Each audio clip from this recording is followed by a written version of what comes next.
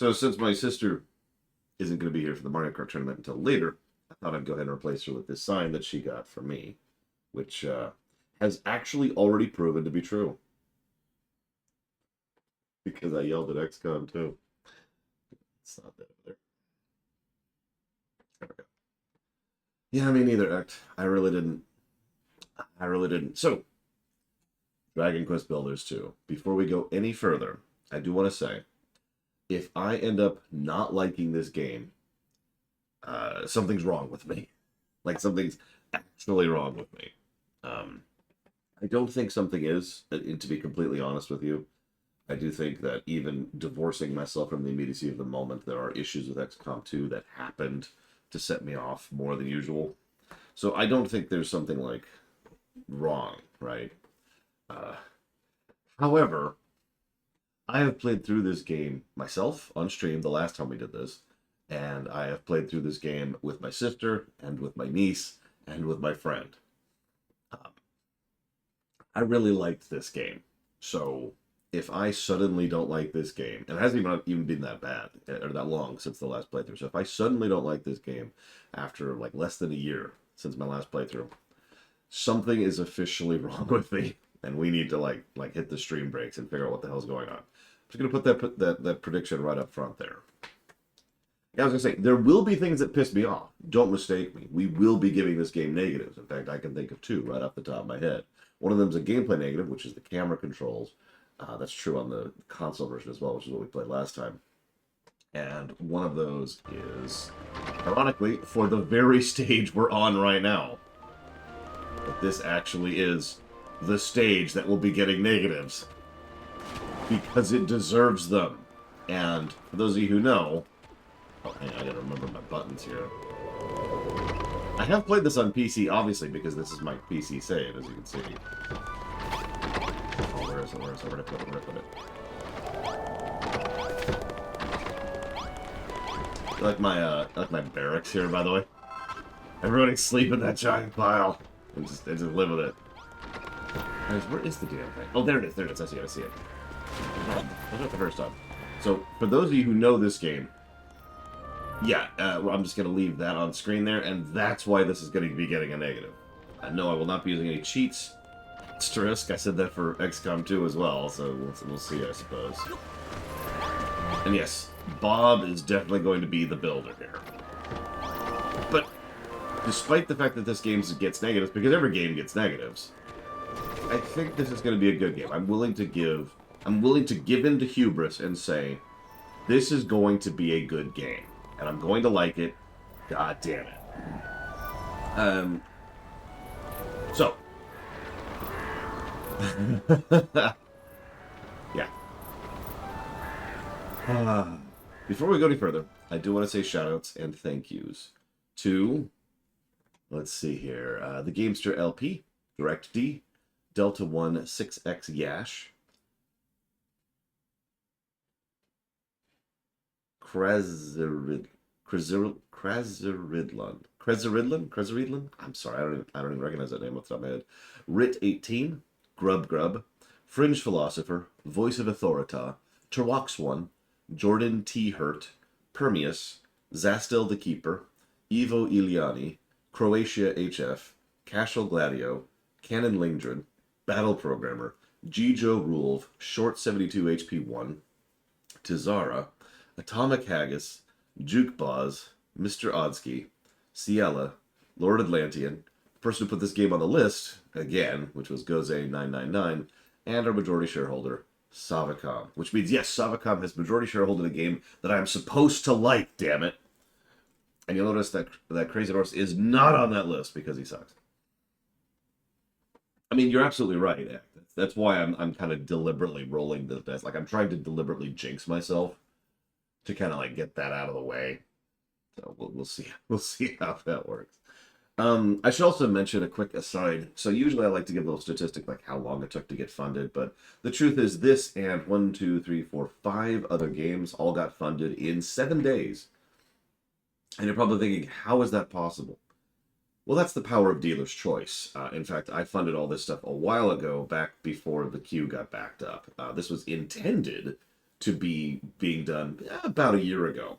So again, all of these were dealers choiced up into being funded, because if you're paying attention, every game that I'm about to mention is an audit. Paper Mario 1 and 2, Luigi's Mansion 3, Bloodstained, Soten, Dragon Quest Builders 2, and the 2D Super Mario games. All of these games are games that we've actually reviewed before, but before the Oblivion line.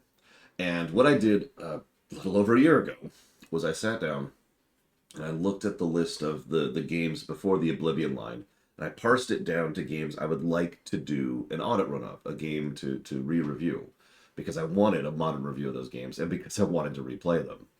And then that was a huge list of like several hundred games, so I'm like, okay, let's pare that down a little bit more, and a little bit more, and after 3 polishing passes, these are the games I came up with. So, that's the brief, boring, but very true story of why this game got funded in 7 days.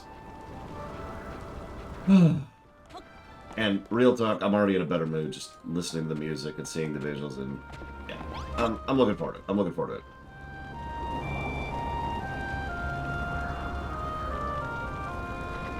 Thank you, Magister, for real. Can I just give a little bit of positivity for just a second? I've actually commented on this before, but I want this on camera, so to speak.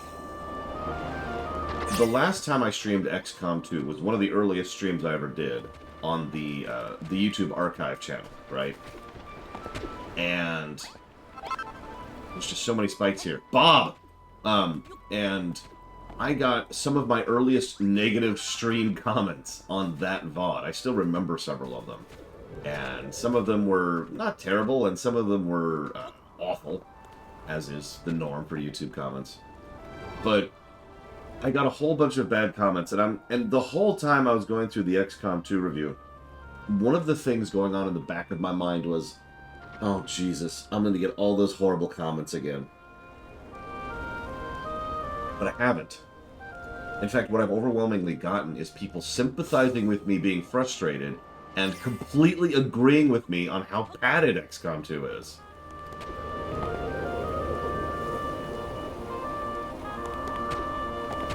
Color me shocked, honestly. Like, I'll take it. I'll take it. God, I love this stage too, except for the, the asterisk down there. So, let's go ahead and start off fresh. It's actually been a little bit. So the last time I played this game, I was playing on the Switch, so I have a little more muscle memory for that. So we're gonna see how well we do with PC controls. Obviously, I have played it on PC twice, but yeah, we'll see how we do. I mean, XCOM 2 was still a net positive game, but God, the slog dragged it down. Just dragged it down. Oh, right. I apologize. Here, I'm actually going to restart the game, but I swear I'm doing so for a specific reason. Honestly, I know this is going to sound hackly, but I'm going to give a negative right out of the gate. This is it. It's negative time. Who's ready for negatives? Negatives, negatives.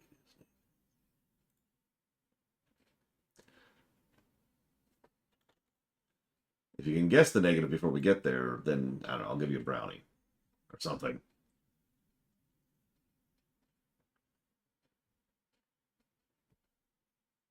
It is for the opening sequence, but why? So let's go and watch it. Do that on this chair. Yeah. Well, Darkrai guessed it before we even watched the damn thing.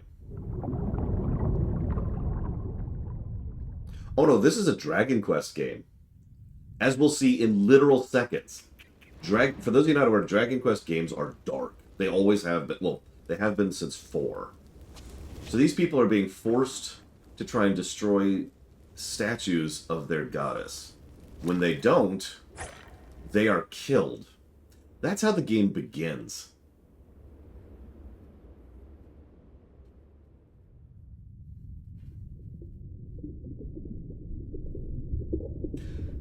What's funny is that's even more messed up than it sounds. Yeah, there's a reason I literally call it Dragon Quest Effect.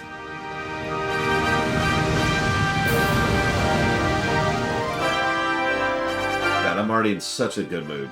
I love this song. It's the song. There's one song for every Dragon Quest game. Just the one.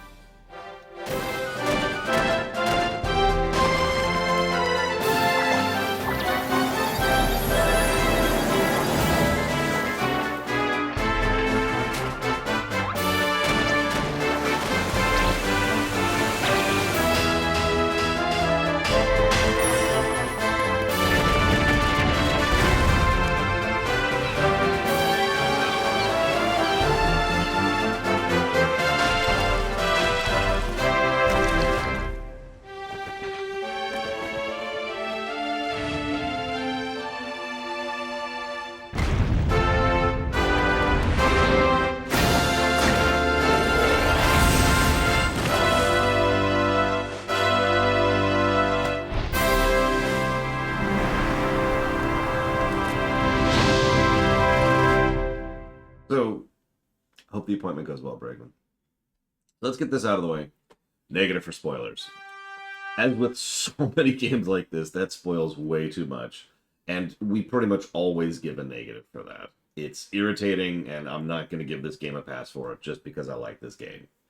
Sorry. However, I am also going to give a positive for that intro. Possibly two. But at least one. Oh, we also need to jot down music. Because that's going to be a friggin' positive.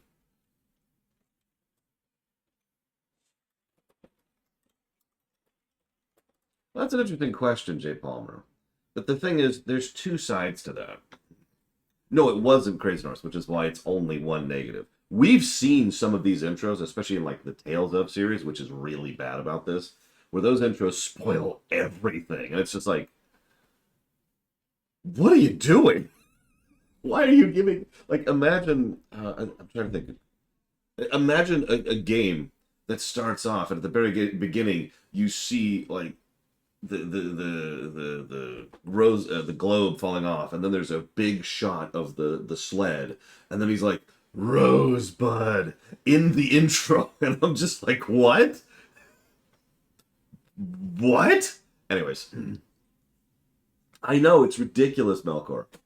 I like the Tales of series. I always have, actually. Well, ever since Symphonia, to be more accurate. But goddamn. Anyways, sorry. Getting off topic. Even ignoring the fact that these aren't as spoilery as they could be, there's two things that they definitely spoil. First of all, and most of all, it's very clear that the intro is a spoiler. Now, I know some people would accuse me of being too sensitive to spoilers for that, and I suppose that's valid, but the problem is, I have a brain, and I know, that's shocking, because you just watched my XCOM 2 playthrough, and you just watched me play Super Mario Kart very badly, but no, I do have a brain, and the mere tone, direction, and style of the intro makes it clear that even if I don't have context, I know that what I'm looking at is something I'm not going to encounter for several hours into this game. Right? It's designed that it's clear that it's a spoiler. It's that style. And what that means is now I'm looking for it. Now I'm trying to figure out what the pieces are and how they fit together and why this is there and so forth and so on. And it's irritating. Yeah, the Yakuza games do this exact same thing. Again, not as badly. But you get it. Having said all that, there is one other thing the intro definitively spoils, and this is, without question, why it gets a negative. It spoils gameplay mechanics. And I know what you're thinking. So? Hear me out for a second. This is a spoiler for Super Metroid, okay? But at a certain point in Super Metroid, you get something called the Hyper Beam. And the Hyper Beam is freaking awesome. Imagine if in the intro to Super Metroid, you saw Samus, like, get really pissed at something, whip out the Hyper Beam, and start destroying stuff. That's not really a narrative spoiler in the strictest sense. It's a gameplay spoiler. And it literally spoils in the traditional sense of the word. It's like, oh, well, I'll get that super cool thing then. I would rather get the super cool thing when I get the super cool thing so I can appreciate and enjoy it rather than knowing it's coming. You know what I mean? Anyways, that's why that's a negative. And several games do that. Hell, movies do this. What I actually, if I can give away an example of this, Godzilla versus Kong did this. If you remember that one, where it's, I think, no, it wasn't Godzilla versus Kong. It was the second Godzilla movie, the second of the recent Godzilla movies, and it spoiled several awesome shots during the last battle of the entire movie. And it's like, well, that was really cool, but now you've given away the final battle of the film, you know? And that is functionally a gameplay spoiler when it comes to movies, because now you've given away the awesome moment. It may not be a big plot moment, but who cares? I'm not going to the Godzilla film for the plot.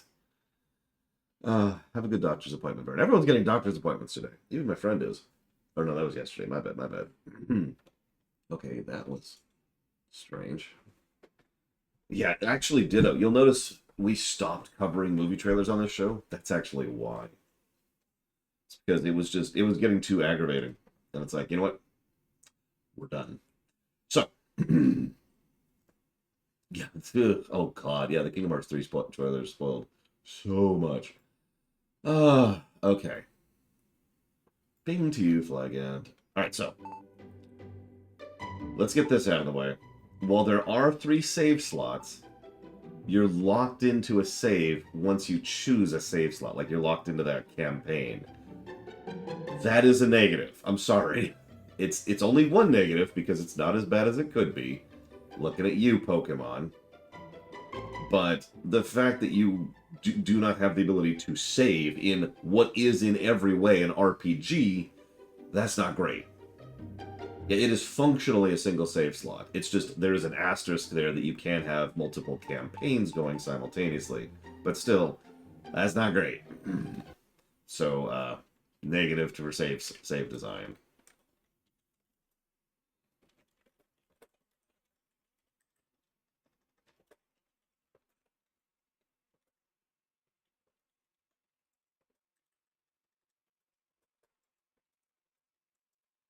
I'm sorry, Crazy Horse. I should probably warn you that the first game. Oh no, no, no, Jay Palmer. No, this is actually a good game. Um, there's a decent chance we're going to get several negatives in the intro too. Just to be very, very honest about that, because it's honestly probably one of the worst parts of the game.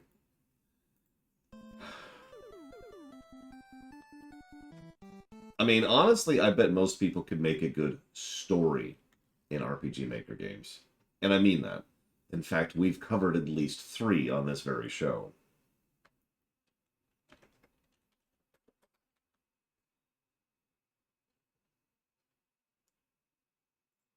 Having said all that, gameplay wise, okay. Man, I actually don't have the donation page up. Please forgive me.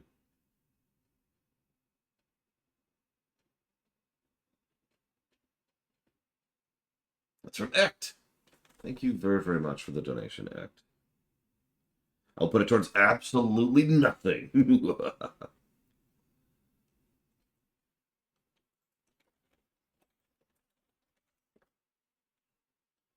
The hell is BattleBit Remastered?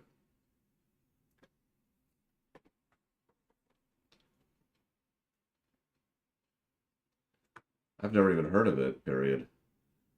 Looks like a Lego FPS, comma, which actually sounds neat, but it's an early access game, period. And full competitive versus, period.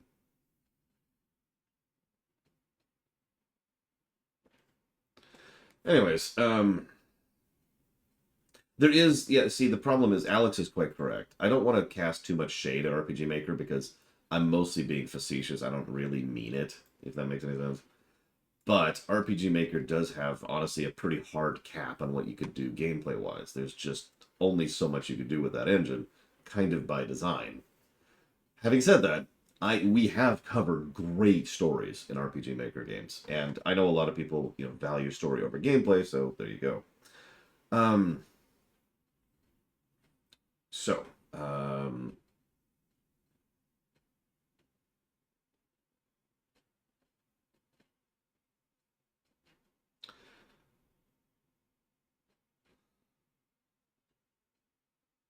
so hang on, Act. If I'm understanding you correctly, what you want is a command that basically gives you the link in chat for the donation button?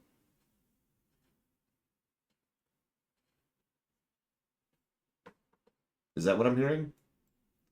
Because honestly, I could set that up in seconds. No one's ever requested it before, and generally we set up commands via request, so if you give me like 5 seconds here.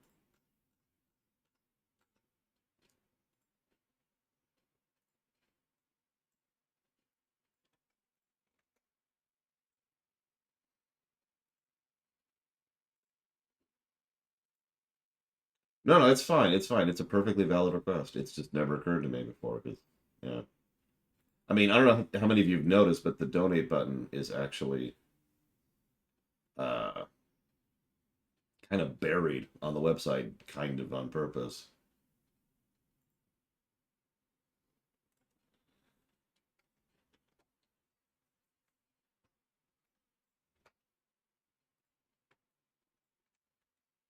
Give me a sec. Give me a sec. Give me a sec. Now type exclamation mark donate. This is gonna screw with Bragwin though. Sorry, Bragwin. Even though she's not here, I need to talk to her. Actually, we could. No, no, it really should be donate. It really should be donate. That is the correct command for that. Um,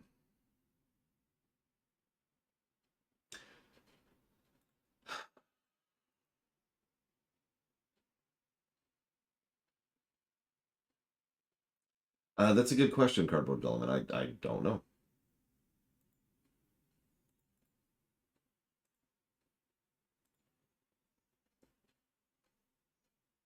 Mm, Guild toss. You know what? Here, we'll add a guild toss command.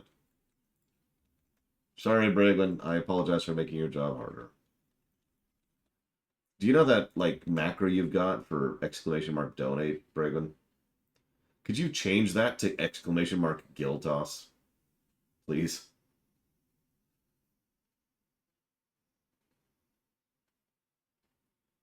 Oh yeah, if it's not obvious, this is one of those games which mutes when you alt tab, which sucks. So you know. Well, from now on, you're gonna have to use exclamation mark guild toss. I'm afraid, Braglin. Unless you want me to change it to something else, because you're the one who primarily uses that. So, if there's something you'd rather it be other than guild toss, let me know.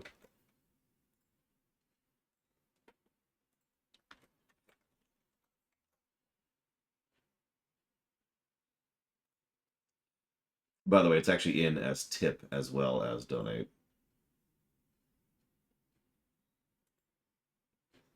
No, unfortunately, it is not, because it's only really an irritation for a streamer. Correct, Flagand. Correct. And speaking of guild tossing, also, Ect, I never heard what you wanted to put that towards. Oh, you do sub. Oh, okay. Never mind then. Ignore me. Ignore me. I thought you did donate, Bragwin, because I just erased the donate command and replaced it with something else.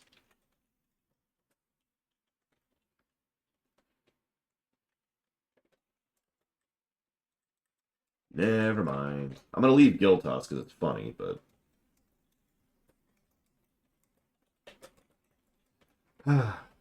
thank you, Jay Palmer. Wait, I have a website? I will put that towards season 1 of 24, Ace Combat 5, and WoW Kata to Legion. Thank you as always. No, I didn't get the donation. Sorry, Jay Palmer. You better keep telling me over and over, and I'll just keep adding to it and adding to it. And all of a sudden, these games are funded. It's weird. Anyways, so where's my actual review document? I do apologize for being slow starter today. I was having trouble sleeping last night, headache, and you know, that woke me up, and so that I didn't get some hours of sleep, and then I woke up late. There you go. That's what it is. Oh, yeah, headaches suck. Do not like. Do not recommend. So Ect is putting that towards. Definitely not dealer's choice. The PMD block. Rain Wold. I like it. And Ratchet and Clank. Deadlocked. Very rarely Dark Rain. I've actually been sleeping a lot better here than back at the other place. Like, a lot better. So anyways, start a new game.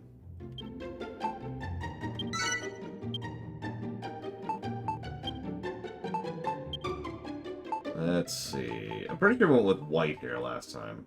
And I do like white hair. Listen, Crazy Norse. All the negative. No, I'm gonna do what I always do, Crazy Norse. I have no horse in the race, if that makes any sense. Or, as I like to mentally think of it, the review is supposed to reflect reality, not vice versa, right? Let's do something different this time. Although I'm not sure I like the poiples. That's not bad. That's actually what my hair looked like in real life.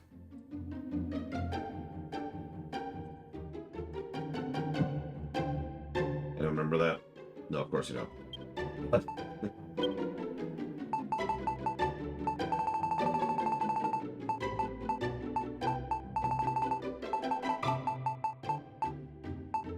I'm about there. And I, of course, have very green eyes. Which you can't even see. Come on, game. Well, if I can't have green eyes, I'm at least have purple eyes. Which I can't even see. Come on, game! Those are barely even colors. I'll pick the only one that actually looks like it has a color at all.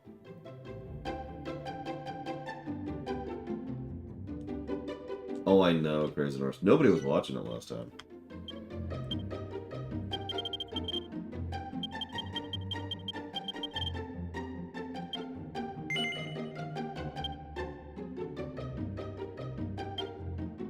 Okay, so...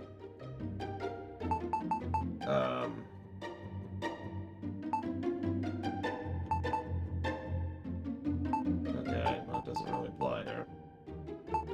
Most of these settings should be what they already are. It looks like that's a yes. We can adjust volume, by the way, if it's too high or too low. And... I think that's it. I think we should be good.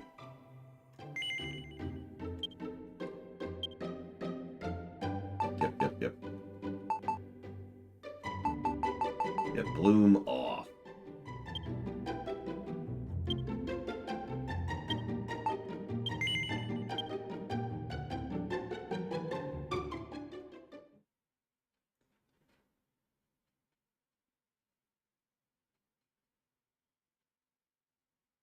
Bloom generally makes a game look worse, in my opinion.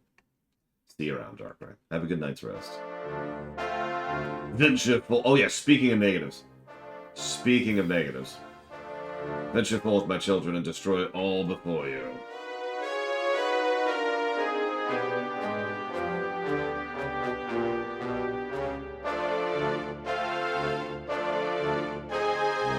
This was such a negative. My sister was more bothered by this than I was. Thus decreed the great and glorious High Priest Hargon, and lo, his minions of mayhem did march out in rank upon rank to ravage the land and strike fear into human hearts. Our unholy father then gave up his mortal form so that Malroth, the master of destruction, might be reborn and the world consumed by catastrophe. Alas, the mighty Malroth was defeated at the hands of the despicable spawn of Erdrick before Hargon's glorious vision could be brought to light.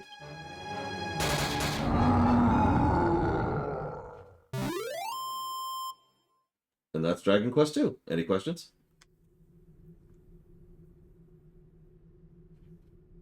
The moon has waxed and waned many times since that fateful day. Now peace reigns supreme, and our order has been scattered to the four corners of the earth. Tell me, brothers and sisters, what does a monster do when backed into a corner? It bites, I say, and we must do everything and anything in our power to bring this world to ruin. Huzzah! Huzzah! All hail Hargon! Praise be to Malroth!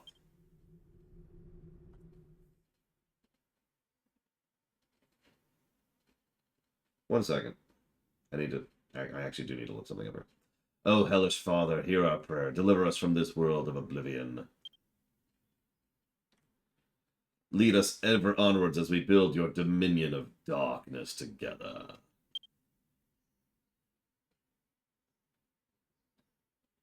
Oh, that's the game we're playing. I'm sorry. I thought we were playing Minecraft. Apologies.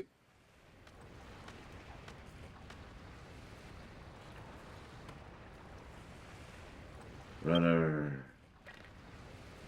You are the hero who will save this world. Arise, my child. Destiny awaits.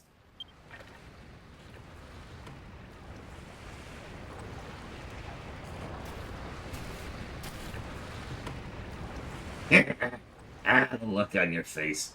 I was only ribbing you, my child.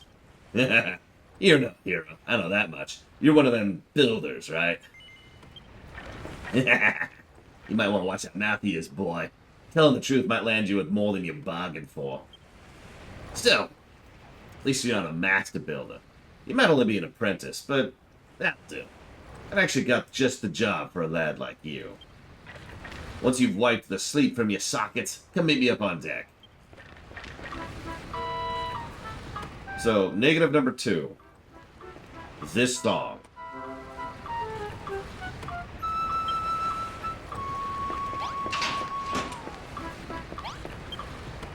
Builder, builder, I have something to tell you. Here's a tutorial. Good morning, Sean. This is where we store cargo. Real slime mariners like us call it the hold. Say, you wouldn't happen to be that apprentice builder I've been hearing about, would you? They say you can make all sorts of stuff from just a few bits and blobs. I don't know how you builders do it. As the magnificent Hargoon said, destruction awaiteth all that is built. To think of all that hard work going to waste.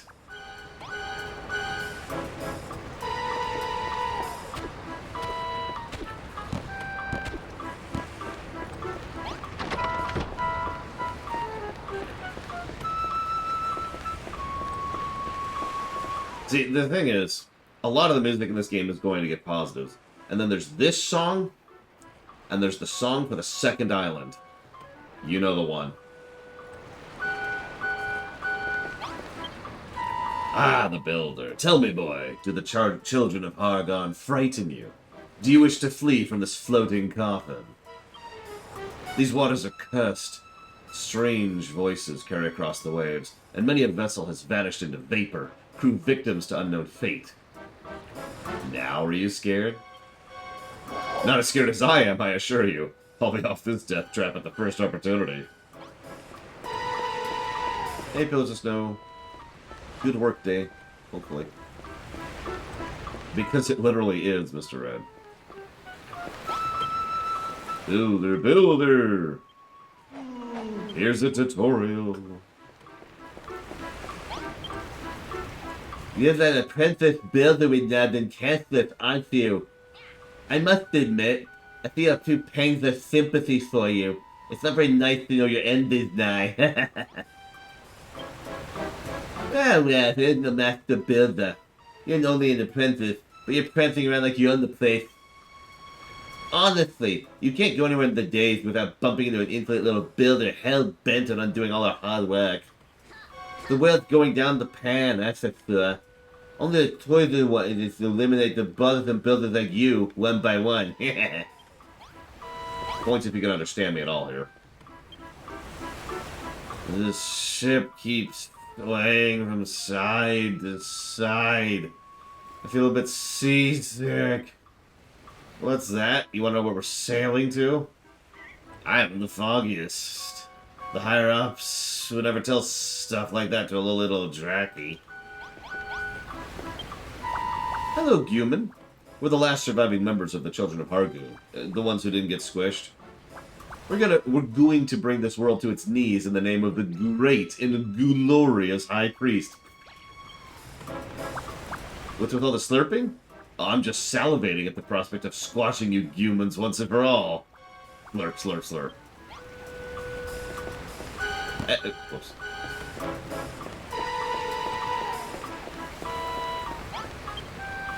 Hells, hells, what a storm we had last night. Washed all the torches overboard and scattered my barrels around the deck. I beg your pardon? You say you slept right through it? Good gracious, you must sleep like a particularly lazy log to have missed a humdinger of a hurricane like that.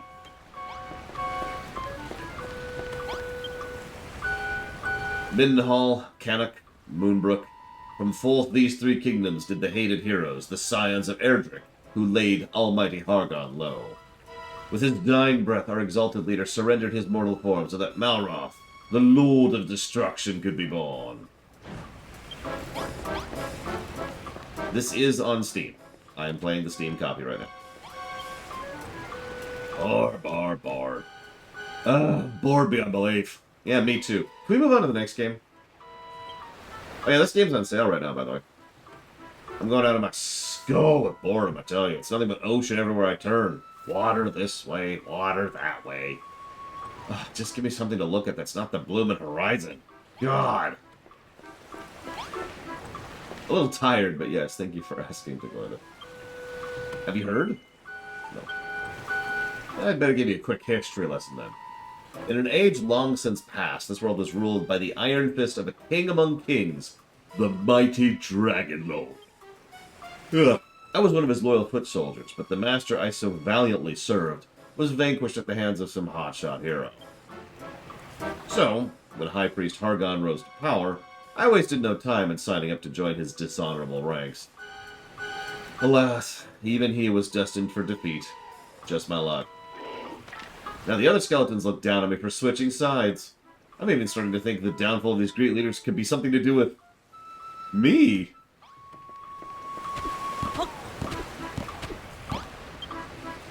Oh, almighty Hargon, how did those hated humans ever manage to defeat you?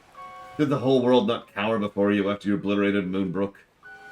If only I'd risen from my grave in High Priest Hargon's heyday. I would have led an undeath of luxury, instead of being stuck here with this skeleton crew. And we escape! Man overboard! You could escape, did you? We're not finished with you yet. It's the first thing my niece did when she played this. Just jumped right over the edge.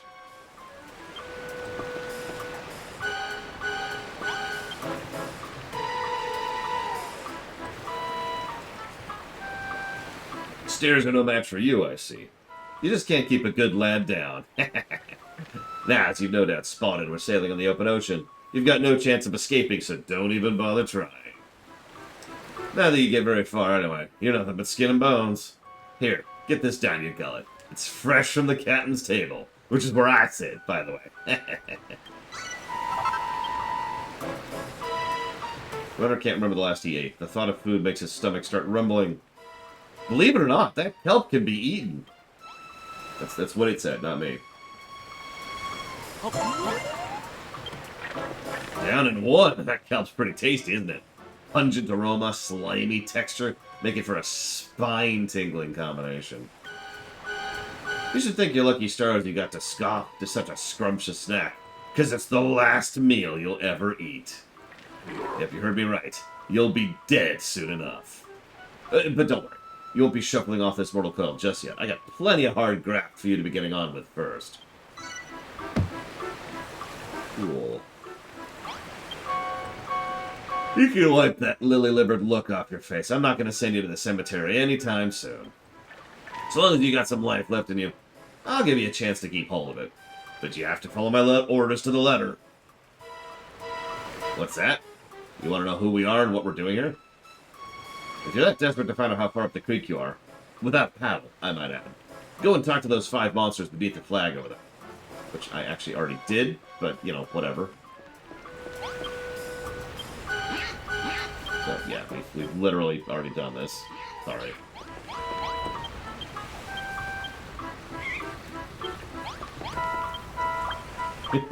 I know, right, Gavin?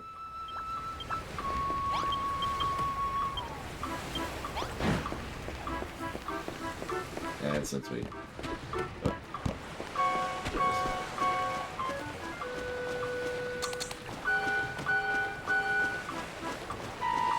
Good morning, Evo.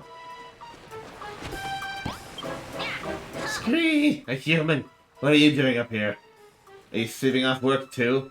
I just love playing truant, and I don't care who knows. Seeing as you're here, I may as well ask, have you spoken to the rest of the crew? For a menagerie of monsters, they're a friendly bunch, wouldn't you say? I just worry they've gone soft since Hargon was overthrown and peace returned. We better not get the wrong idea. Humans and monsters were never meant to mix. We're enemies. Always has been, always will be.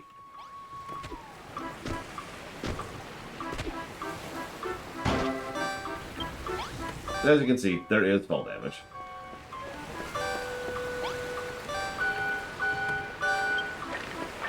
So you talk to the rest of the crew, eh? Obedient little broid, aren't you? For now you know, we're the last survivors of Children of Hargon, loyal servants of the mighty Master of Destruction himself. That means you builders are our sworn enemies. Excuse me, enemies. We're sailing the ocean blue, rounding up pesky vermin like you, along with anyone else who gets it all white. Eh? You want to know what we're going to do with all these builders?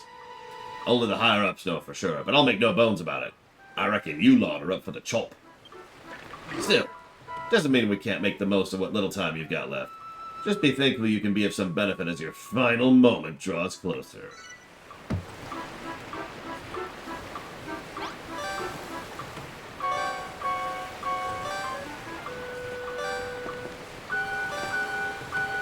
What's doubly funny is it's so often proven wrong, too, Alan.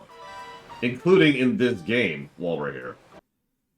So, let's get this out of the way. The localization in any Dragon Quest game from 4 to modern is excellent.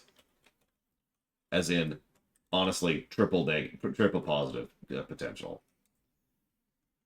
There's some question marks about that, but no, ever since they started doing the remakes, they have nailed it. Actually, to be completely honest, the first Dragon Quest game that was actually really, really well localized was 8, which was handled by a whole new team, and then they went back and when they did the remakes, they did the old ones in that style. So 4, 5, and 6 on the DS, and then 7 on the 3DS, 8, obvious, and then 9 on the DS, and then 11 on the everything.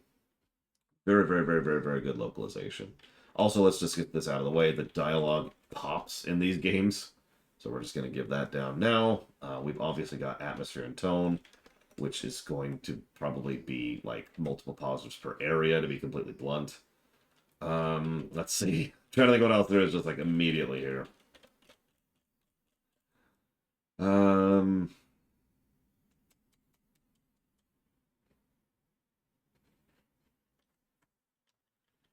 We do need to give a negative. I wasn't actually joking. There are 2 songs which have too short of a loop and play for way too long a period of time.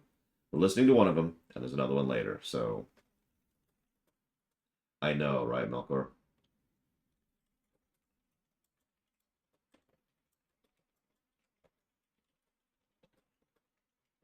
I think this is the worst song in the game, which sucks because it's the intro song. Okay, time to give all the negatives. I mean, just listen to this. Oh yeah, low health beetle leaps while we're there.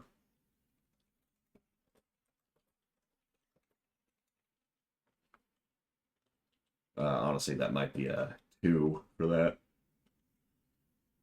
Ugh.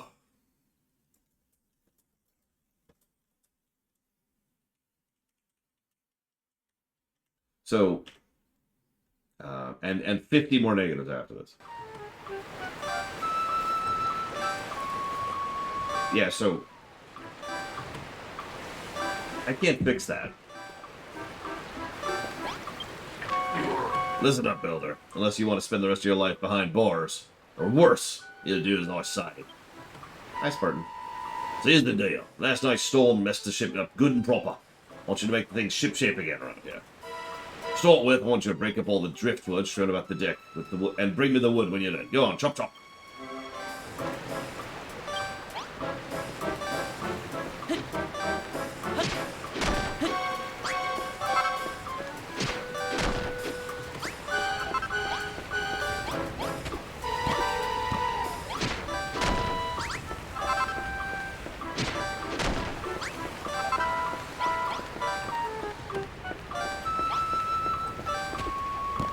I don't know if there's mods for this game. Does anybody know if there's... I'll ask Crazy Horse when he comes back. Well, deck looks much... Oh, you can do this in camera, brother. In cutscenes, rather.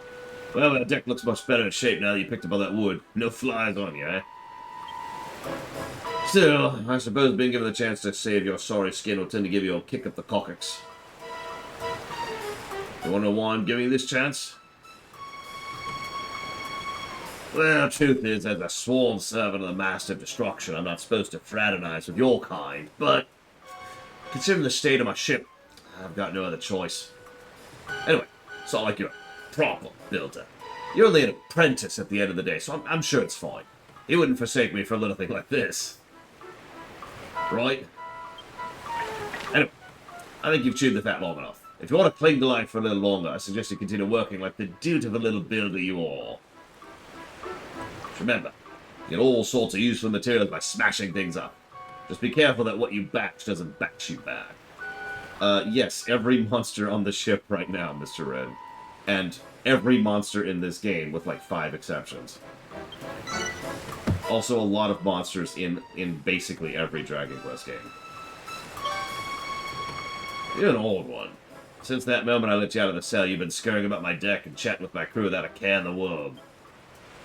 Well, I'd wager you actually enjoying this. Must be something wrong with you. Oh, can't explain it any other way. I mean, why else would you wear that dopey grin on your dopey mush? Faced with the same fate, most prisoners will be scared witness, but not you. Yeah, this is like my 4th playthrough, you know. You what? You always look like that when someone's got a job for you. Nah. Seems you aren't scared of us at all. I better keep you busy, or who knows what you might try and pull. Luckily, there's plenty for you to be getting on with. For starters, some of the boys on deck have jobs need doing. Report back when you sorted them out.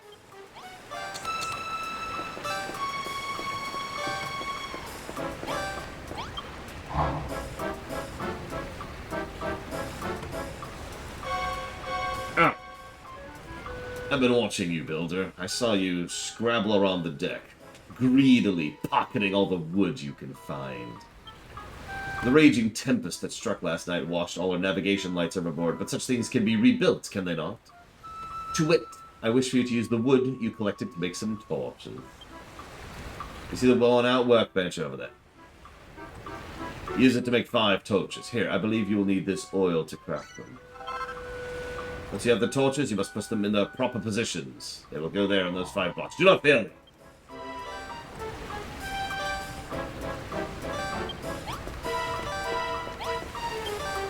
It's fine.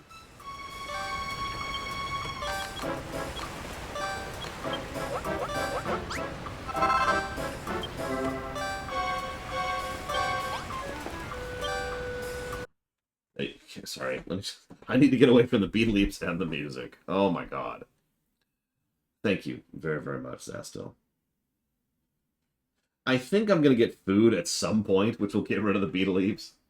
But I'm not actually sure of that, to be completely honest with you.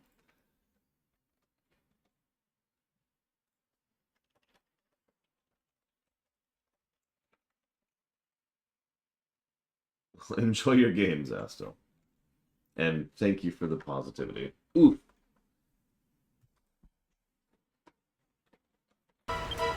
Okay, so let's go ahead and place... Take it. You know, honestly, I'm not actually sure of Blanche of all.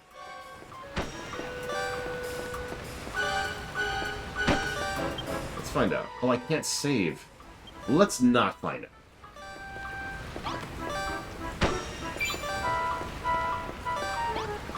Hey. So, I don't know if you noticed this. We're actually regenning. It's just we're regenning very slowly. We were at 1 health. Now we're at 6. Oh, thank God. We hit yellow health. Seems you've done exactly as I asked. The guiding flames burn brightly, as before. For ships such as ours, they could do with being a touch more sinister, if I do say so myself. But I shan't complain. The deck is illuminated once more. I must say, your propensity to create unsettles me. And not that it matters, you will soon outlive your usefulness. But your work here is not over yet. There are others aboard this ship who might still find some use for you. Go to them, I pray. You know, that's a good question. What's the first game to do low health beetle leaps? Because that goes back a ways, right? That's an old trope. Or old gameplay conceit, rather, excuse me. While we're here, let's see, I've given the beetle leaps a negative, I've given the music a negative, I've given the save system a negative. We unfortunately do have to give the unskippable cutscenes negative. You've never encountered the low health beetle leaps? So I was going to say Zelda 1, most of the Metroid games, a lot of the early Mario games, or mid-Mario games, excuse me. Yeah, original Metroid did have a low health beetle leap. Pokemon infamously had the worst low health beetle leap ever. The original Pokemon. They've actually gotten better about it. But I'm not sure if there's anything before the NES era that did the low health beetle leaps. Yeah, Pokemon's low health beetle leap is just awful. How awful, you ask? Well,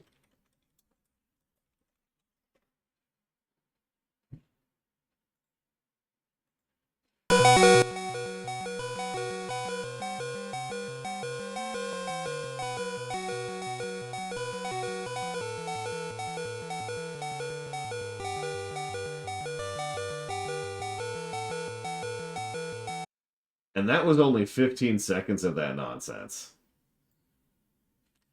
15 seconds. If we ever do a review of the original Pokemon games, I mean, first of all, I've said this before, the original Pokemon games will be a net negative game in gameplay, in golden number, excuse me. I guarantee it. I guarantee it. But picture that playing for several minutes at a time as you are racing through a battle, trying to get it over with. That's not a saying, Gum Gum. That's literally true. Congratulations, Gum Gum. You can claim to be an economist because there's no regulations or limitations on that. There's also a financial advisor is actually what most people call themselves. And they're still lying because, again, there's no thing there.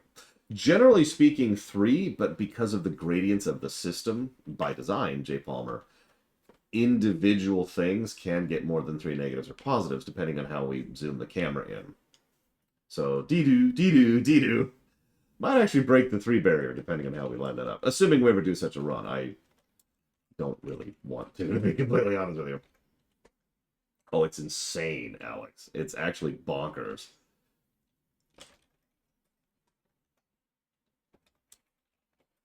It's not on the veto list per se,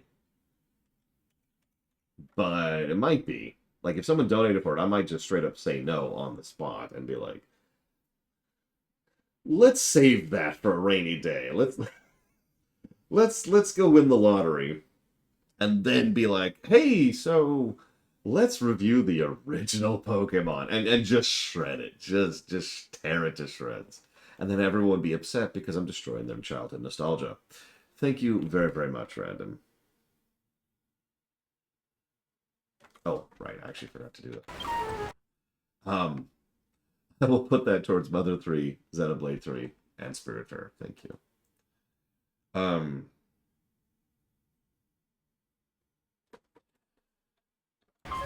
Moving on. No, I was gonna say something. I can't remember. Doesn't matter. Well, then, the so-called builder. You think you own the place the way you're strutting around this deck. What's with the attitude? You're running errands for the boys on the captain's orders? You want me to give you a job to do? Tell you what. You can help me relieve the boredom of being stuck on this good-for-nothing ship. As long as you're not afraid to put your life on the line.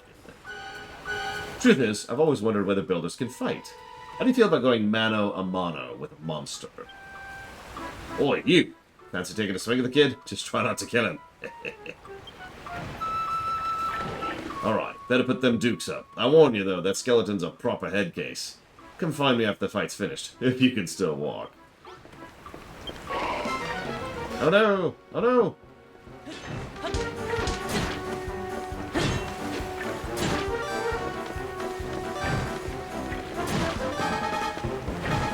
course, we're already really low on health, so this is a thing.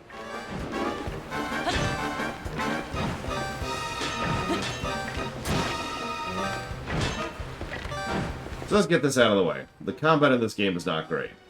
Would you believe it's actually better than the combat in the first game? Well, you're a better boxer than you look, I'll give you that. Still, the only thing that those pathetic punches of yours hurt was my pride.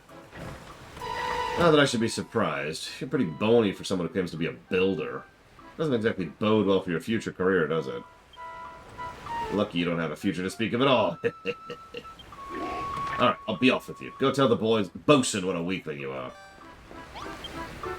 You fought like a cow's cadaver. You builders really aren't cut out for combat after all. What's that? You would have smashed him to smithereens if you had a weapon? A likely story. You're gonna bash him upside the head with one of them torches you're such a whiz at whipping up. Don't make me laugh. Huh? What's that book you've got there? Stop giving me money, Evo. Hi, Zalog.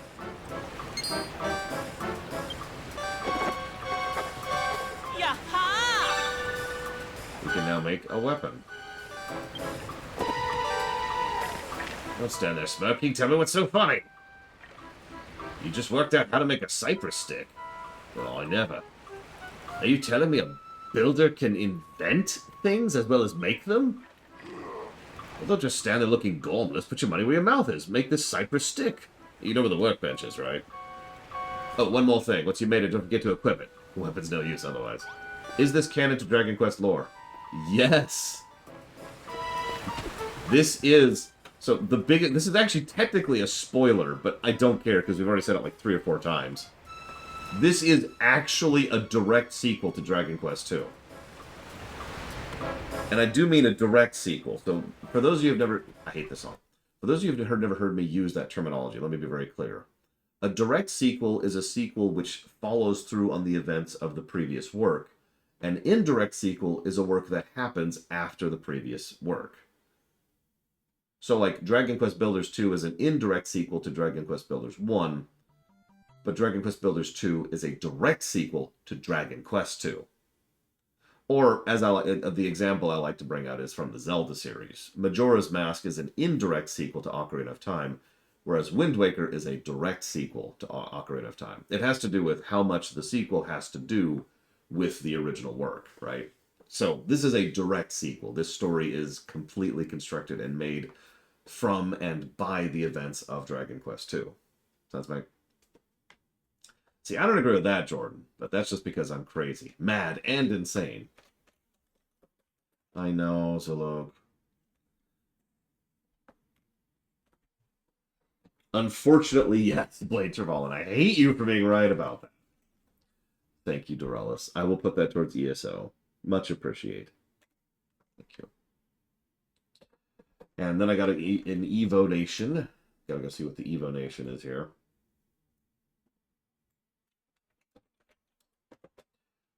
No, the studio didn't go under. It's just... Square is square, is the simplest way to put that. And there's other stuff going on there, too.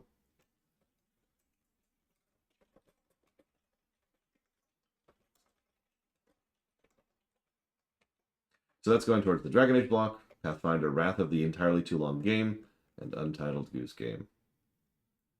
And also, thank you, Turbo Bow. Okay, we're cool. We're cool. If you want to get into Dragon Quest, what's the first one to get into? 4. But hang on, there's a really big asterisk there. So I would honestly recommend skipping 1, 2, and 3 just completely. They're old and they've never really had the proper remake treatment yet. So whatever. The problem is 4, 5, and 6 are all excellent on the DS. And those games, like, just go look up how expensive those are right now, and you'll see the problem. It's actually really aggravating that those excellent games, the remakes of 4, 5, and 6, are console locked to the DS, and have been ever since they came out. I got lucky. I bought those games when they came out. But at the moment, getting a hold of a legal copy of those is just bonkers. Now, if you do manage to get a hold of a copy of Dragon Quest IV, the DS version, again, it is specifically the DS version, it is not the best, but that's never what I recommend. I never recommend you. It's actually really cheap, J. Palmer. Holy crap, that's gone down. I never recommend you start with the best of a particular franchise. I don't recommend you start with Final Fantasy VI. I don't recommend you start with The Wrath of Khan. You know, I don't recommend you start with Empire Strikes Back. I always recommend what I personally consider to be the most seminal of a particular franchise, good and bad. And I think that's Dragon Quest IV on the DS. It's still got some grind issues. It's still got some empty text issues. It's still a little bit threadbare in several areas, but it is very much Dragon Quest. It's got the flavor, it's got the tone, and it's got the fun. So I would absolutely recommend starting with 4. Again, DS version, if you want to do that. Exactly, Gum Gum. There's a reason I always recommend you start with Season 3, Episode 1 with TNG, or Final Fantasy IV in the Final Fantasy series. There are 2 Dragon Quests on the 3DS. Those are 8 and 7. I do not recommend starting with 7. It's very long. I absolutely do not recommend starting with 8 or 11, because 8 is one of the best. We just talked about this. And 11 is the best. We just talked about that too. Anyways, if you manage to get a hold, cough, cough, cough, of a very legal copy of that game, I can definitely recommend it. And yeah, if on this, I should actually mention, if you do not have a certain bit of time and you just want to play one Dragon Quest game, not the whole franchise, play 11. It's the best Dragon Quest game. That's it. There you go.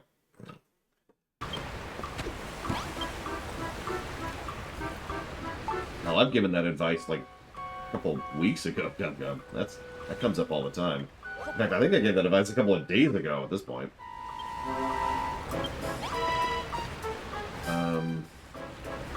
Put that.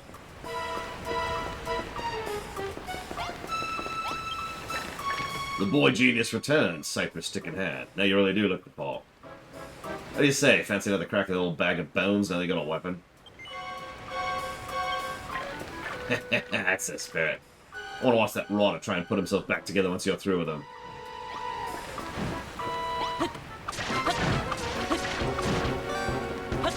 And he's dead. A bone-crushing defeat. I don't know if I can pick myself up after this one. Go on, lad. Brag about beating me to the bosun. You certainly gave that bag of bones a good hiding. Just look at the state of him. The only thing he's good for now is feeding a dog. You what? You feel a bit sorry for him? That's a new one. I'll wager no human ever shed a tear for a monster before. Don't think you can butter me up by tickling my funny bone. Anyway, thanks for that, Builder. Certainly helped pass the time, if nothing else. I even think I learned something today. You builders are useless in a fist fight, but with a weapon in hand, you're not to be sneezed at. But you're not done for the day by yet. Not by a long shot. I've got feeling in me bones, or someone else on board who needs a helping hand.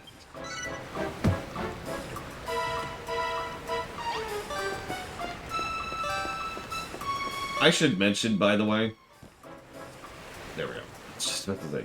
I know some people look at me weird because I always give recommendations for how to start a franchise that do not conform to my own entry into the franchise. My first Final Fantasy was 1. My first Mega Man was 1. My first Zelda was 1. My first Mario was 1. My first Dragon Quest was 1. There's a reason I don't recommend that. It's not the 80s anymore. We have better options, okay? I'm just saying. My first Star Trek was 1. Actually, that's not true. My first Star Trek was functionally TNG. I've talked about that. Or the Gunslinger episode of Season 3. My first Warcraft game was 1. I mean, I'm 41 years old now. I'm an old man. Oh, my old man hips breaking just from sitting up. Oh, God. Oh, there it goes. Tyrion. It sounds familiar, but I'm gonna go with no, so look. Oh no, if you excuse me, I gotta fix my old man hip. Ugh. I do have to my hip, but not right now. We need to talk about this tutorial because this tutorial is weird. It's slow, it's unskippable, and kind of arduous, but it's good at what it's trying to do. And so what I'm honestly thinking here is that this is probably positive and negative territory. That's a weird one to start with, Jordan. Not the weirdest. Imagine starting Dragon Quest with 7. Oh, excuse me. So, let's see here.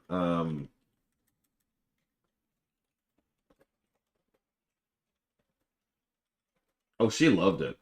Oh, if you mean the intro? She put the intro down because she was so bored with it. And she ended up giving the controller to me so I could get her to the point where she could actually play the game. By her request, she was like, "Can I get on with this, please?" And I was like, "Yeah, sure." So I raced through the intro as fast as I could so we could get to the actual freaking game, at which point she started liking it. But she still wasn't really into it until we got to the first island.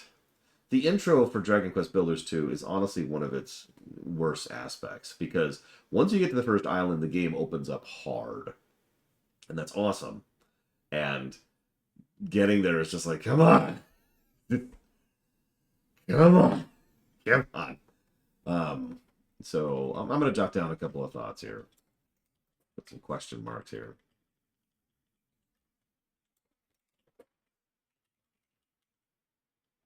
Okay.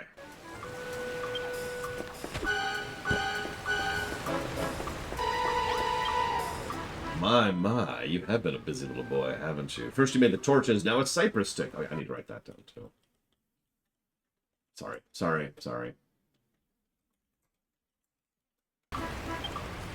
But one can hardly call oneself a builder without tools of the trade. Where are yours, builder? Do you even have any? No. Alas not, other than that simple cypress stick. You haven't a single tool upon your person. Such a shame. Well, I think we ought to do something about that, haven't we? I confiscated this pair of gloves from the builder in the brig below deck. Now they are yours. With these equipped, you'll be capable of hoisting up a whole host of objects without the need to smash them first. Ideal for organizing your articles in orderly fashion. So, without further ado, take your newfound gloves, gather up the barrels strewn higgly-piggly about the deck, and place them on the mat beside me. And one more thing, should you be using a mouse, you may press middle mouse button to effortlessly switch between gloves and cypress.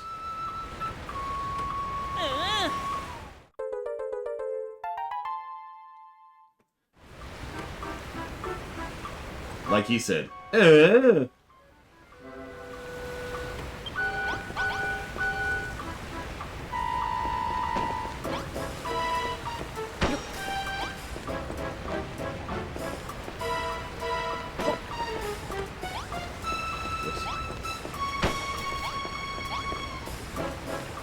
Yeah, this game... Oh yeah, speaking of which, I need to jot down themes. Because weirdly enough, this game actually is very heavily thematic. And when I say weirdly enough, I mean, it would be weird if you've never played a Dragon Quest game before. Every Dragon Quest game tends to lean on a theme hard. Whether it's good, bad, or in between depends on the individual execution. I would... God, it's the third time. I would honestly say that, in my opinion, the Dragon Quest game that leans on the... that has the best overall theme in terms of the story is actually this one. Now, characters, that's 11. 11 stomps on characters. It's ridiculous how good the characters are in 11. Wonderful work. 6 perfectly positioned barrels. I'm sure you'll agree that a pair of gloves is an indispensable tool for any budding builder. I was under the impression the youth of today were nothing but a swarm of work-shy wastrels, but based on your showing just now, I may have to reassess my stance. Alas, no matter the blood, sweat and tears you shed in servitude, you'll always be a builder, the eternal enemy of our exalted order. I fear your time among us will be but short, but your fate is not for me to decide. That is the captain's responsibility.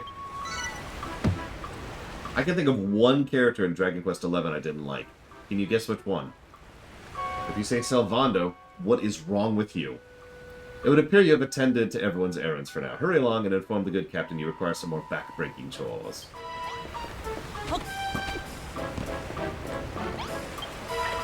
Not bad, not bad. Looks like you've got everything the lad's asked of you. Nice to see a human working his fingers to the bone for us monsters, without a word of complaint neither. If I doubted it before, I'm certain now. You actually like this sort of thing. You're a proper weirdo, you know that?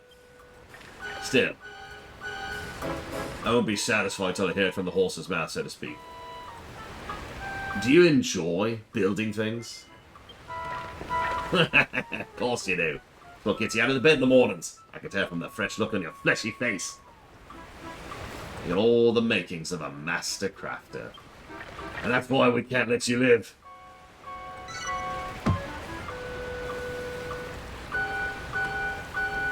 Well, what with you builders being our mortal enemies and all, I can't exactly have you running bow to stern building the billio, can I? Sorry to say it, kid, but I'm going to have to sever that smiling skull from your shoulders. Right now!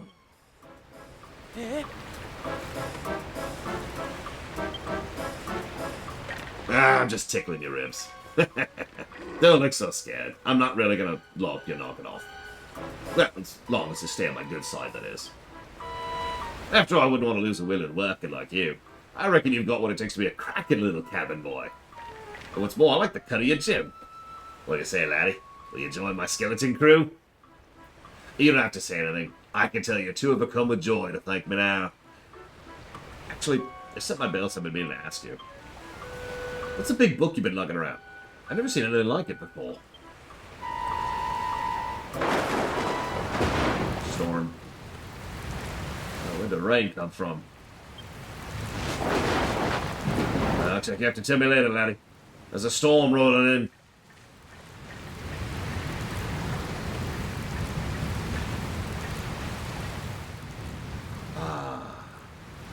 An apprentice builder. You will do nicely. Oh my god, this is the negative. I hate this so much. Oh, sorry, it's above me now. This text takes so long, and you cannot speed it up. You can just sit here, you just have to sit here and wait. No, I'm actually talking about the main villain of Dragon Quest XI. You cannot skip it. There's nothing you can do for that text. It shows up throughout the whole game, and every time it's aggravating. It's honestly one of the worst parts of the entire game. Which is saying something, but, you know. Oi, cloth ears, what are you gawking at? Didn't you hear me? I told you to get your fleshy rump below decks and get into a hold. It's far too dangerous up here for a landlubber like you. Okay. What would happen to a specter like me if I were to sink to the bottom of the sea? Would I drown? Cree, not under the storm. I'm not sure I can weather this one. Please, Paragon, don't let me die. I'll do anything you ask of me, I swear. I'm not scared of a silly little storm like this. Honest, I'm not. I'm certain the ship's built sturdy as they come. Yeah, I'm sure the ship built by the people who worship destruction as a concept is very sturdy. Isn't that right, Builder? Please tell me we'll survive the storm. Storm's making me feel seasick. Quick! Someone bring him a bucket before this deck gets a fresh splash of varnish. Too late. Yep, we got vomit jokes, yo. 1 minute we're happily blobbing along the waves, and the next we're slap bang in the middle of a horrendous storm. Why am I wibbling so much? Oh, that's what slimes do when we're scared. Well, we do it when we're not scared as well, but that's more of a wobble than a wibble. Wibble. One atrocious storm is bad enough, but two in quick succession is an ill omen indeed. This vessel may be smashed to splinters before the day is out. Good, I say. For are we not children of Hargon, dedicated disciples of the Master of Destruction himself? But bad, I also say, for if we were to sink, what would become of our illustrious order? Would destruction itself be destroyed? What a perplexing paradox. Yeah, so I'm just gonna kind of talk about this right now. One of the earliest and most commonly repeated narrative beats in this game is uh, stupid religions, and I'm gonna say it that way, and not name any real life religions because we're firmly in the realm of fiction here, and we would never talk about real life religions in in this show, right? Cool. So having said all of that, um, when I say stupid religions, I mean that very literally. There is a very clear built-in hypocrisy to an organization that worships destruction as a concept and constantly needs tools and material and infrastructure and buildings and a freaking ship in order to function. If you've been paying attention to the dialogue at all, the reason this place is such a mess is because none of these people know how to do anything with it. And yet, food is going to be a major component when we get to the first island. It's because people there just ate raw food because you're not allowed to cook because they worship destruction, and cooking is a creative work, right? You get the idea. You get the idea. And call me a weirdo. I actually like this. I think it's a good beat to hit over and over. Not because of allegory or because of anything like that, just because it's interesting what they do with it. They took a concept and said, let's run with this. Very unusual. After last night's tempest, I thought we sailed well clear of stormy waters. I'd watch my footing if I were you, Builder, lest you get hurled into the raging waves. Now do as the good captain said and hurry to the hold as fast as those little legs will carry you. No, cooking is definitely creative. Cooking is chemistry and math to make deliciousness. Like, you didn't... No. Okay. I hope you're not back here thinking to get a response from me. You need to get your lumpy rup to the hold and take shelter before you end up just like me. Nothing like a little wind and rain to break the tedium of a long voyage at sea. Bring on the storm, I say. That said, the water's starting to look a little too choppy for my liking.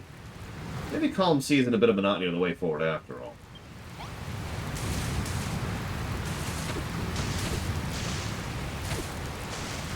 I mean, yeah, Lord Harrimont, everything is math. That's absolutely correct. Music, for example, is math.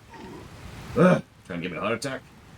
Well, if I lost my footing and fell into the drink, eh? Would you dive in and pick my bones up the ocean floor? Yeah, I didn't think so. There's one last person to talk to.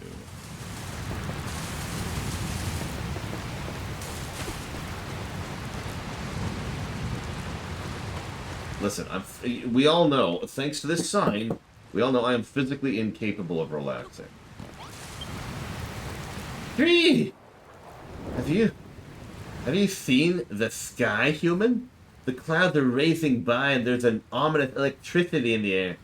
This is no ordinary storm, let me tell you. Speaking of which, what are you doing all the way up here? Are you insane? Oh, silly me, of course you are. I swear, we'll be lucky to survive this one.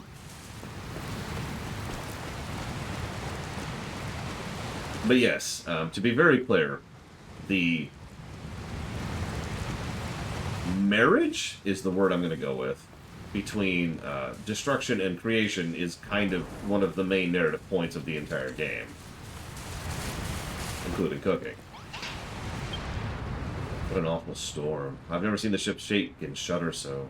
If you're looking to hide in the hold, it's just at the end of the corridor. Hurry, Builder, or this chat might be your last.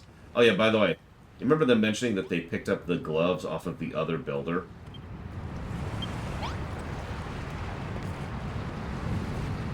So anyways,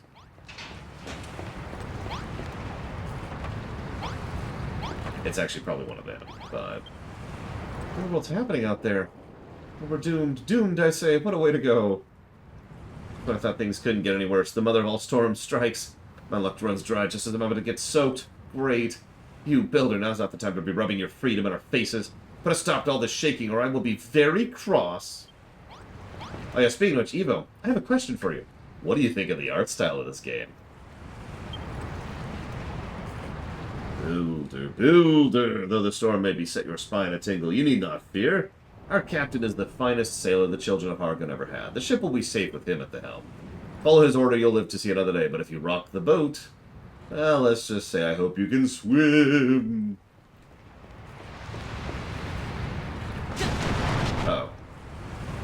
the heck's going on? Hey, music! Blimey, I don't like the sound of that. Hold tight, I'm on my way. You alright there, builder? Ah, I can't be stopping to help some human. I've got to get to the hold. Well, probably wait until we hit the first island, I would say, Evo. So I hope you'll be around for that. The hog on preserve, this is bad. It's really bad. Builder, get your bony backside in here, pronto.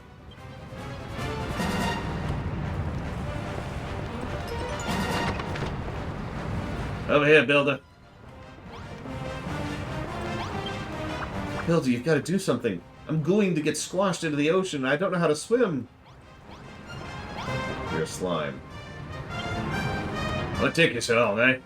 Alright, I got bad news, Builder. We've been sucked right through the reef and a rock's gone clean through the hole. Ugh, if we don't fix this fast, we'll be heading down to Davy Jones's locker. I don't know if this will work, but try cramming a crate in the hole. Okay.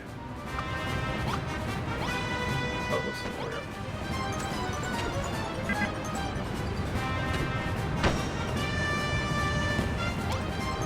So here's how water mechanics work. Oh, throw me a bone, not more holes. Yeah, the guy who's supposed to pilot the ship is down here. Of course we're taking in the water. And honestly.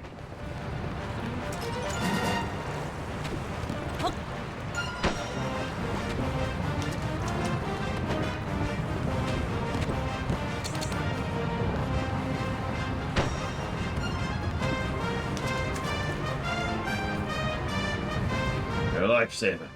Oh, Builder or no, I owe you one. But our running with that rock has made mincemeat of a hole. The next wave that hits could... Ah, I knew it! The race against time. More crates! Whoops.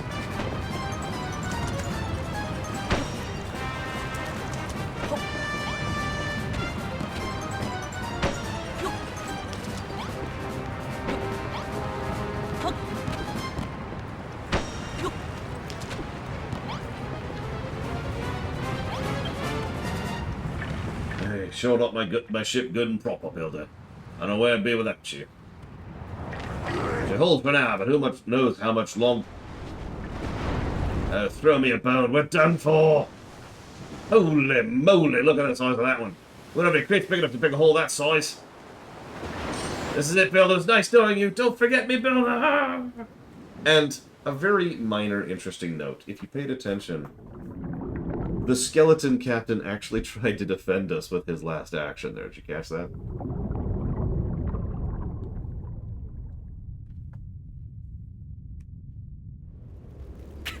So we've actually already seen this. But we can't skip it. Okay, cool. Enjoy the intro again.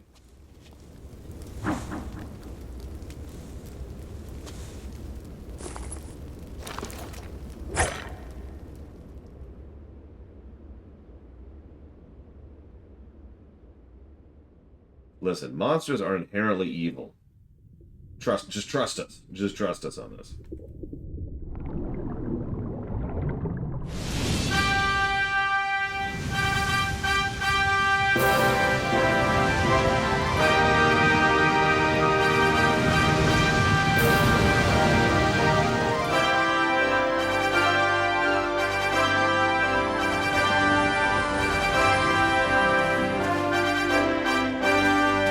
I mean, at least it's a good song.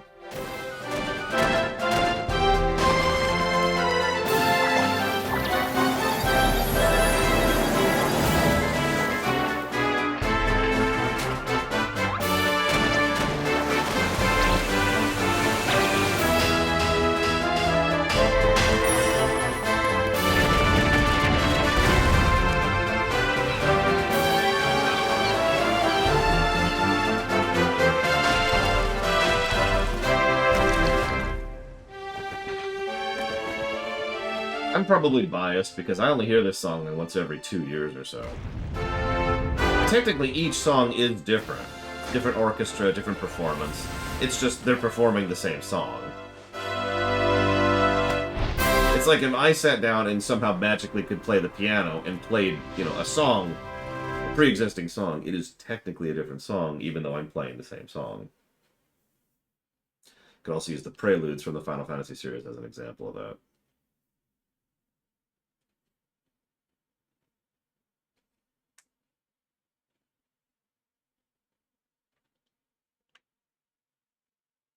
Yeah, that would be very strange, Gunga.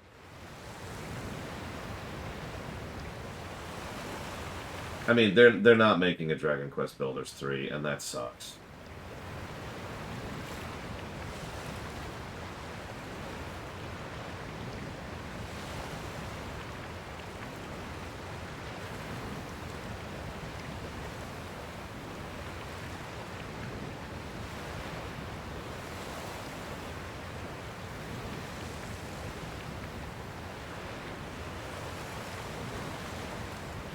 So, we've washed up on a desert island with the wreckage of the skeleton's ship. He decides to take a look around, see what he can see. So we're not really out of the intro yet. Not really. But we're kind of out of the intro. Get some food going really quick.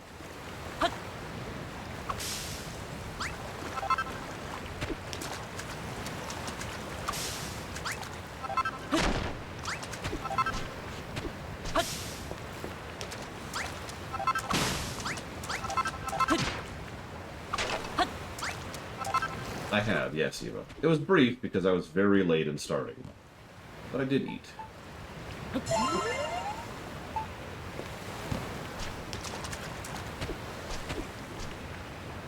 hear a voice. But there's nothing here. The whole place is deserted. Where is this place? How did I get here? The voice seemed to be on the other side of that rocky outcropping. I'll go deal with that in a minute.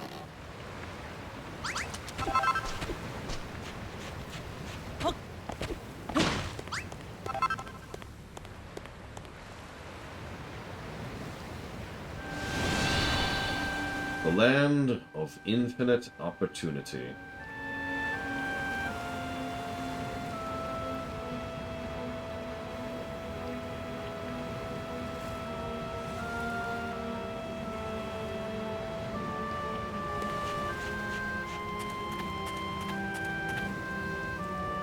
This sky is such a strange color.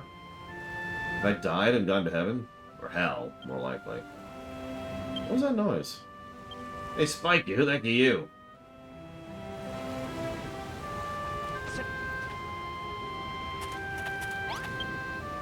Finally, a live one. Wouldn't happen to know how we wound up here, would you? You on a ship that sank and you woke up on the beach? How come you didn't cark it too? What's your story? Your name's Runner, and you're an apprentice builder? Huh. Never heard of one of them before. Congratulations, I guess. Anyways, my name's Malroth. Hey, you want to see something really gruesome? Follow me. What's the matter? I skipped that accidentally. But it's okay. It's over here.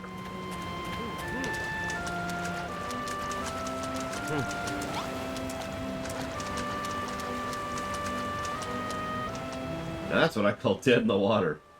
Bet you've never seen anything like this before.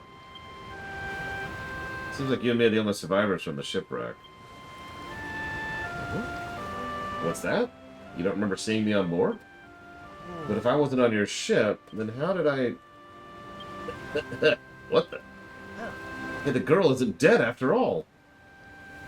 She sounds like she's in pretty bad shape, though. We should do the right thing and put her out of her misery. Oh, if only we had. Only we had. Yes, the slime is a corpse. A wave breaks out on the shore and washes the body to sea.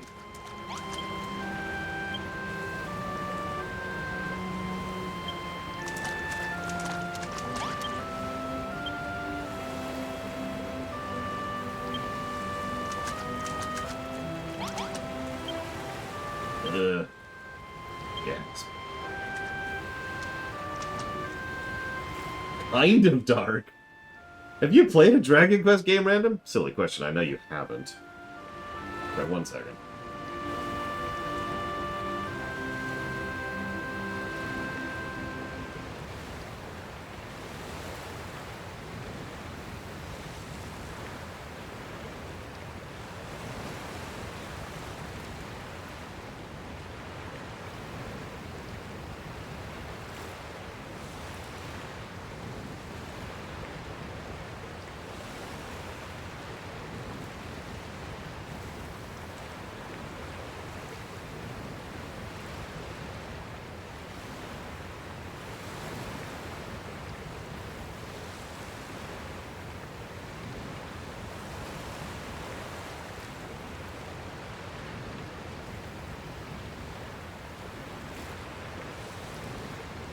Yeah, so for those of you who've never heard me use the term Dragon Quest effect, this is Dragon Quest effect. Dragon Quest games, with a couple of exceptions, really the trend started with 4, are light, cartoony, silly. You know, their presentation is, and the games themselves usually deal with dark and generally mature concepts.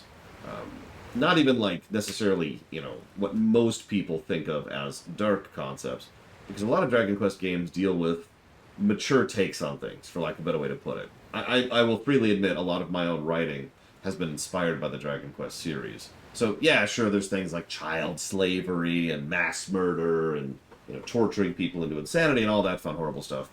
But there's also things like someone being willing to sacrifice their happiness for someone else and in the process making the situation worse. Or whether or not people should actually be willing to work together towards a common goal or not, even though nobody in question actually really likes each other, and just general themes like that, right? It's a pretty common thing throughout the franchise. Uh, this is especially true in 11, which, I hate to keep praising it, kind of was awesome, but you get the point. Yeah, that's it. How did I get here? Where am I? Hell, this very game deals very heavily with the concept of blind loyalty and blind faith, both of which are things that I'm not going to talk about from a real life perspective, again, but is something that they do tend to hit the notes of several times. And it also deals with concepts of simplicity, which I know sounds strange, but one of the other themes of the game is that people looking at something and thinking, well, here's a one sentence or one note answer in order to solve a problem generally doesn't work. You generally need actual nuance, and that's a theme of the game, is that nuance is necessary. And when you don't have nuance, things tend to go badly, and so forth and so on. Stuff like that. You're pirates, aren't you? Filthy freebooting brigands who will take me captive and demand a ransom for my safe return. Ah! Well, there she goes. Got a mouth on her, doesn't she? There's only one way to make sure she shuts up for good. Mind if I do the honors? Sure.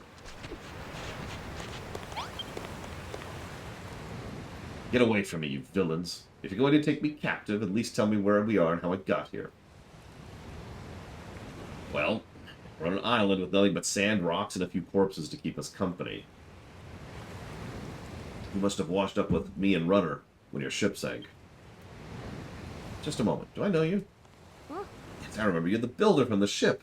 The one who ran around grinning while those horrid monsters barked orders at you. I knew you were in cahoots with them, so that means this is all your fault. Well, what are you going to do about it? You gonna make things that we need to survive while we wait for a rescue party? Oh, alright. Even a rank amateur like you should be able to use that worn-out bench outside to make those basic of essentials. I'm Lulu, by the way. No, not that one. Now, what will we need to hold down until the ship arrives? Let's see. Lulu's demands. Boy, that's accurate. We'll need shelter from the elements while we wait to be rescued. I'd rather not die of exposure before then. The walls must be at least 2 blocks high, and we'll need a door. Why not use this old shack? It's rather worse for wear, but I'm sure you could fix the place up. You can salvage some of the decking from the wreckage to patch up any holes. Just use those gloves of yours to pick it up. You won't have to worry about splinters that way. You have no idea how long it'll take us for a search party to locate us, so we'll need to find enough sustenance to tide us over till we're rescued. There's bound to be scallywinkle or 2 on the shore. They're edible as long as you give them a good grilling on a bonfire first. You'll need wood to build a fire. There's driftwood and broken barrels from the shipwreck all about. Might as well put them to good use. Now, I can't be expected to put my head down for a night on these lumpy old rocks. I need a proper bed if I'm to get my beauty sleep. I don't imagine you're capable of building 4 posters, so we still have to make do with 3 piles of straw bedding. Place them in the room when you're done. Hey, don't start telling us what to do, bossy boots. Who made you the leader here, anyway? Oh, down, you Neanderthal. You wouldn't even have the common decency to wear a proper shirt. Don't think you're impressing anyone with those oh-so-mighty muscles. There's his oh-so-mighty muscles. Say that again, I'll show you how mighty these muscles are. Oh, Builder, you'll do these little favors for me, won't you? You'll save me from this savagery. Yeah, fine. That's wonderful. I knew you'd do exactly as I asked. You can consider these little tasks as training and exercises if you like. Then, when you become a full-fledged builder, you'll have me to thank for it. Training exercise. Who does this girl look she is? Remember what I said before about putting her out of her misery? Well, how about we put her out of our misery instead?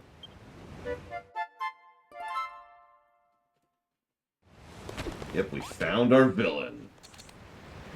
That girl really gives me the hump. First she won't stop whinging, then the moment she wants something done, she's barking out orders like we're servants.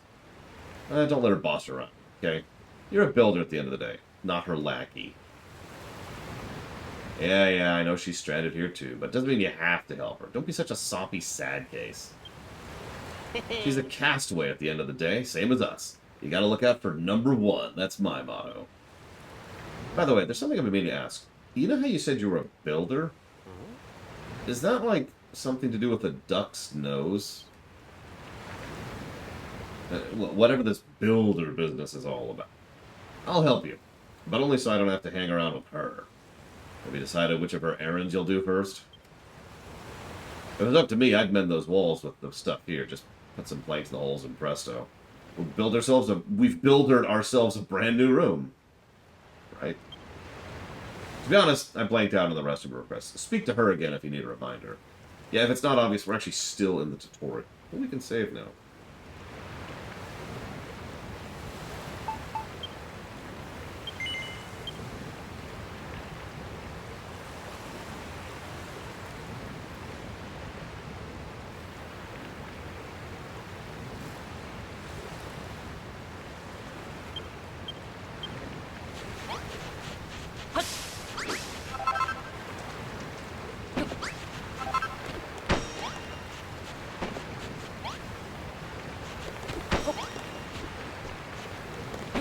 Can you be evil in Dragon Quest games? No. Ooh. Although, relevant question, can you be evil in Final Fantasy games? No. Can you be evil in Untitled Goose Game? Yes. Now I have somewhere to hide in safety should monsters attack. Not bad for a base apprentice. Just so you know, a room must have a door, walls 2 blocks high. That's the first rule of rooms. No roofs, because this is a Dragon Quest game. That's the joke. Anyways, I'm ever so happy to have a proper place to stay, and you two are welcome to stop by anytime you'd like. That's a good question. Can you not be evil in Untitled Goose Game?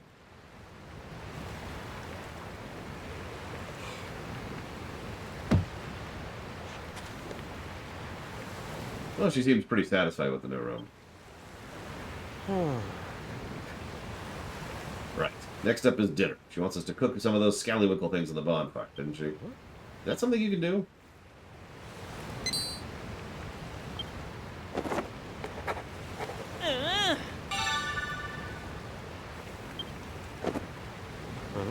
What's the deal with that book? Huh? You just invented bonfires and now you can build one if you have enough materials? All you need to do this thing, huh? Well, if it's oil you need, I can give you some. I wrung this out of a slime that got in my way earlier. Here. All you need now is wood. Girl said you can't get some from the driftwood of the broken barrels of the beach, whatever that means. Anyway, better get that bonfire built. No use in starving her. And only put her in an even worse mood than she's already in.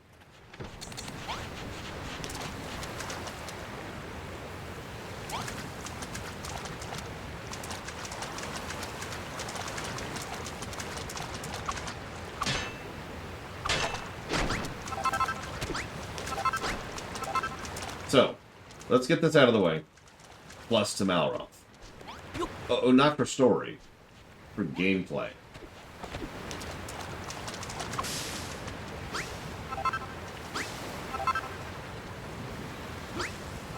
And that's why.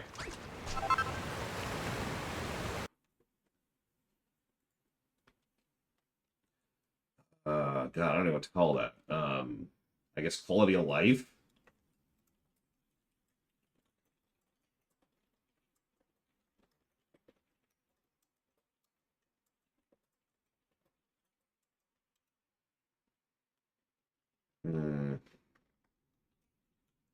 Yeah, quality of life. There's someone who helps you gather, and he does it smartly too. Yeah, we are, as usual, a nothing character because it's a Dragon Quest game. And there is one flaw of Dragon Quest games. In 100% of them, we are not a character. Unless you count the Dragon Quest Monster series, but I'm not counting that. Oh, excuse me.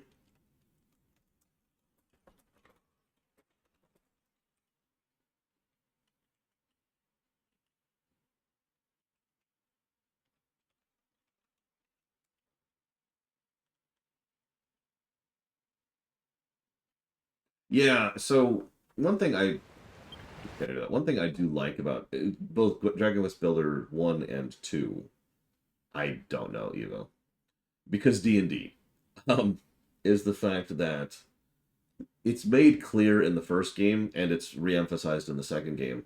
There's actually a concept in setting called heroes. Heroes are people who level, gain experience, become stronger, right? And you're probably thinking, well, don't you have levels in this game? Yes. And when you gain levels, you learn new recipes and can build more stuff. I've loved this concept so much. Honestly, I think it's one of the interesting.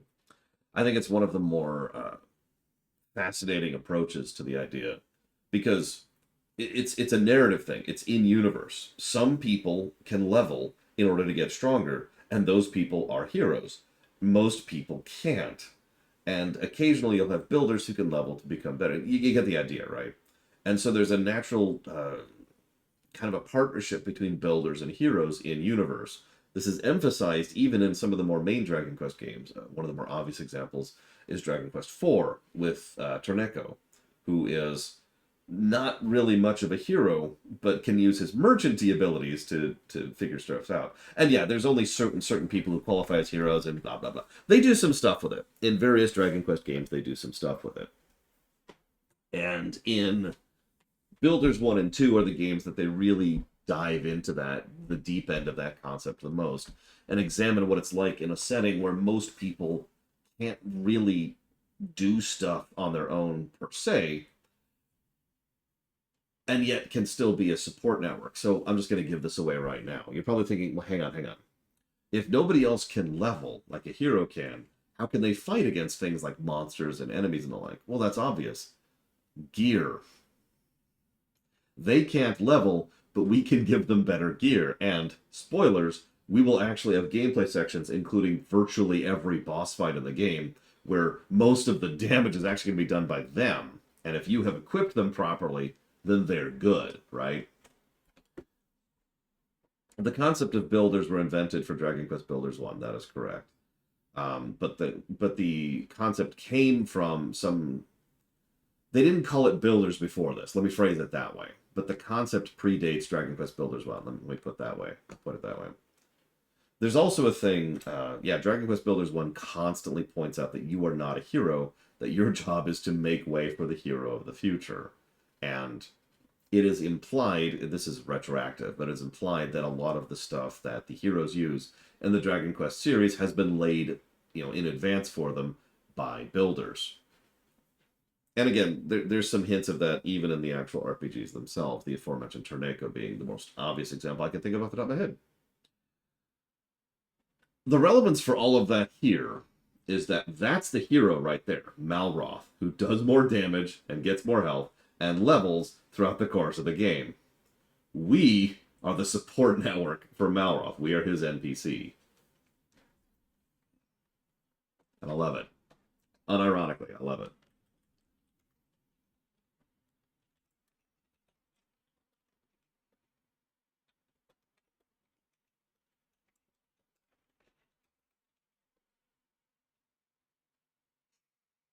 Yeah, no kidding, Cashel.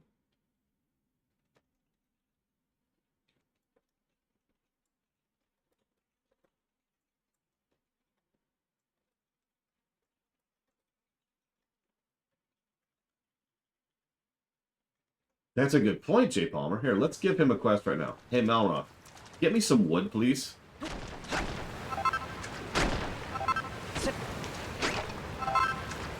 Thank you, Malroth.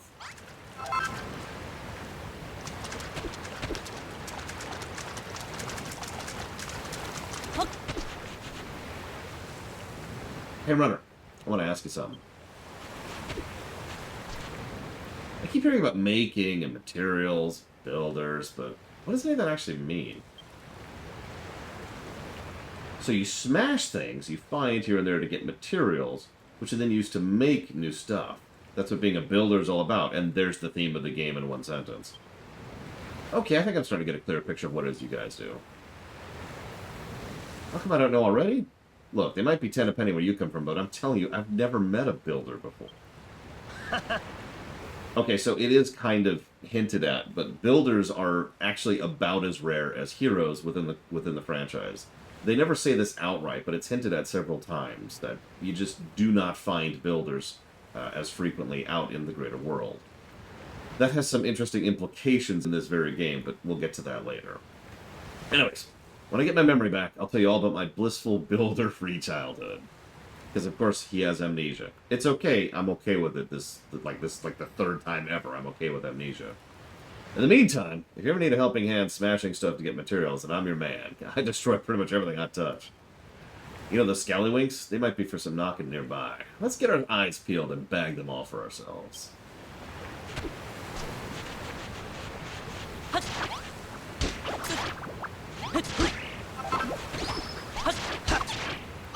I mean, that's what I was going to bring up in the first island, Crazy Horse. Because being a builder, honestly, they use the word builder, but what they should probably use is the word inventor. A little more accurate, I think.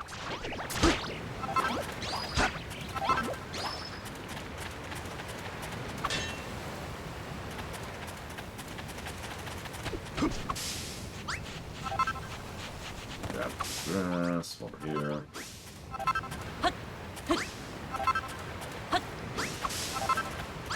Oh, did you notice that when Malroth gathers stuff, it immediately and instantly goes into our inventory? I'm actually willing to say that this is going to sound strange, but like the way that inventory just dives into your... The way that stuff just dives into your inventory is honestly probably worthy of a positive. Especially given later on. I'm going to jot that down as a question mark for now, but yeah.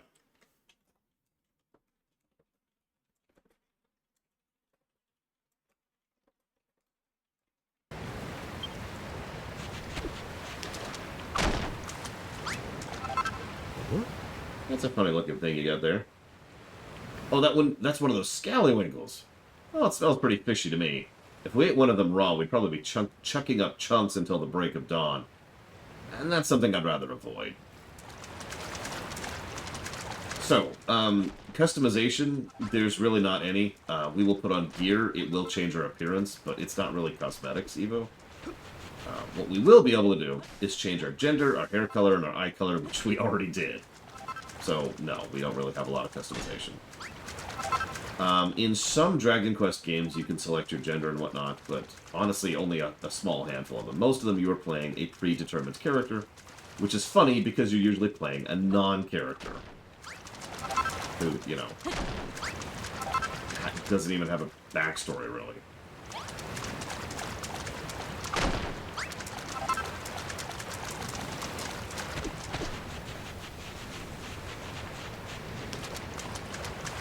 That's true, you can pick your wife in 5. You can pick the objectively correct choice, the objectively incorrect choice, or the one they added for the DS version. Anyways.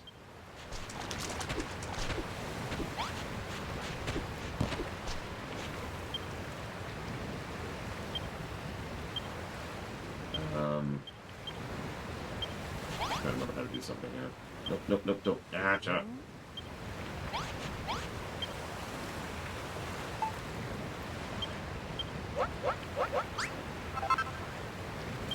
Getting married is actually a major plot element in Dragon Quest V, so you kind of have to get married in Dragon Quest V. It's okay, it's mostly for your kids. What's that you've made? It must be hot as heck and it spits and crackles. It must be a bonfire. You sure you know what you're doing with that? You know you're not supposed to play with fire, right? Oh yeah, I should jot that down too.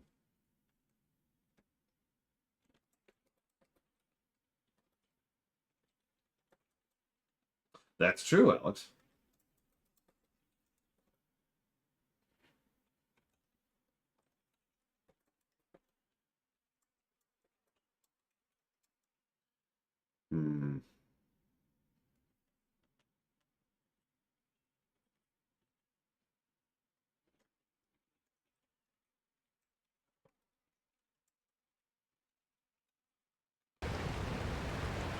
By the way, we haven't actually seen any real brickwork or doodads yet, which is why I haven't even brought that up yet. If you're wondering.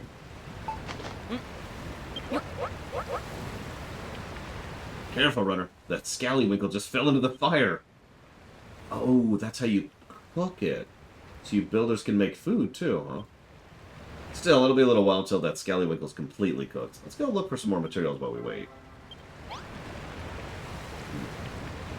Sure.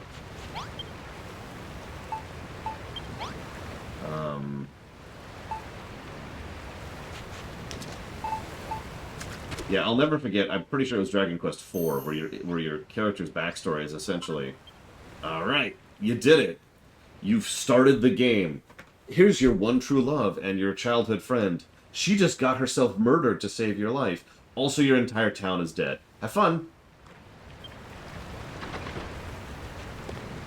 Shut up, crazy horse. Is that the smell of succulently seared scallywinkle? I must have it. Yeah, sure. Wait.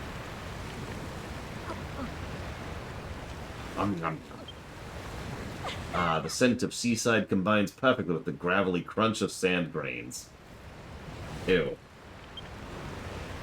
You don't have to limit your culinary repertoire to scallywinkles, you know. If you see anything else that looks vaguely edible, try cooking it on a bonfire. I find a cooked meal much more filling than a raw fare, and it makes me feel healthier, too. Just remember, cookery is all about experimentation.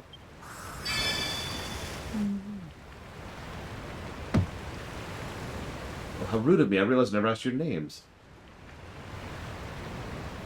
You like sand in your food, Evo?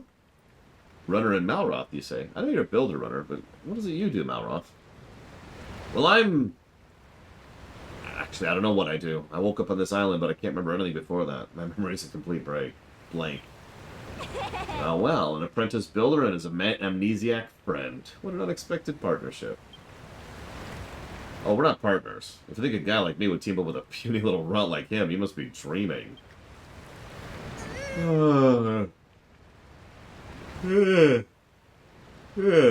Speaking of dreams, I'm starting to feel a little drowsy.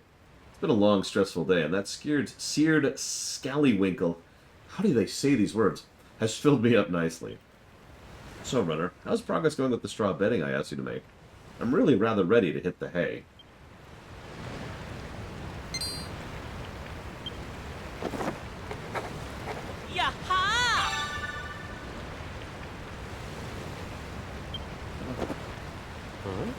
There we go. He's got his book out again. What have you invented this time? Is that so? You reckon you can make straw bedding out of dry grass? I think I saw something dry and grassy along the shore of the west. Could that be what you're looking for? Oh, here. Listen, she can't help with the building. She's too terrible.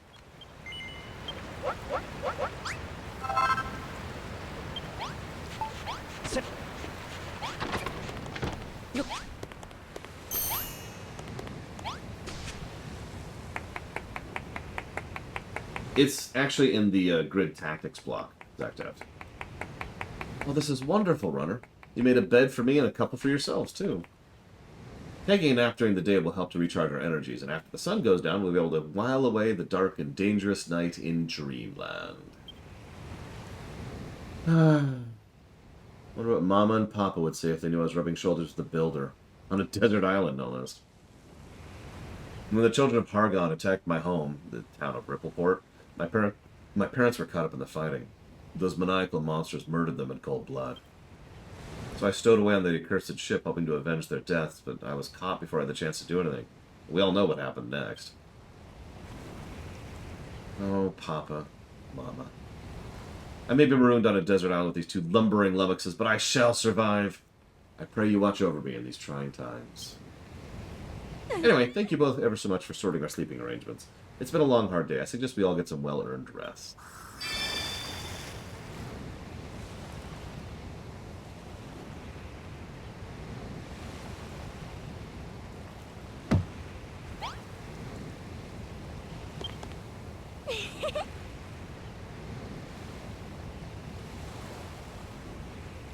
Let's see now. You've rearranged the room, sorted the sleeping arrangements, made supper. I do believe that's everything. Yeah, no kidding, Dakota. I must say it's a real relief to have a builder around, and judging by the quality of your work, I would never imagine you were still only learning the ropes. I know we're stranded here, but in a weird way, I'm actually looking forward to it. I shall give you even more work to do so you might blossom as a builder. The castaway life might be a little less luxurious than I'm accustomed to, but even so, I think this could be a fun little adventure. And as for you, Balroth, this might even be a perfect opportunity for you to absorb a little culture, maybe even some manners. Now then, runner, I want you to go out at first light every morning and forage 30 scallywinkles and 50 strips of kelp. It must all be cooked by lunchtime, or I shall be cross. Lady, you physically do not have the volume in your stomach to store that.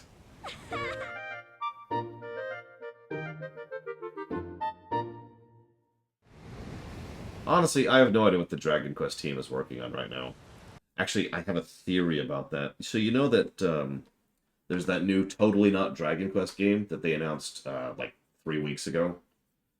What do you want to bet that rather than working on the Dragon Quest 3 remake, or Dragon Quest Builders 3, or even Dragon Quest 12, they've been working on that? Or at least some of them have been working on that. Seriously, what do you want to bet?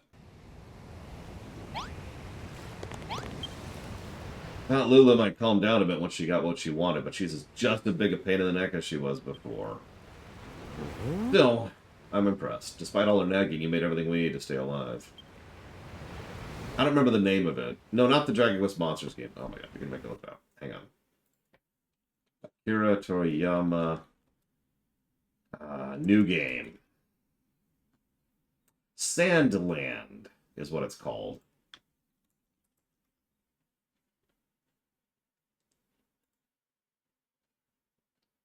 It's based on a manga. Also,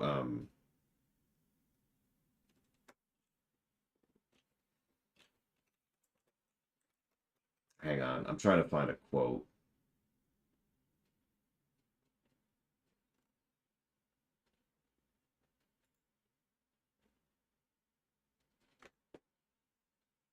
I think this game just sucks, Ben Smack. 50,000 negatives, honestly. So, here we go. In a recent interview with the Japanese publication Defaminico Gamer, I'm probably pronouncing that wrong, the Dragon Quest creator, Yuji Horii, was asked when fans can expect the long-awaited 12th installment. Horii quickly debunked speculations of an imminent release, saying that it'll take a while and definitely will not happen this year. The reason for the delay, and this is a direct quote, is that the game's new focus on adult audiences has caused the studio a lot of trouble. Now, for those of you who haven't actually seen that, let's just say that that's probably really, really bad.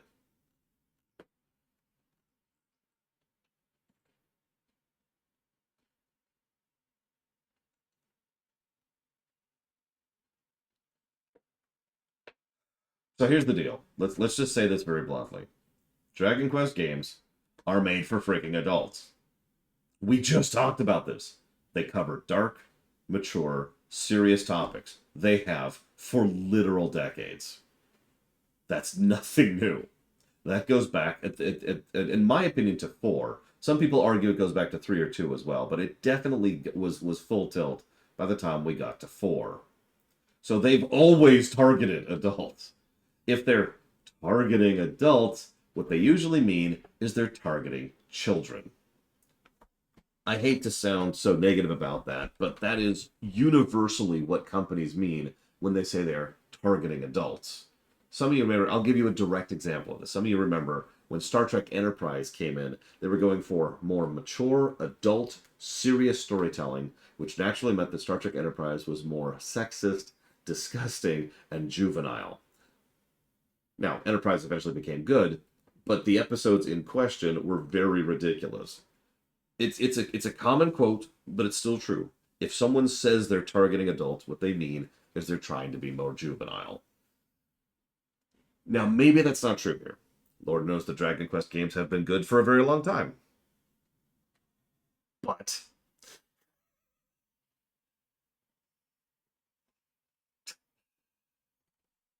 Yeah, nudity is almost always in something like that. Let me give you a direct example. I'm not going to show it on screen because I'm pretty sure Twitch and YouTube both wouldn't like me for that. But let's see. I'm going to pull up a thing here. Yep, okay, so if you Google right now, Enterprise Decon Chamber, you will see the kind of things they were going for with the more mature, adult storytelling of Enterprise. And this is not a joke. This is not even speculation or being facetious. It was literally them getting several of the actors in their underwear and rubbing gel on each other. Now, they stopped doing that, thank God. But that was the more mature storytelling they were going for. More adult scene, more adult focus they were going for. Anyways, I'm sorry to hammer this point in so hard, but I am not looking forward to Dragon Quest XII as of this moment, because that's pretty much all we know is that nonsense. Season 3, Jay Palmer. They still did it, I think, twice in Season 2. But they had, Season 1 was the season where it was really bad about that, and then they kind of dipped off in Season 2, and they completely stopped from then on. Anyways. Yeah, because Berman is... I wish I could do what you do. Hey, Runner, can I have a go at that workbench? I want to try making something myself. Yeah, sure.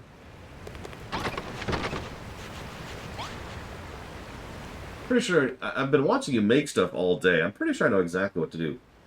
What's this, Runner? I'm going to be a builder just like you. Now then, what was it you do first?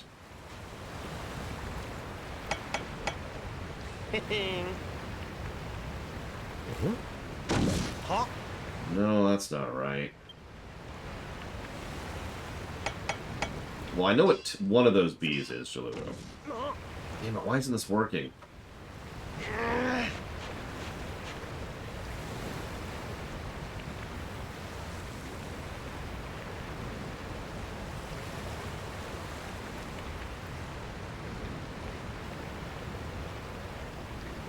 Alright, you asked for it.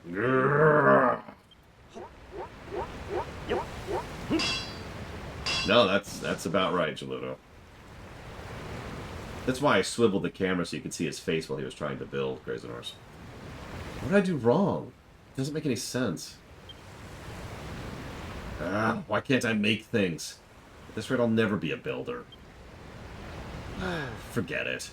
I thought making stuff would be fun in games, but it's actually harder than it looks. Sorry, Runner. I'll be relying on you to build things for me from here on out. Seeing you made all that stuff for Lulu, it's about time you evened things out and made some things for me.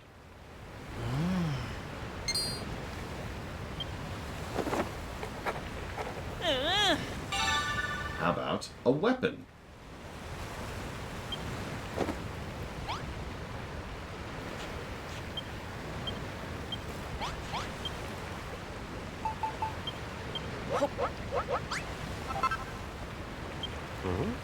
Is that for me? What would I want with a silly old stick? It's not just any stick, it's an oaken club? And I can use it to whack stuff? That sounds right up my alley. Alright, I'll take it. Give it here. Hey, this really is a club and a half. I wonder how it performs. Only one way to find out. Stand back while I give this beauty a few test swings. Yeah, he wields a two-hander, by the way.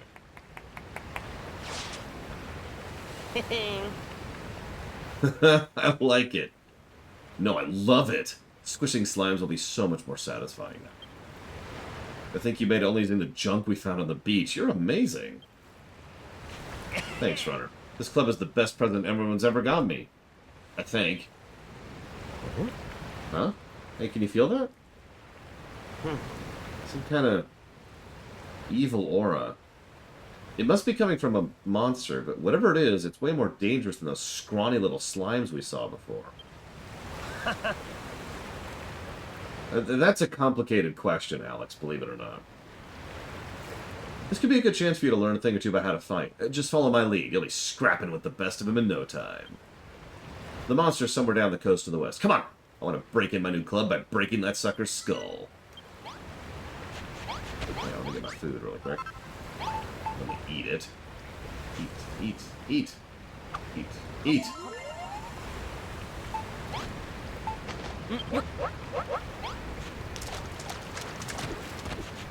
Yeah, there is a relation between Malroth and Maroth, and that's really all I'm going to say right now.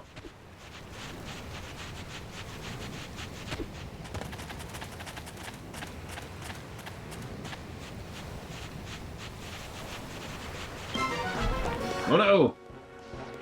Help me, Malroth! When my niece did this, she just stood back and let Malroth do all the fighting for her. It worked, because he can solo a lot of encounters in this game by himself. Because he's the hero.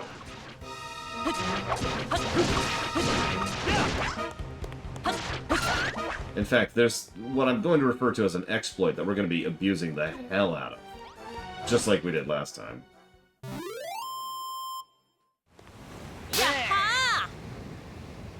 What was that? When you stuck your hand out just then, I got this irresistible urge to slap it. Huh? It's called a high five? It's something friends do to celebrate a job well done. Huh. I never thought of myself as the touchy-feely type, but maybe I can make an exception for this high five malarkey. Huh. Anyway, how'd you enjoy the battle? I don't know about you, but I'm feeling fitter already. So, our level increased. Our bond rating, because we're just playing XCOM 2 again. So his maximum HP went up. Felt good whacking that rat, right? It's like an irritating little itch that's been well and truly scratched. But don't forget, you're a builder, not a fighter. You want to stick to the construction, you can leave the monster mashing to me. Still, building does look fun. I wish I could make stuff like you do, but I guess wanton destruction's much more my bag. Anyway, let's head back to the hut before Lulu steals all the bedding. She's a wily one, alright. You better make sure you sleep with one eye open tonight. Runner. I'm glad I met you. What do you say we explore the whole island together? Just you and me. But let's do it tomorrow. I'm about to conk out any second now.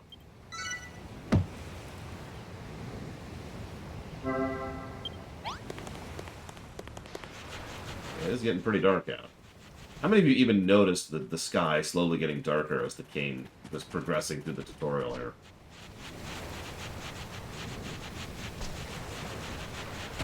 I keep trying to do the glide.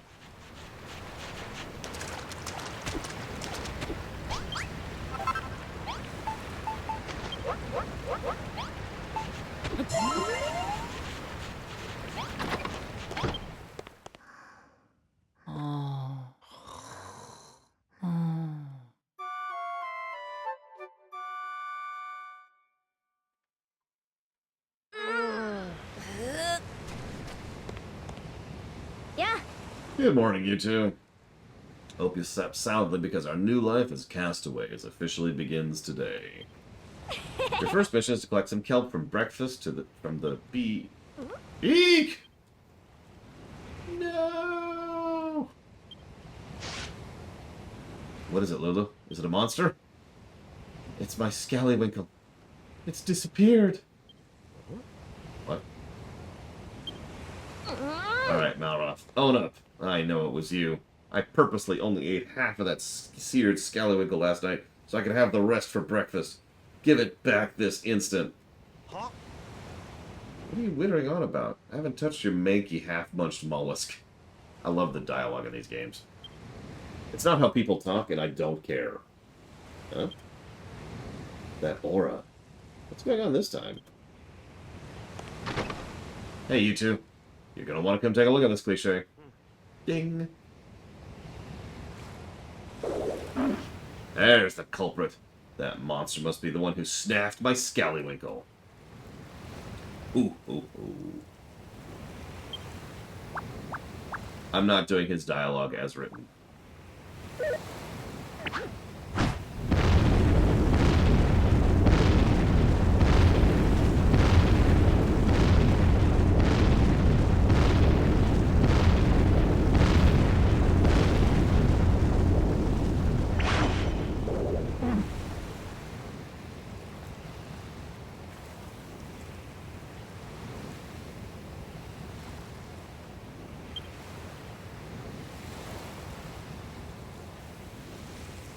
This way, young whippersnappers.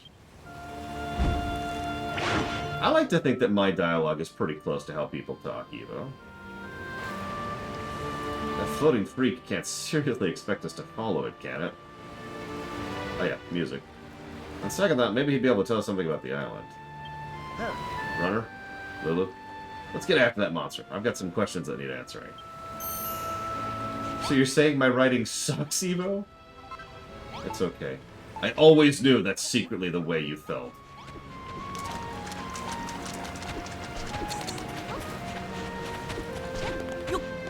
Oh. HUD. Right. HUD.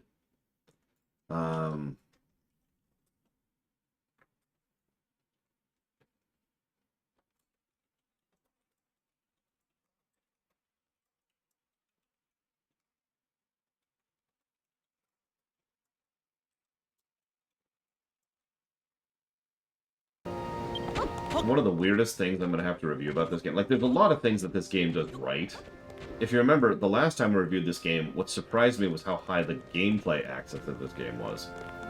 But one of the things we're going to have to review is just, like, the basic concept of building.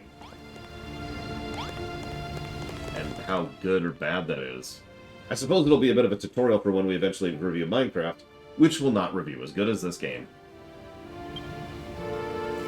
Good morning, Ross.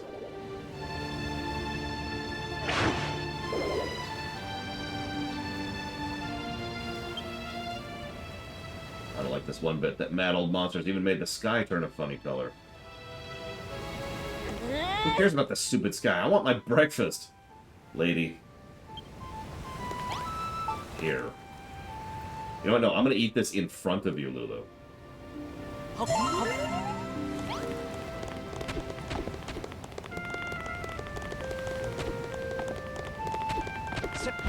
I don't agree with that, Jordan. In fact, I've already put thought into the eventual Minecraft review. Hell, I've even consulted people about the eventual Minecraft review. I mean, the first time I played this, it was on the Switch Slifer. And yeah, I agree. Also, the third time I played this game was on the Switch. Yeah, you mentioned that. The good news is it's actually relatively easy to swap in and out of garbage disposal. The bad news is those things aren't super cheap. No, Evo. But you secretly hate me. Wait, that's what you were saying. You were like, Dear Lore, you outright the worst dialogue in the history of the ever. Sincerely, Evo. But then you were like overcome with guilt and just deleted the comment. That's what it was.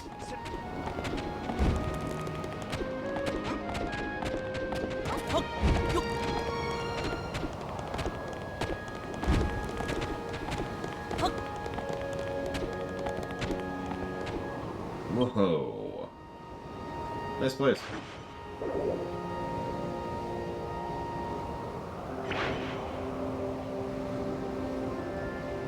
What's a place like this doing on a desert island?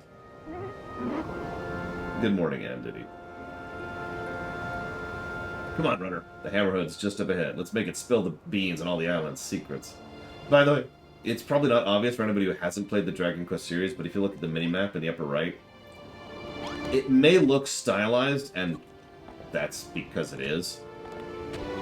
And so first of all, the first thing I'm pointing out is the fact that it's pretty much straight up the sprite set from the Dragon Quest series, like the old NES Dragon Quests. In fact, I believe that's specifically Dragon Quest 2's. But what's really funny is that's actually very indicative.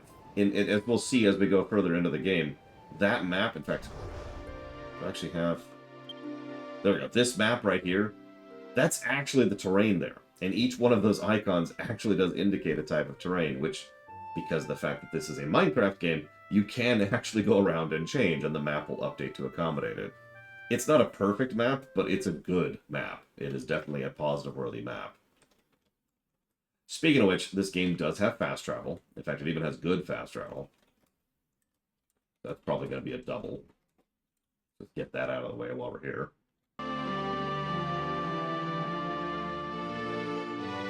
And doing a quick X2, question mark, there we go. Oh, right, I don't have. Very well. Nail polish commercial dialogue. Oh, Stefan, I, I would, I would love to just run my fingers along your fingernails, if that's okay with you, please. Is it something that you will allow to my esteemed personage? Well, very well, Eduardo. But I'm afraid I have to tell you something about my nails. What is it, Stefan? Please, you can tell me anything. My nails have polish upon them. What? That's not your innate nail color? I'm afraid not, no. Oh my god! I can't take it anymore! Uh, bury me next to your nails. No, Eduardo. I'm so sorry. Please, no. I'll take it back. I take it back. No. And then there's just two corpses there. And the narrator comes on. Crazy Norse nail polish. It's to die for.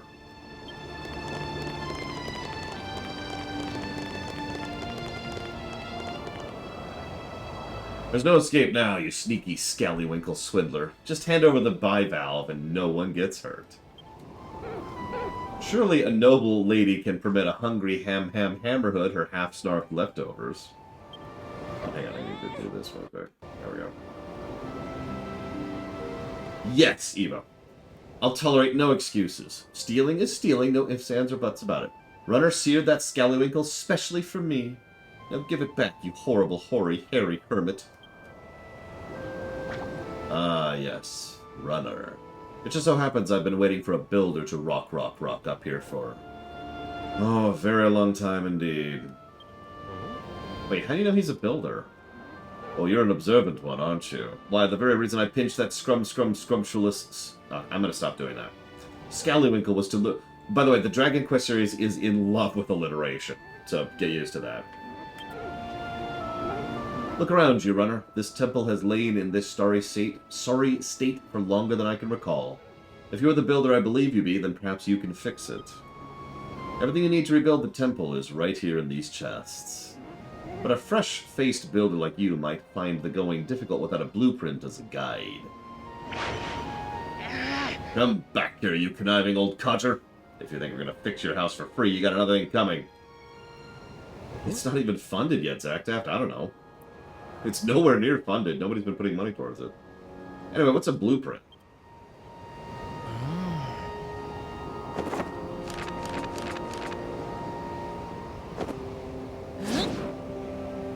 This is the blueprint.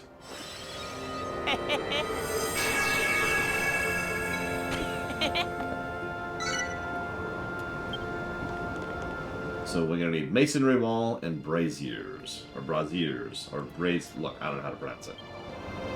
Runner? Why'd you draw the lines on the ground? Is this one of those blueprints the Hammerhood was talking about? Gosh, you've never been here before, but you're still able to drop a design for the mountaintop temple. That's incredible. Now all I can do is build it. Make sure you follow the blueprint to the block now. If that old loony was telling the truth, those chests should contain everything you need to finish the job. Yep. Just a little bit of tutorial thing there. We're going to skip for a moment.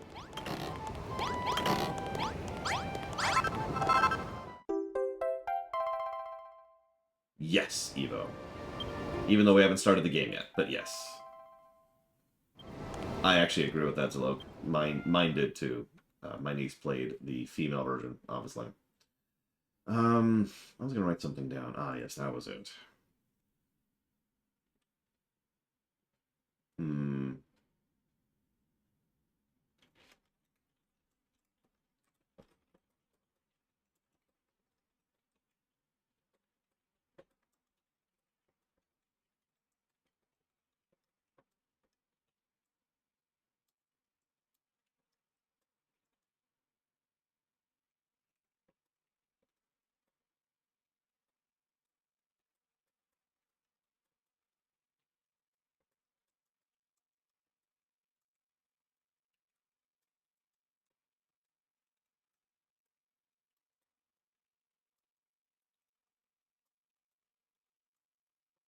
No, sorry, I was trying to do me a favor and look at story plot positive 13, Crazy Horse, because I was debating how to verbalize that.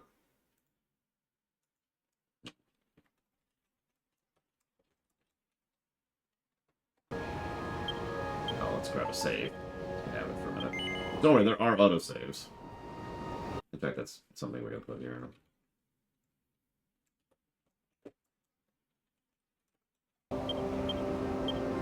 One of the only things I don't like about this on the Switch is it's a little slow to save. But, you know, that's okay. We're okay. We here at the Lore Walkers are tolerant to that kind of thing. Whoops, that's the wrong button. What's the button I need? Z. There it is. I was gonna start figuring out buttons.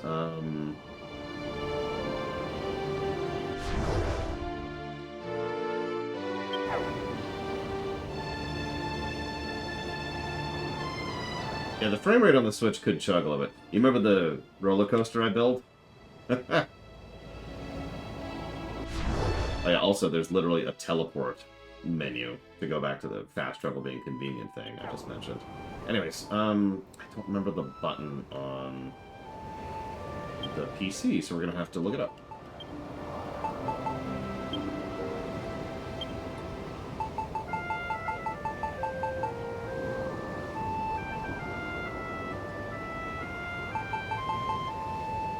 Oh, it's Unbound. Or... Oh, never mind. Here we go. 1, 2, and 3. That's easy enough. There we go. Whoops, wrong thing.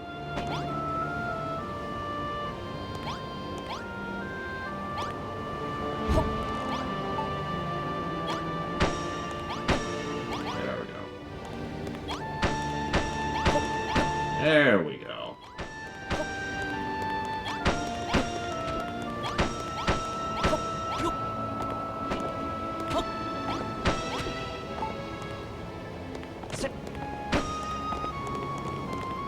Also, you could do this here. I should probably point out that first-person mode exists and is actually objectively better for building. Ignoring the fact that you can do stuff like this much easier. There's also the fact that your reach is literally different in first-person mode. It's hard to explain, but what I mean by that is, like, the range at which you can hit things or grab things or interact with stuff is just longer in first-person mode for some reason. It's just the way the game is built.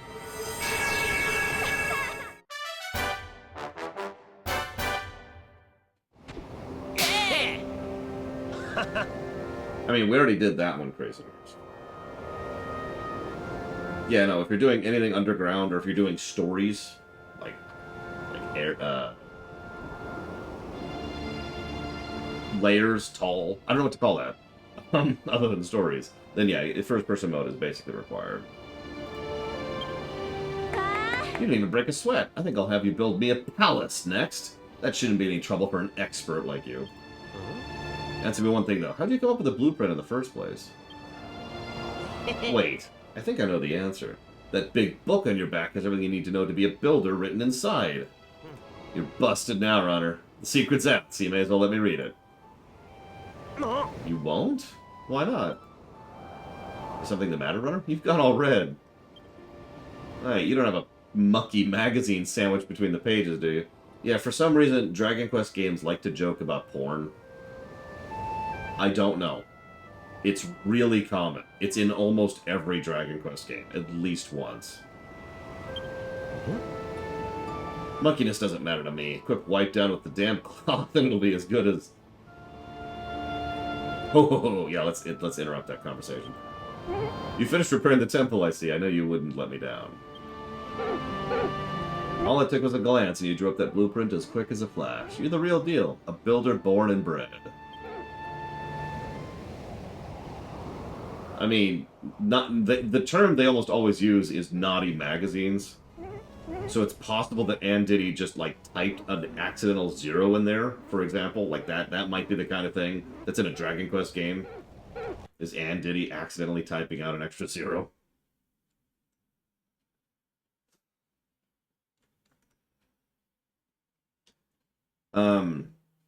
So do I think this approach sends a bad message is the actual question I saw from you, Evo. In which case, I'm going to go with, I'm going to ignore that question completely. Hang on, let me throw that question out the window. There we go. Okay. And I'm going to answer the other question, which you didn't ask, Eva, which is, do I like that? To which the answer is abso-frickin-lutely not. Anybody who knows me knows that I generally dislike the you have to be born with it approach, even though I understand why most settings do that for a brief reprisal.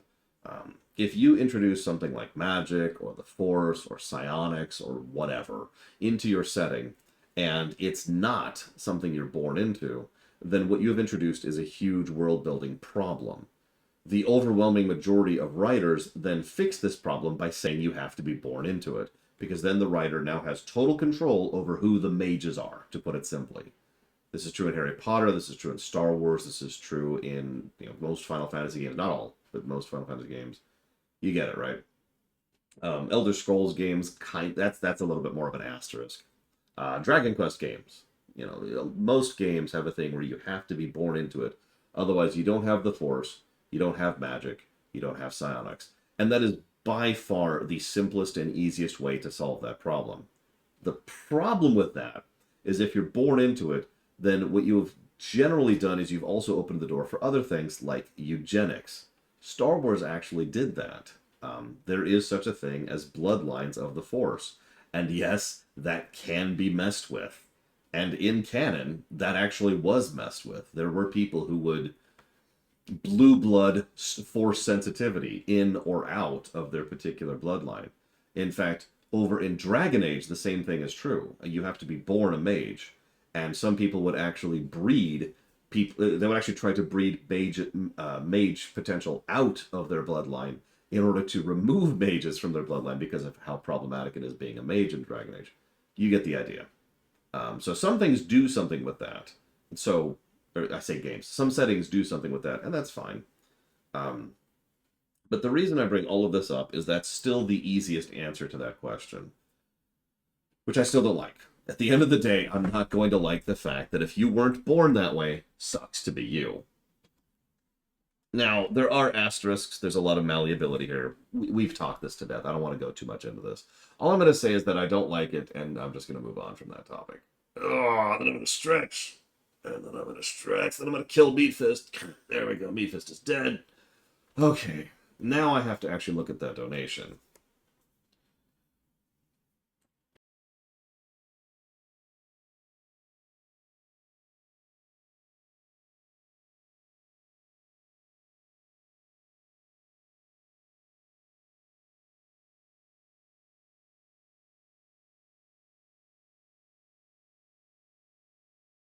And yeah, ironically, some settings have both.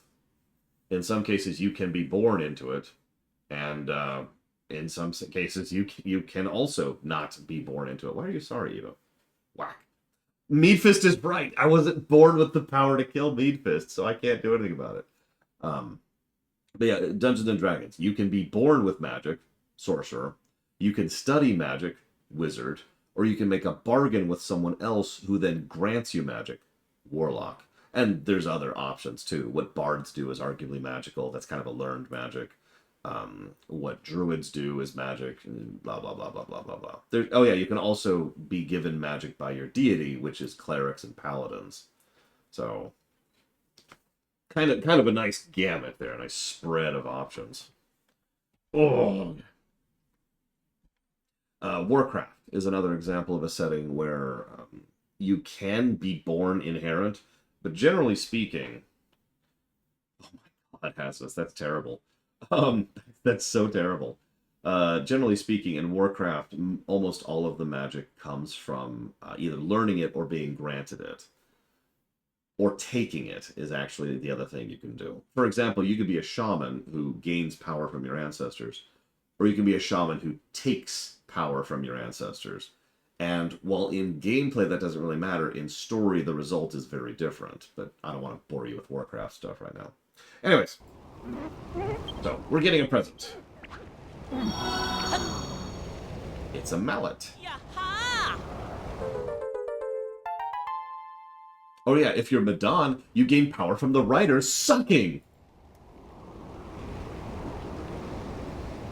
Silly old hammer, I thought you were going to give me back my breakfast. That's a giant mallet, an indispensable item in the toolkit of any self-respecting builder.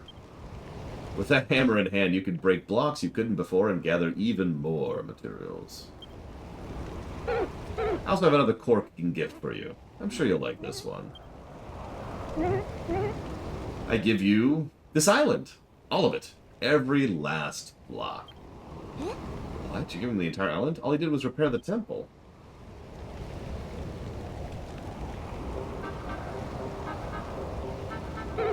This world was once home to a legendary builder. They came to this island, the Isle of Awakening, and sought to turn it into their very own piece of paradise.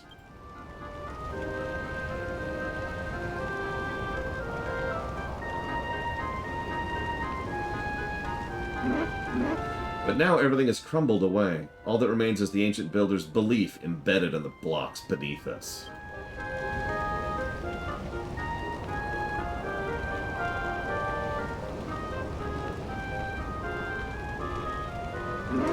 Long have I waited for another builder to come who can bring life back to this barren land, block by block.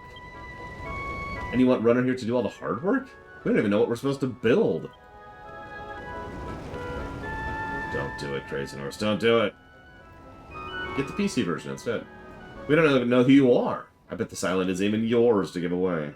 It certainly is mine. I'll have you know I'm the guardian spirit of this island, and what I say goes. Well, looks like you've just become the proud owner of a private island. You gonna take the offer? You do accept. Would you mind if I stayed here? I don't really have anywhere else to go. Yeah, I'll stick around too. At least I'll get my memory back. I mean, if that's okay with you. What do you say, Runner? Will you take the island? It's a stonking good offer.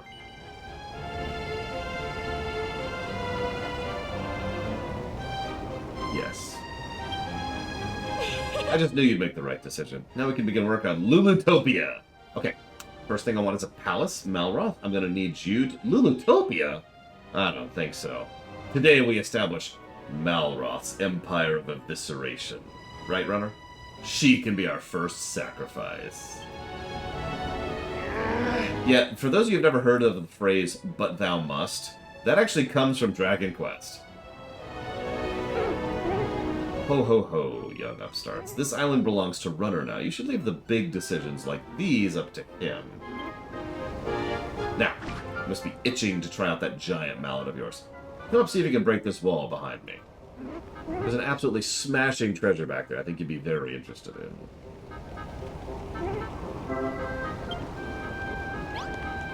Got a first-person mode for a second. So, let's get a view going on here. There we go. Although, actually, I feel like the view should be farther.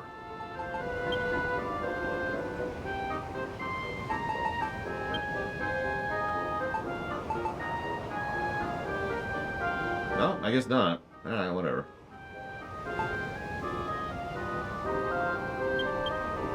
Meh, whatever. That's not much of a view, but whatever. Okay, so...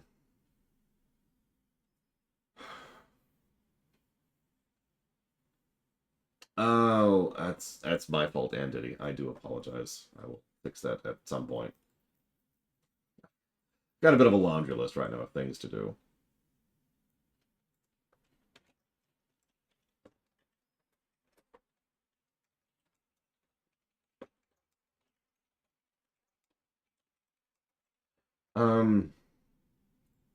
You know what? Hang on. While I'm literally sitting here, let's just knock two things out of my to-do list out right now.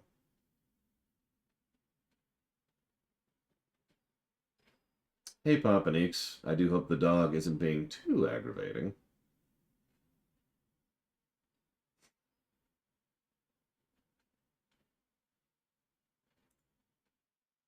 No, no, no, no, no.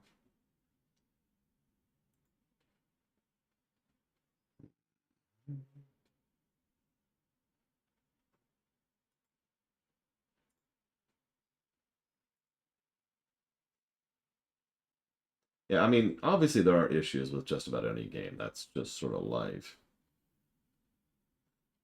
What's funny is I don't even think there's like one universal success story to make a game that really scores very well. Sometimes there's games that just have, you know, really, really tight design, very few negatives. Sometimes there's games that try a whole lot of things and then just overwhelm their negatives with positives. I mean, the best game we've ever reviewed had like 50 negatives, for God's sakes, which I remind you is a gargantuan amount of negatives. Now, that's more negatives than we had in XCOM 2, for example. That's still the best reviewing game we've ever reviewed. There we go.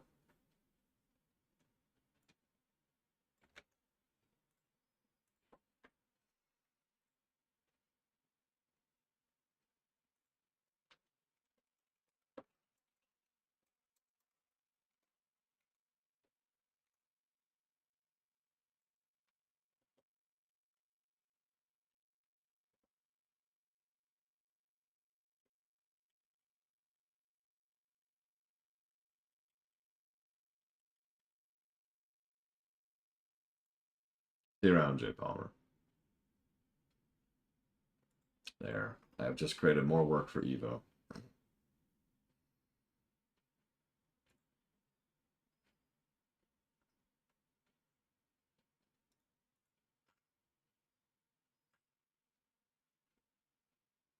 I guess that'll be under S. So do this.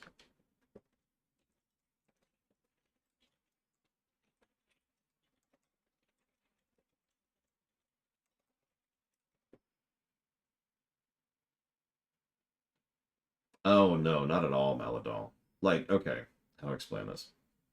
Um, have you played any of the Final Fantasy series? Or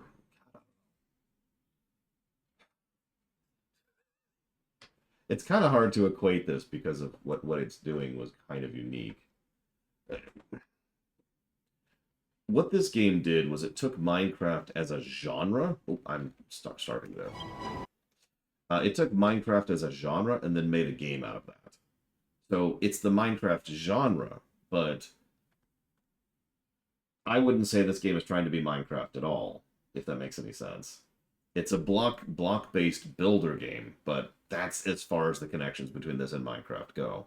It's like saying that the reason I was bringing up Final Fantasy, it's like saying Final Fantasy 1 and Final Fantasy 10 are the same types of games by virtue of the fact that both of them are turn-based RPGs. You can see why it's not really an accurate statement, right? There's a lot. This is a great game. I love this game. The best way I've come up with to describe it is it's an RPG with the vehicle of building as the primary gameplay loop. Which is a lot of words to say that it's a great game.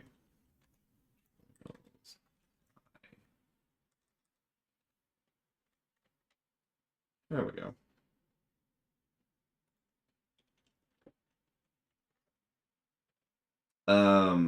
There is actually some procedural generation, but generally no. Every area is.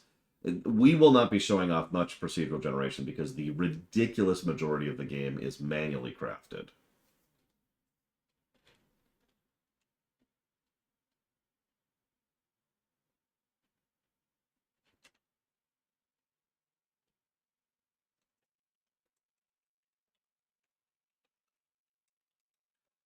Help me out, Entity. What are the games in the SteamWorld block?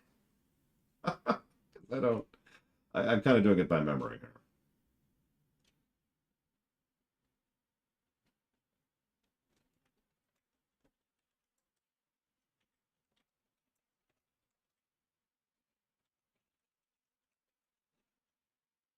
No, Head On is actually an RPG. Literally, that's not being facetious. It is an RPG. So yeah, Blade to Ball's statement is quite correct.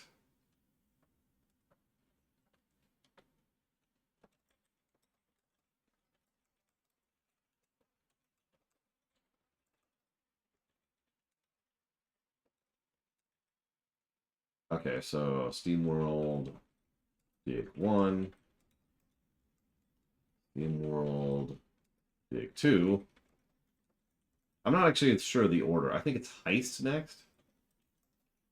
Because that's after 2. I know that. 1 goes into 2 and 2 goes into Heist. I don't remember where Hand of Gilgamesh actually is. And I know Build is not even out yet. So I guess we'll just put Gilgamesh here.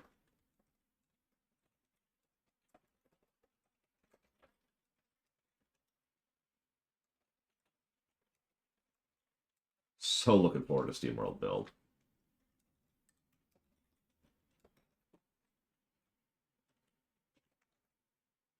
Which I know is silly of me, but I don't really care. Yeah, someone do me a favor. Can you look up when Dragon Quest Builders 2 came out? Because it's been a minute. And I don't remember exactly how long.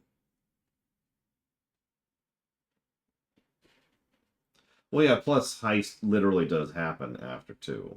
Not to spoil, but... 2019, wow. It's actually less time than I thought.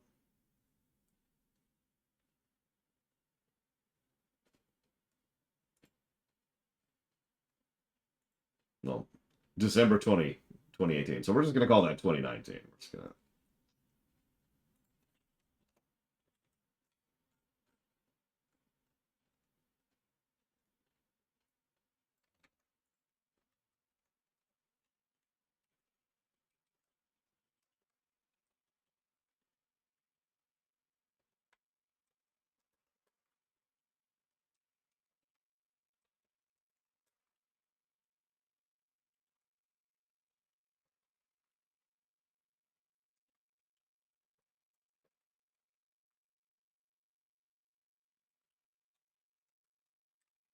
There. Okay. So there's 2 things off of my to-do list done. But now I've got to be very, very boring. Because I have to say thank you properly to Ann Diddy.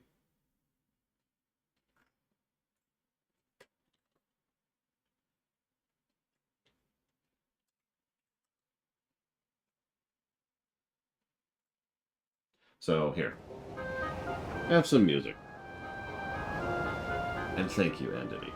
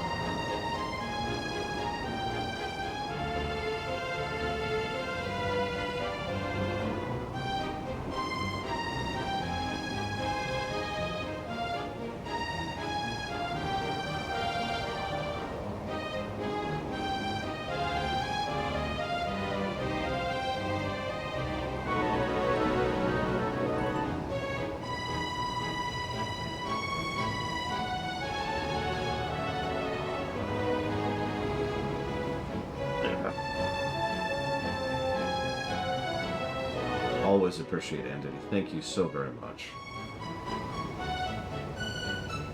Oh. Oof. Double oof. And I have jotted that down for Spiritfarer, the SteamWorld block, and Eastward. Thank you again, Ann Diddy. Very, very, very, very much. Oh. Just goes down the spine there for a minute. Whoop, that did. Okay, that's. Ah! We're stuck! No! No! That's an odd question to ask, Evo. Are you secretly Evo? Or evil? Damn it. Wait a minute, what is this? My sister got this. You call that a treasure? It looks like a tatty old notice board to me. It may seem ordinary to the untrained eye, but that's a portal into which a builder may peek into other dimensions, aka multiplayer elements.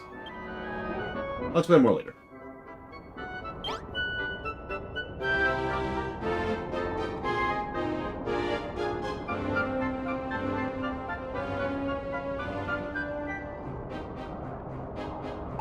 interesting. There's an Eevee. Oh my god, look at that castle. Look at that castle.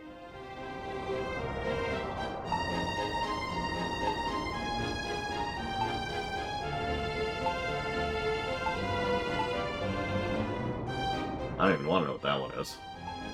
I like the builder one. Like the builder. Look, you know what I mean. I mean, yeah, this is true in any building game. There's actually a joke about this. It's like this. You go make something, and you're like, wow, that took me hours in planning and work, and I'm super proud of it. And then you go to compare it, and then you see people have made the Taj Mahal.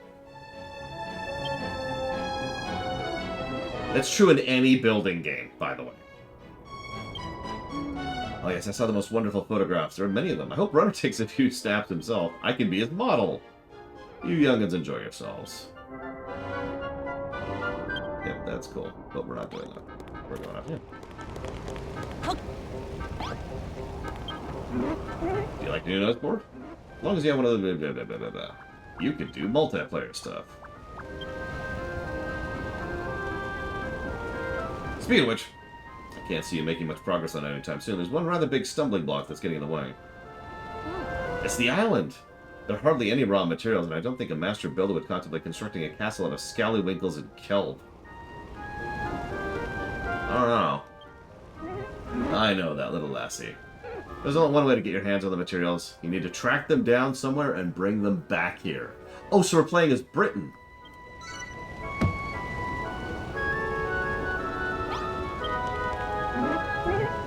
As the young damsel pointed out, this island is more than a little lacking in useful materials for an aspiring builder. Just like the British Isles. But even if you had everything you needed, I doubt you'd make much headway with just the three of you. Wood and stone are all well and good, but what you really need is people. You'll have to travel to other lands and bring back a few friends to help you out. This is just... The parallels are continuing.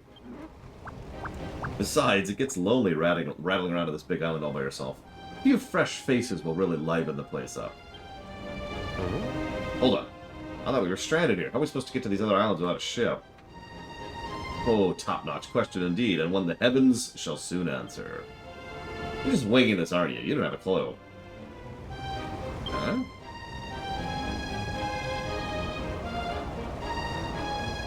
A ship! Whoever could have thought it?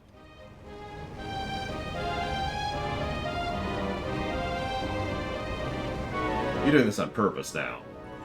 Alright, out with it. Who are you really? You can cut with all the guardian spirit rubbish. Well, to say the truth, I can't remember who I am. I'm not even sure I ever knew. Amnesia! But I've got a funny feeling it'll all come back if I watch Runner work his building magic. Well, no time like the present. Let's go speak to the captain of that ship and get the wake started.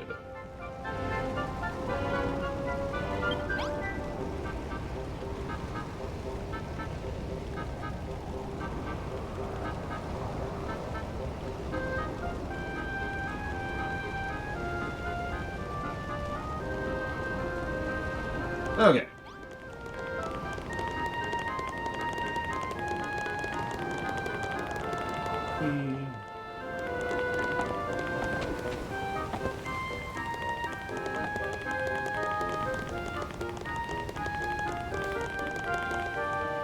So, one of the first things my niece did when she was playing this was she got to this point. We're almost out of the tutorial, by the way. We're almost there, I swear.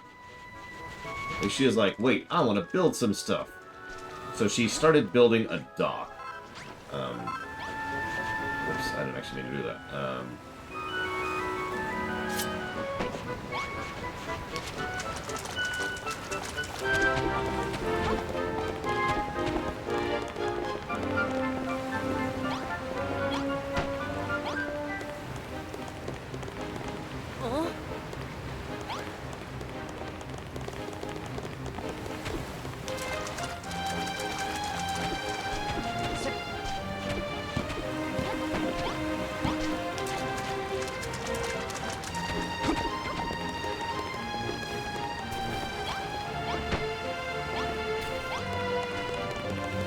I'm not going to do the whole thing, I just want to demonstrate something really quick.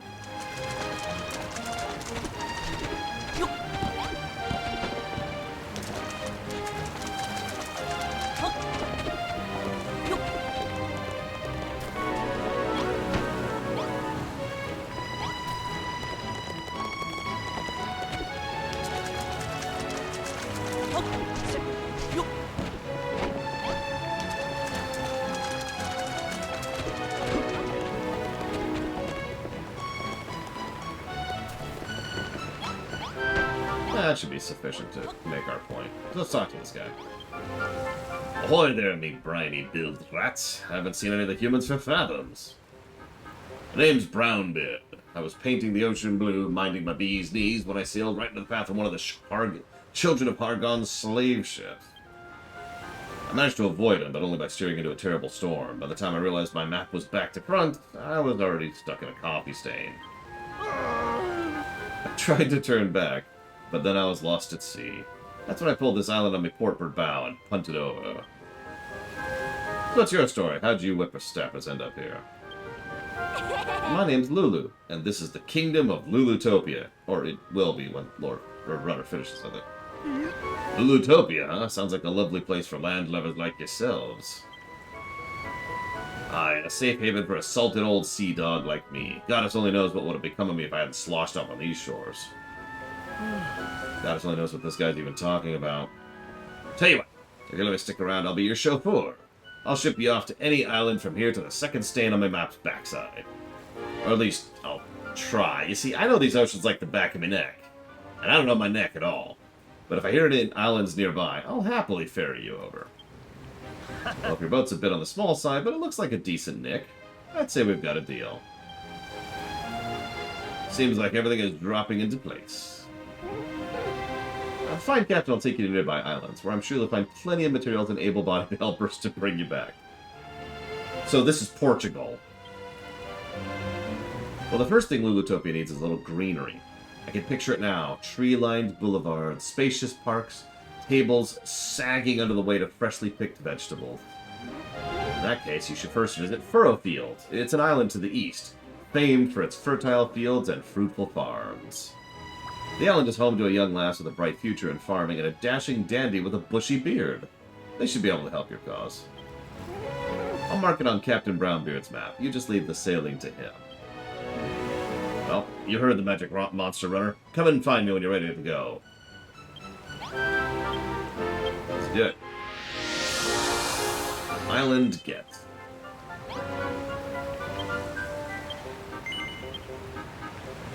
I must warn you, this vessel isn't built for chugging cargo. You'll have to leave behind everything you gather here, and fish for more materials when we reach our destination. Translation, your inventory is locked to islands, so whatever we gather here stays here, and whatever we gather there stays there. However, we do carry recipes between the two islands. So you've decided to go to this new island, then? Yep, we're not sticking around any longer. Hop aboard, Lulu, you're coming too. Actually, I think I'll stay here. What the... Thought you'd just get all the hard work to us, huh? Just get on board. I'm sorry, but I can't... After what happened on Hargon's slave ship, I don't think I could stomach setting foot on a boat right now. But don't let that stop you from exploring this Furrowfield place. I'll be fine here. I'm tougher than I look. I'll have you know. You've got a big responsibility on your shoulders now. Lulutopia needs materials, food, citizens. You've got to find them and bring them back. I know that, Grayson Horse. Oh, and if you meet this farming prodigy out there, make sure she teaches you how to turn the island into a green and pleasant land. Together we can make Lulutopia a verdant paradise, fit for a princess such as myself. Ho, ho, ho. As if I can trust any word you say. Still, it's only Lulu's neck on the line. Alright, let's roll.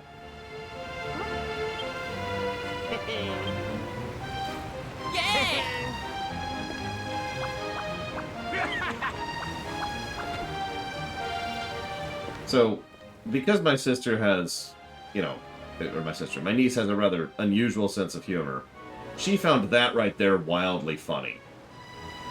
Except she had built out the dock to completely enclose the ship. And so the fact that it just kind of roamed out through that, she never stopped finding that funny. So, negative to gameplay. Don't worry, you can read this out yourselves. I'm pretty sure if I put this into the hands of a sloth,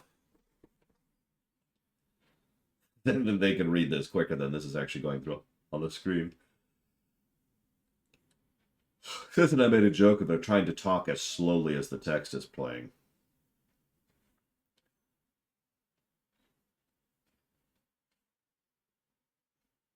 See, that's what I was thinking, Aunt Diddy. But no, it just clips right through it. Mm.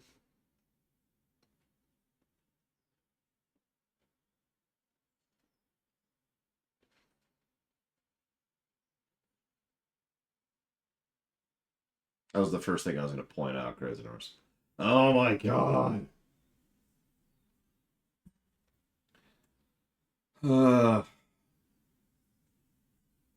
And there's no music, no dialogue, no audio of any kind.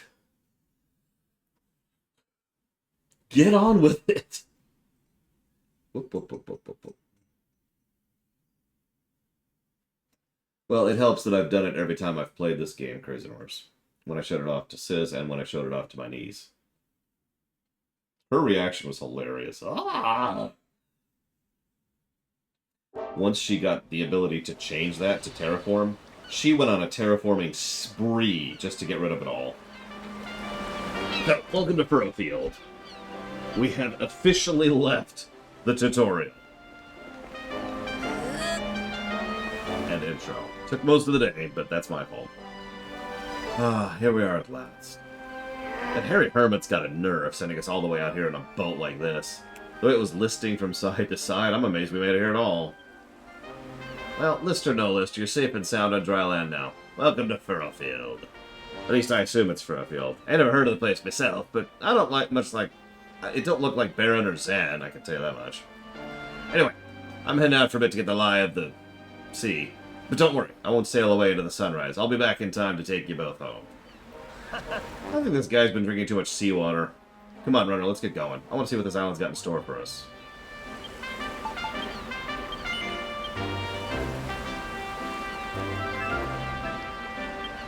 And thank you for being a part of the show, Papa Neeks. I will jot that down for contradiction.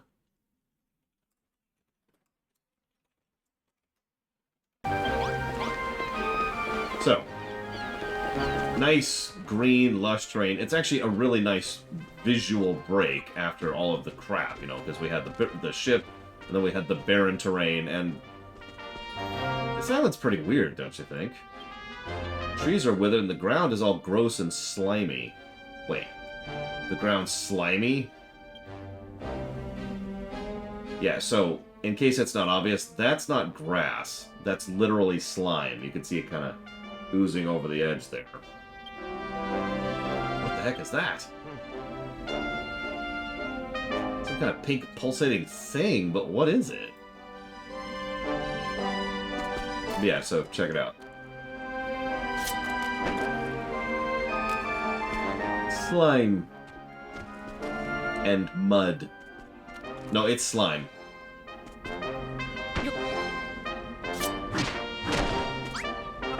The actual name of the block is Spoiled Soil.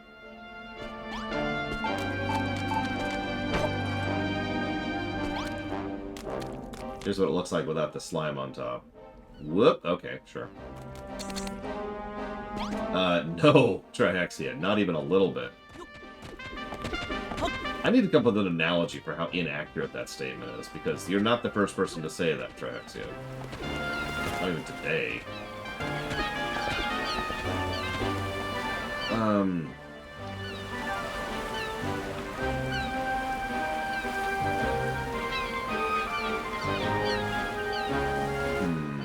That's like saying Half-Life 2 is an amped-up Doom mod, maybe? That might work. I don't know, how many, what's a really, really good FPS?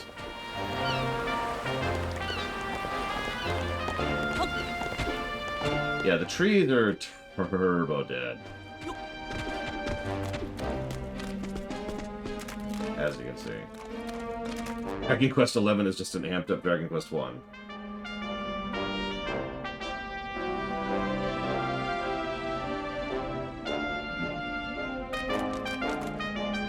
I think it's some kind of fruit. I wonder what it tastes like. Marrow. Do you reckon the whole thing's edible, or... The stupid thing just blew up in my face.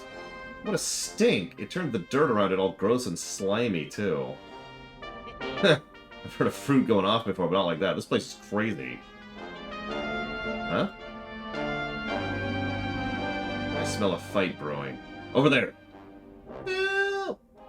There's no point in trying to eat me. I'm nothing but skin and bone. Eek! Sounds like fun. Let's go and see what all that screaming's about. Do you mean the island, or in the more general sense? Oh, God.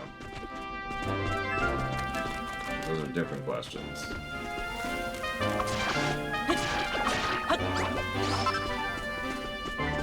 We got some vision. And some ears, apparently.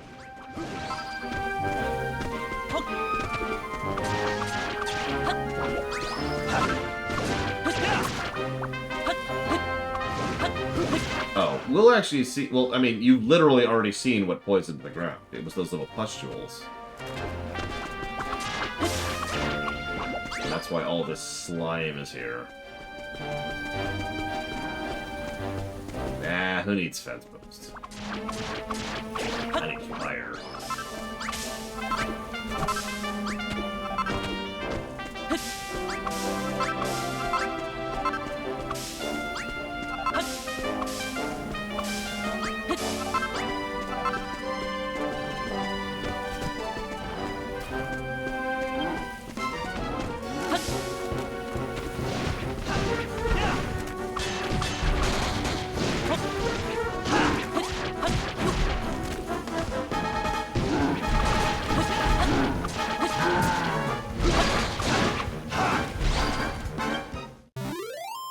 Notice he hits for literally 5 times what I do.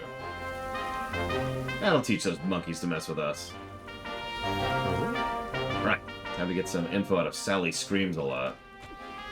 Fine, fine, just for you, eat the prisoners. Yep.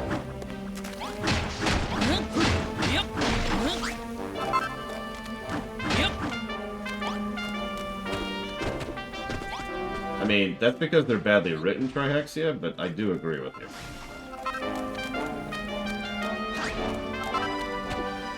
I think I'll do for now.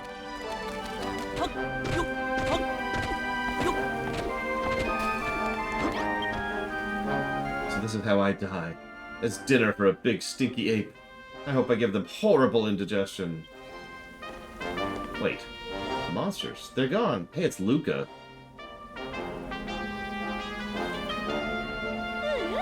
Those scaredy cats must have turned tail and fled when they finally worked out who they were dealing with. Hee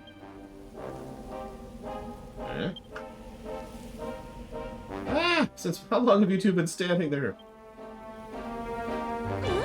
Since you beat the monsters? Oh, I see. Thank you for your help. My name's Rosie. What's yours? And what are you doing here? Ah, he's Malrath the Amnesiac, and you're Hunt Runner the Builder. You've come here to find out how to add greenery to your island? You know, going around telling everyone you're a builder is a risky business. There's no telling how they might react. You're lucky you have met me, and I might be lucky that I met you. Alright, my mind's made up. You can't make an omelet without breaking a few rules. I have questions about your omelet making. As the finest farmer in Furrowfield, it is my duty and pleasure to give you the grand tour of the finest farm. Come on, follow me.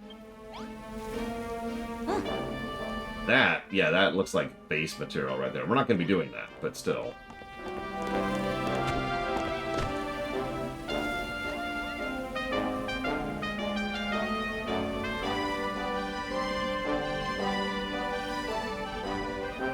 Sorry, one moment, please.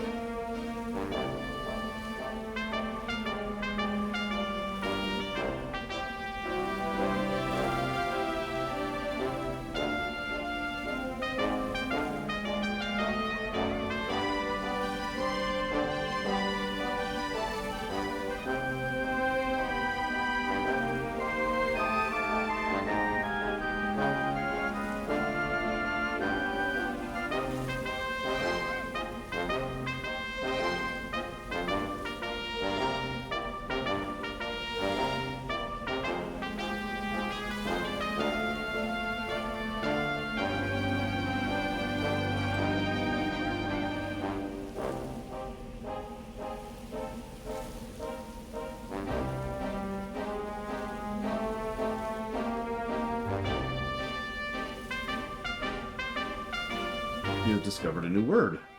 Stars.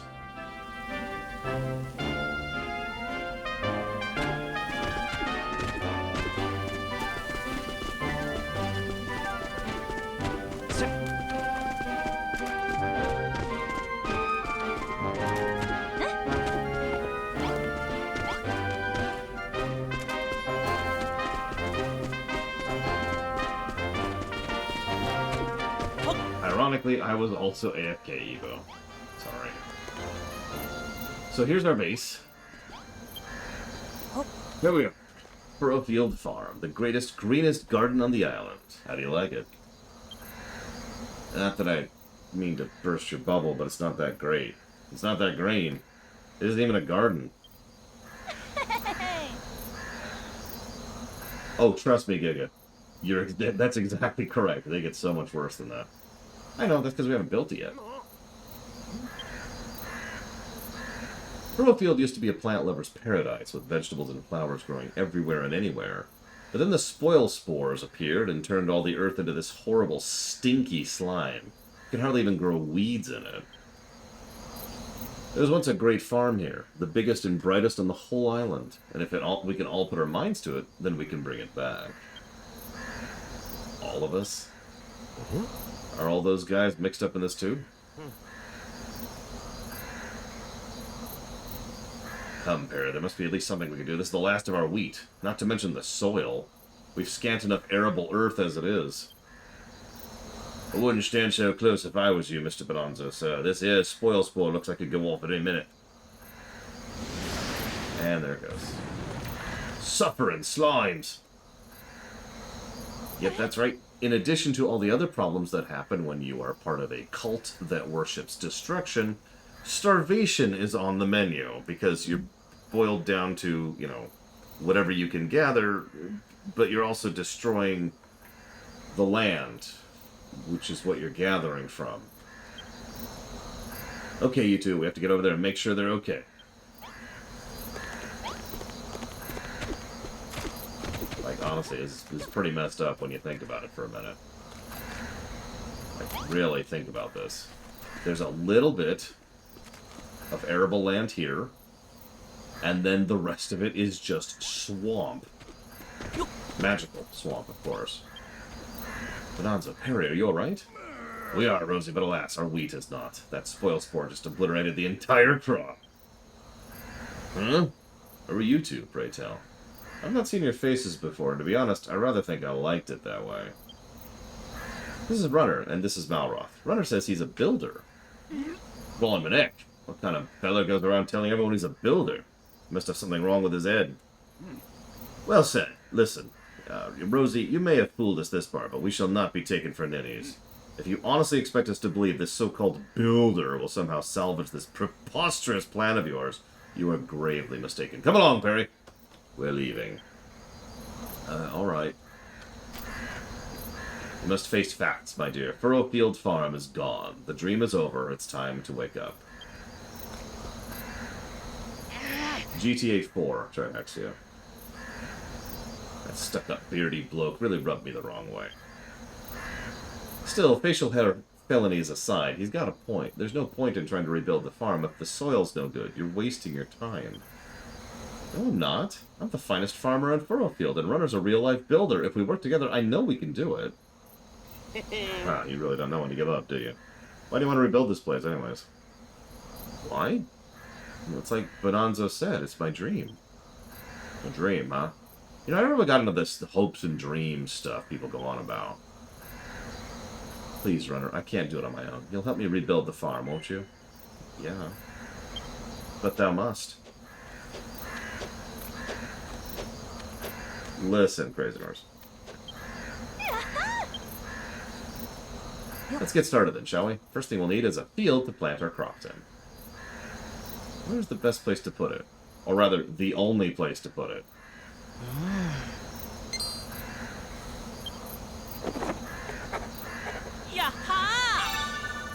Scarecrow! Tutorial that wasn't the longest, but actually felt like it?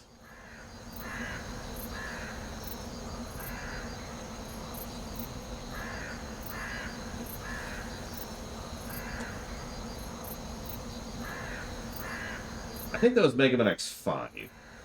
It was X5 or X6. It's not actually that long of a tutorial stage, but god damn, they would not shut up. Also XCOM, while we're on the subject. So Evo says, do I think the game's too on the nose?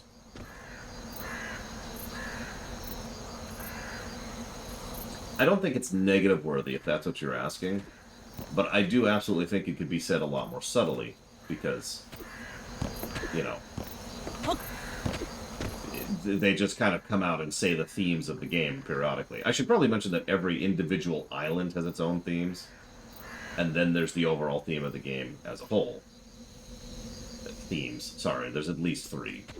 But the game is not exactly subtle, which is ironic, considering that one of the themes of the game is the lack of nuance and subtlety. But anyways. That's terrifying, Walker.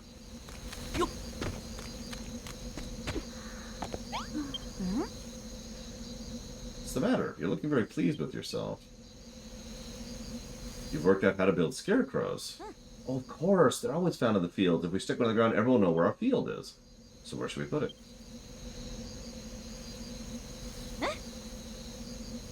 Oh, I know just the spot. A little bit of good, clean soil over there. So excited. I can hardly wait to start tilling the soil, but not until you officially mark the field with a scarecrow, of course. If you need materials, you can get cord from the vines and wood from the trees. You just have to hit them with your hammer.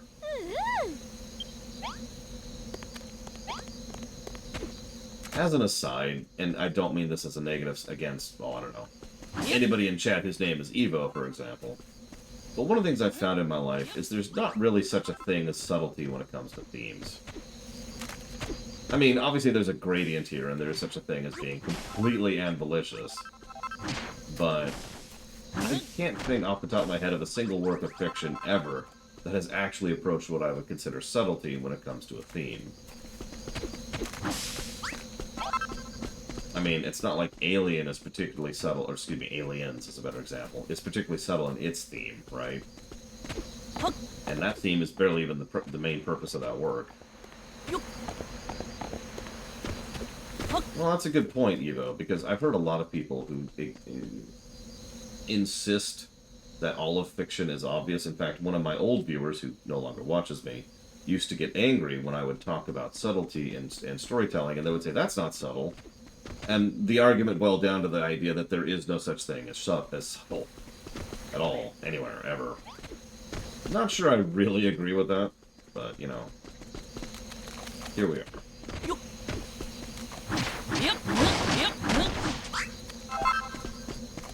Knock over a few of these trees.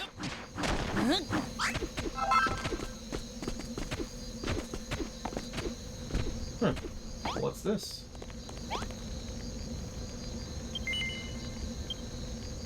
I leave these puzzles as a challenge to any young builder who finds them. May they aid you in your journey to become a master builder. Use your wits and building skills to solve them, and you shall be rewarded with treasures and new powers both. So, these are absolutely a plus to gameplay. Probably more than one. These are puzzles. They are Minecraft puzzles. And you're supposed to just look at it and figure it out just from looking at it.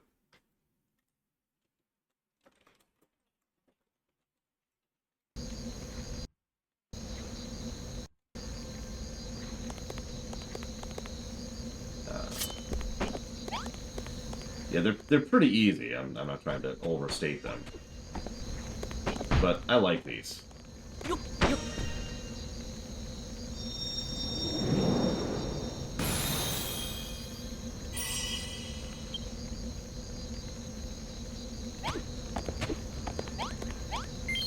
And they give you mini medals. And yeah, some of them are... This is literally the tutorial one. It's extraordinarily basic.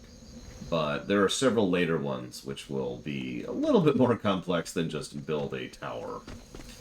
Mini-medals are a common thing in most Dragon Quest games. They're optional. They can be found all over the place, from doing just exploring, or dungeoning, or, you know, Seraphim gives you some. And as you get mini medals, there's always one person in the game who will give you really nice stuff in exchange for mini medals. So it's actually brilliantly designed in most of the Dragon Quest games. The idea is, at any given point in time, there's a hard finite cap on how many mini medals you can get. So the rewards for this range of mini medals are always supposed to be good. To explain this in very, very basic visual precepts, if this is the gear level that you're at, and they know you're at this point in gear, and you can get this many mini medals at this point in time, then the gear from the mini medals is actually up here. Make sense? And usually you could get some unique stuff or some of the best stuff in the game from mini medals. So in here we get it from the puzzles, which fits the builder motif. I know mini medals were not in 1 or 2. I don't remember if they were in 3. I know they were in 4. I've said it before, Dragon Quest III kind of started the Dragon Quest formula, but Dragon Quest IV is functionally the first Dragon Quest game. And it's the same. It's actually the exact same thing with Final Fantasy. FF3 invented a lot of things, but FF4 is the first Final Fantasy game, really. What am I doing? I am building stuff. Top-down camera. Well, let's see what we think of it here. Build a couple of those.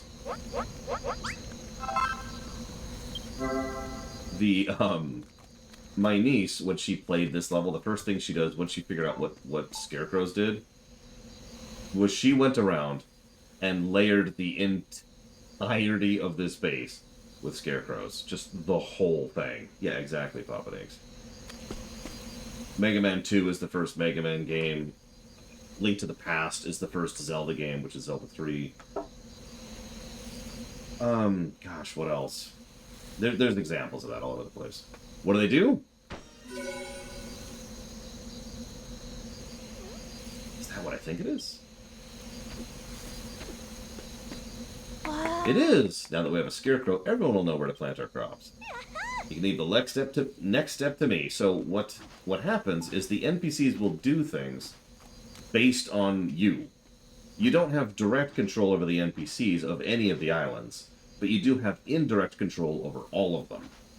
You can give them jobs, you can assign them specific tasks, you can have them till the fields, you can have them cook, you can have them clean, you can have them build. There's all kinds of really cool stuff you can do with the NPCs in this game, and honestly, it's one of the better aspects of the game. Because, and I'm going to say this very, very bluntly, I found a strange something. What is this strange device?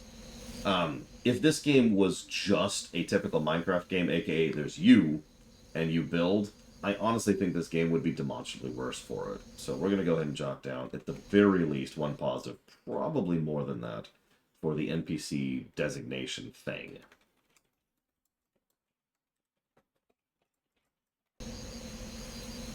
Farming's so much fun. I'm so happy I can pop.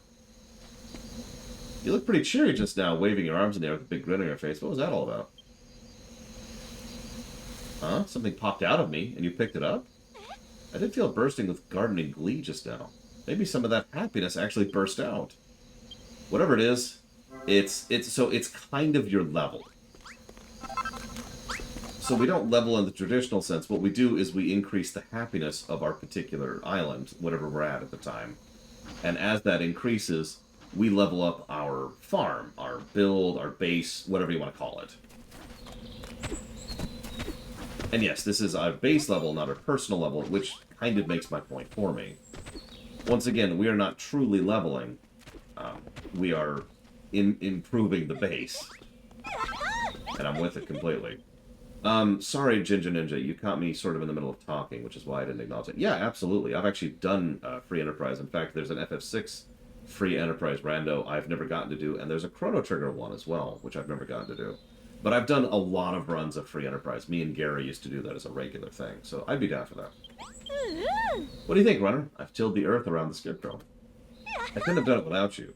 With your excellent inventions and my farming finesse, we'll be able to make some fantastic fields. I knew there was something special about you the moment we met. After all, not everyone would risk their life telling a stranger they're a builder. Yeah, warning, lore talks too much. You don't see what's so dangerous about that? If you've been living under a rock or something? Everyone knows builders are the enemy. Anyway, we better get back to business. We have a field, now let's grow some crops.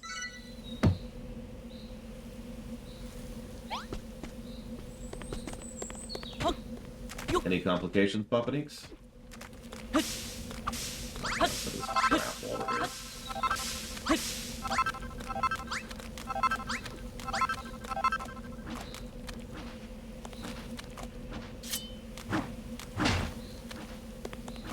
Damn it, Evo, never.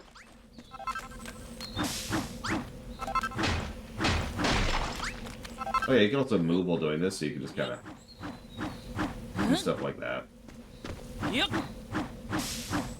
It's only on the cross grid, though.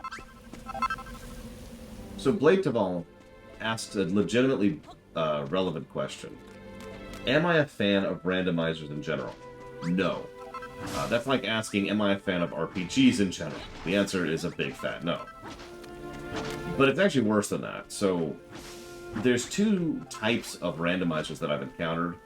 One, to me, is completely pointless. To me. And the other is extremely awesome. Let me explain a little bit. So, let's say I'm playing a Pokemon randomizer. So, it randomizes which Pokemon you can catch where, and their stats, and their abilities, and their items, and in a functional sense, what you're doing is completely overhauling the gameplay. So, anything can be anything, and whatever. Okay, that's neat, but I just don't really see a point in that, personally. It's nothing against it, it's just not my thing. I have no interest in that. What I prefer is randomizers that test your skill and your knowledge. So, there's actually a term for this, and I believe it's an open world randomizer is the term for it, but Legend of Zelda Link to the Past, Super Metroid, Ori and the Blind Forest, FF4 Free Enterprise, the FF6 one, the Chrono Trigger one, all of those are open world randomizers. In those ones, you have a specific goal you're trying to reach, you're dropped into a spot, and you have to test your knowledge and ability to understand the game in order to progress through it, right? We've actually demonstrated this because I've played LTTB Rando on camera, co-op with Gary. And so there's a whole lot of, alright, where's this, and how do I get this, and what does this get me, and you get it, right? To use a random example, let's say I'm playing the LTTP Rando, because I know that literally like the back of my hand. And let's say I pick up the hammer. Okay, well, I know exactly what the hammer gets me. The hammer gets me access to the south and southeast areas of the World of Ruin map, or the Dark World maps. Okay, I know that. I know what kind of things I can access there, but hang on. I can't kill those because I don't have a bow. I can't pick that up because I don't have the gauntlet, and I can't get access to this. But I do have access to that warp point over there, because now that I got a hammer, I have a second warp point. So I could enter the second dungeon, the second Dark World dungeon. So now I go do that, and you get the idea. It tests your knowledge and skill by randomizing order, but making sure that there is a actual progression path. It's probably worth noting that the kind of randomizer that I like is actually really, really hard to design, and the kind of randomizer I don't is not. Oh, nice, look. So, now that the soil's all ready, next thing to do is to plant some seeds. Here you go. I hope you like cabbages. Cabbages, cabbages, barely even human. To be honest, plowing is easy peasy. Anybody with a hoe can do it. It takes a steady hand and a keen eye to plant a seed properly, and I think you're just the man for the job. There should be 5 cabbage seeds altogether. Let me know when they're all resting happily in the soil.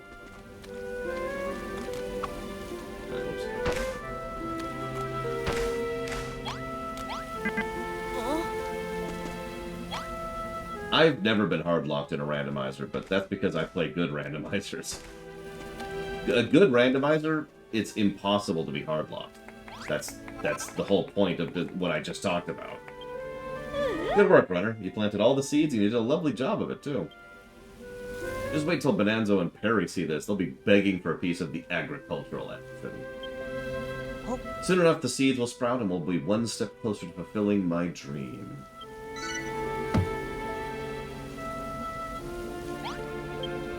Thanks to you, we have ourselves a fully plowed and planted field. The only thing left is to water the seeds. You see the little hill over there? Yes. There's a spring at the very top, but it's a bit of a pain to have to climb all the way up there every time we need water. So that's where you come in.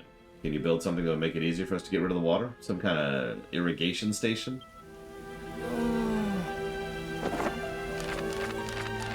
It's okay, she dislikes all onions except for one.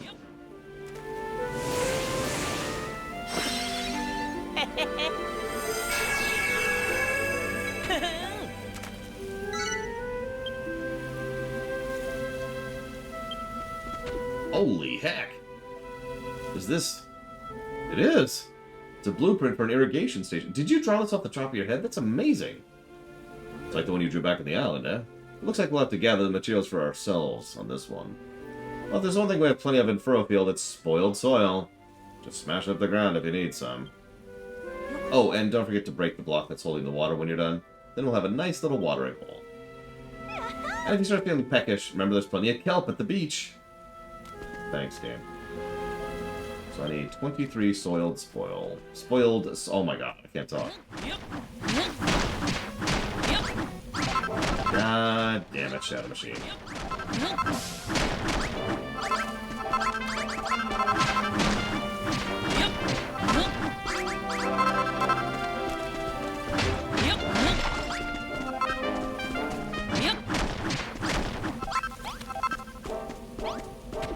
So, random question. What do you think we should build our wall out of this time? Last time we were just kind of screwing around. We even had a moat, if you remember. Which didn't quite work, but yeah, it kind of worked. Oh, we have enough.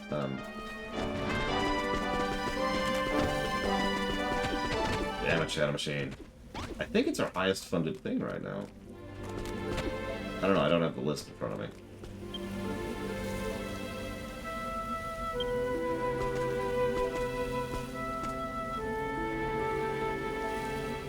Yeah, it takes a while, though, Crazy Norse.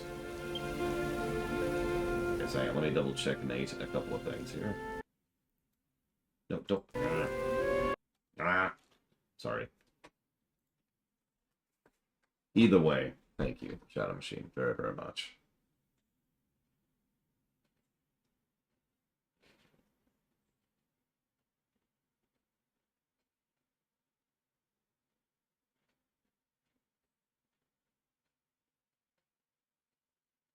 Thank you very, very, very, very much, Shadow Machine. Always. In fact, I'm probably going to put that towards lunch today. I'm kidding, I'm not going to get that big of a lunch. What I'm actually going to probably put it towards is doors. Because I need to buy doors still. Anything besides slime. Yeah, tell me about it. Anyways. So that's going towards the LTTP randomizer.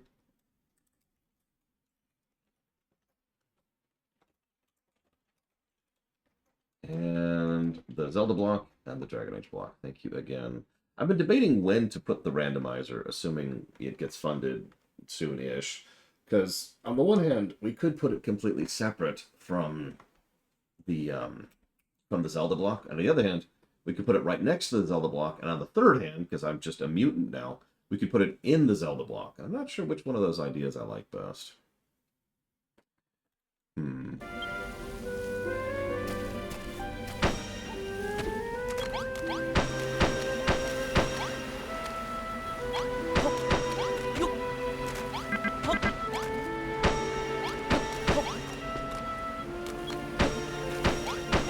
By the way, NPCs don't get in the way of building. That's nice.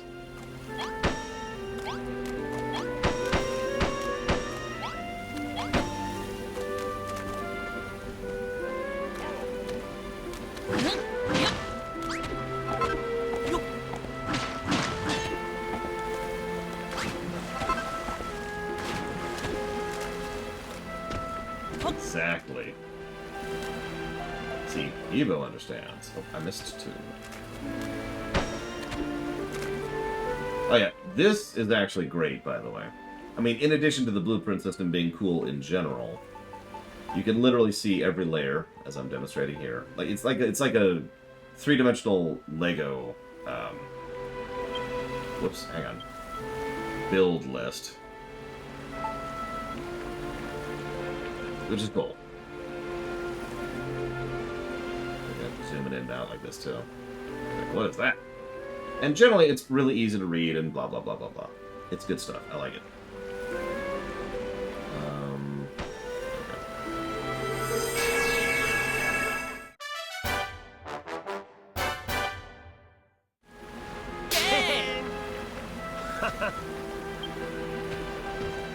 Yeah, exactly, Dakota. I love the blueprint system, and later on you can make your own blueprints, which is even better. There's an even cooler system, which we'll see in a minute, but now that we've got ourselves an irrigation station, we can water the fields. I can't thank you enough, Runner. Watering plants is a lot like tilling soil. Any old idiot can do it, so you can leave the watering up to me. You two stand back and watch the watering whiz work her magic.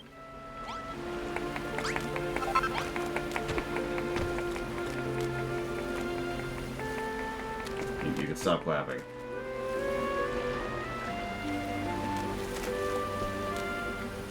And because of how dynamic the game is, a lot of these NPC interactions are designed to be very loose, is the word I want to use. Anybody can gather water from any water tile like this, as long as it's in range. So, they could gather it here, or here, or here, or here, or whatever. As long as you haven't completely blocked off the water and they can reach it, they could gather it at some point.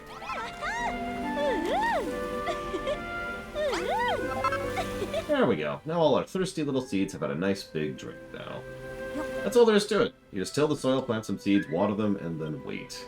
It's easier said than done, though. For one thing, you need healthy soil, and there's hardly any left on the island. And it's easy to tell if the soil's spoiled. It all goes purple and sticky. Sometimes it looks green if there's moss growing on top, but when you dig down, you find nothing but grimy slime. The only soil that's good for gardening has a nice earthy brown color. Just take a look at some of the soil I tilled before, and compare it to the moldy mud nearby.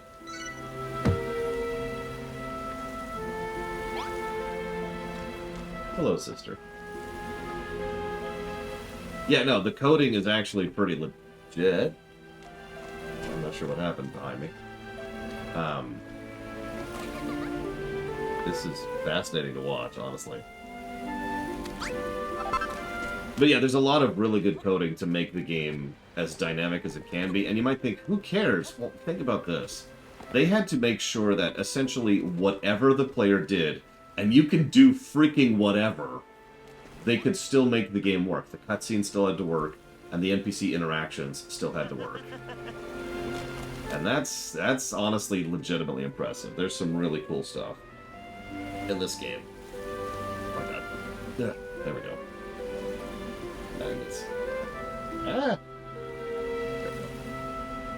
Yeah, pathfinding, there's a reason, and we've talked about this already. We've covered games where pathfinding is ugh.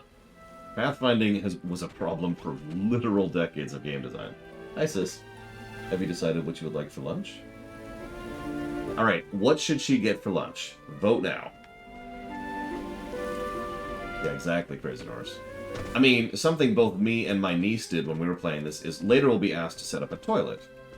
We're going to set it up down underground because it's funny. And, they need to be able to accommodate that. Okay, so Shadow Machine says Wendy's. Wendy's? Dream Whisper says burgers in general. Blade Vault says food. Okay, we've got a winner. Evo also says food. Flygan says pancake cake. Does anybody around here have pancake cake? I did see a breakfast place, but they're probably closed by now. Hang on.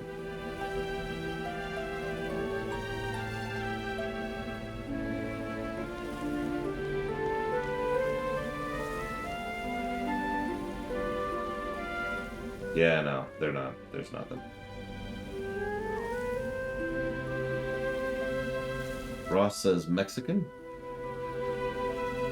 Nope, okay. Poutine, we don't live in Canada.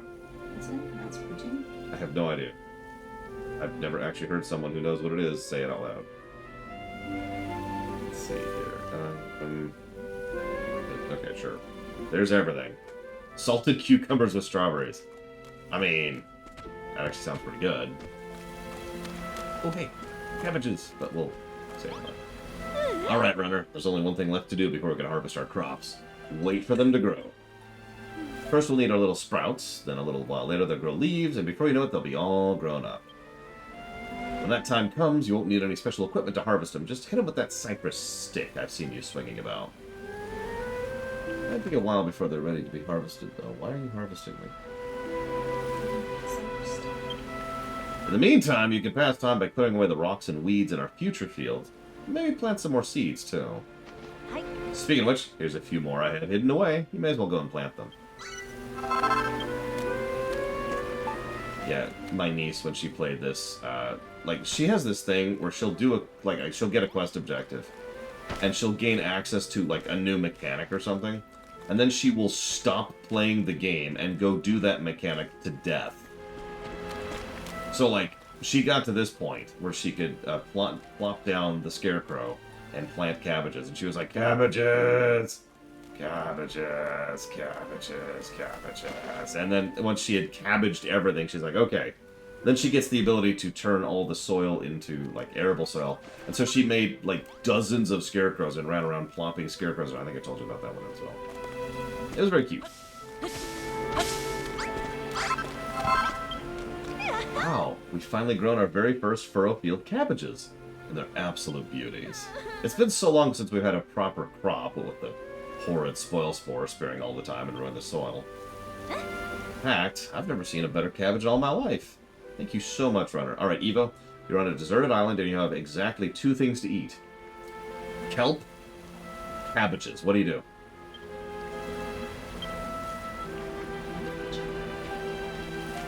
Good. Those cabbages are lush. Maybe, did you and Rosie really grow them all by yourselves? Maybe you really are a builder after all. All the more reason we should shun his accursed presence. Come along now, Perry. We're leaving. Yes, sir. Why has Beardy got such a grudge against Builder? If anything's accursed, it's that dead dog on his chin. I wouldn't say it's a grudge, really. He's just being cautious. After all, everybody knows builders spread desolation and despair wherever they go.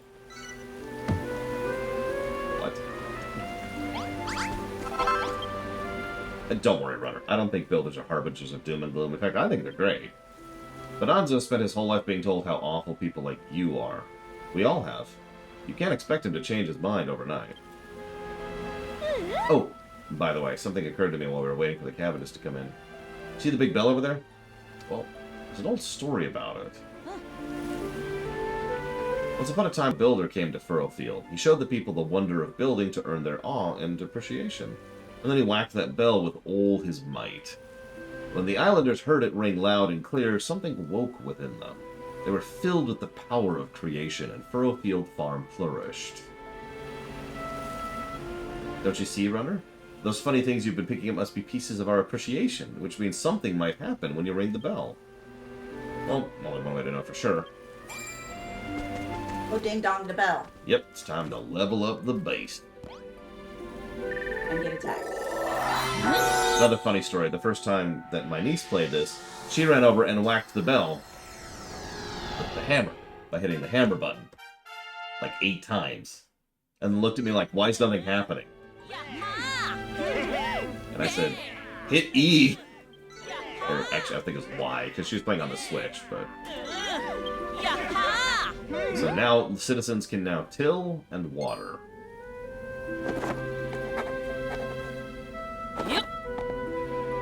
We have learned how to make softwood floorboards, wooden steps, simple doors, rustic doors, haystacks, simple small tables, simple stools, pots, community chests, ropes, firewood, and farming tools. Funny story.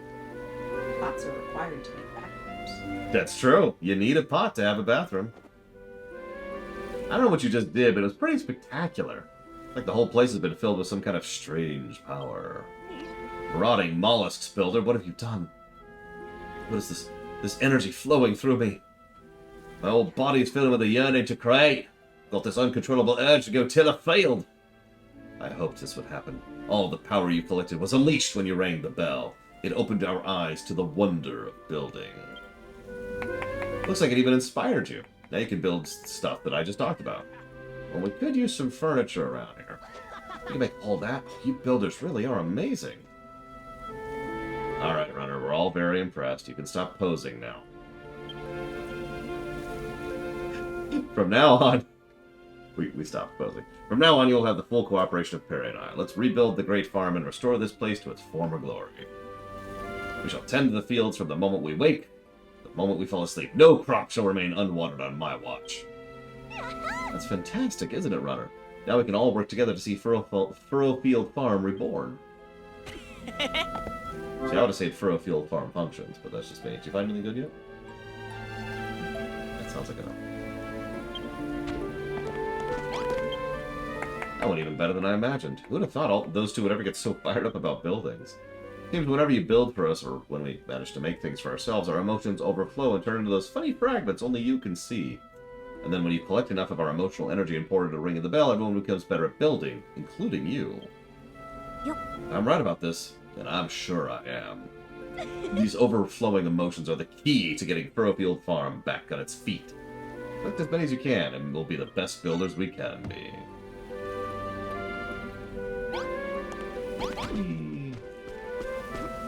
Now, we've technically hit our first open world spot, but the thing about this game, which I actually like, and I know everyone hates me for this, is that it's very guided. At every step, there's something to do, and you can pause to just go and make and do.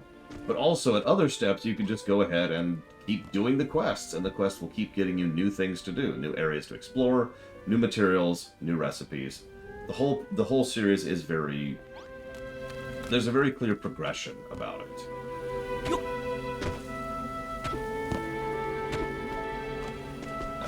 There we go.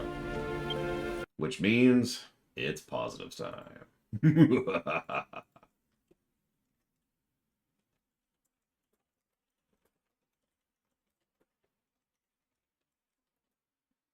You know, that's a good point. Walker says I can't yell about the game now because you moved the sign.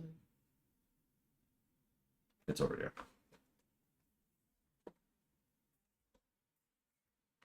Okay. I'm back to yelling. Whew. I can't get lunch until she decides what we're eating, so... I should probably update the HUD, though, because you're probably thinking, Laura, this game doesn't look like it's scoring very well. Well, there's a reason for that. It's because a lot of these are question marks. But here's what I would consider the minimum of what I'm considering right now.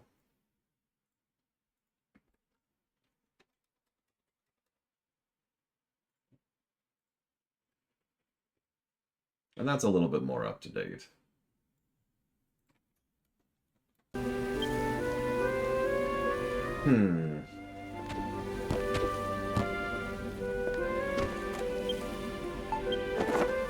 So this lists recipes, exactly what they take, and where you can make it.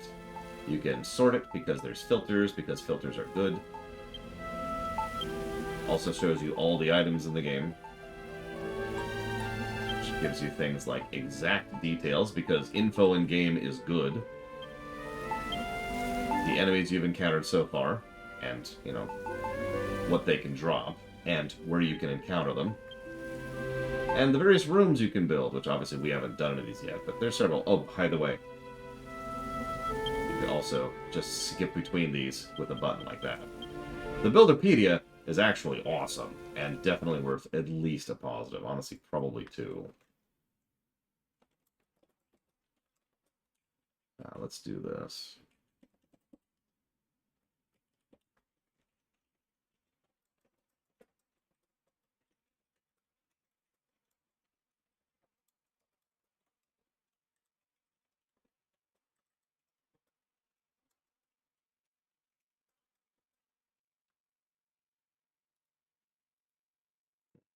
There we go.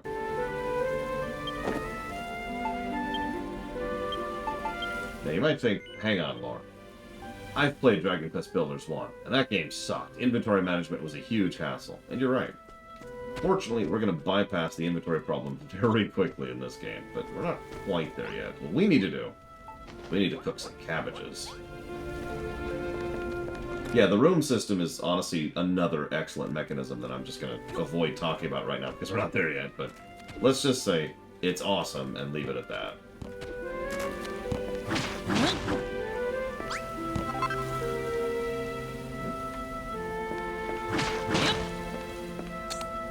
this for a second. Start getting closer. Listen, it's literally the only food we have for Evo. Other than kelp, excuse me. It's okay. If you give me a bit, we'll get other food, I swear. Yep. Just be patient with me, okay? Just be patient.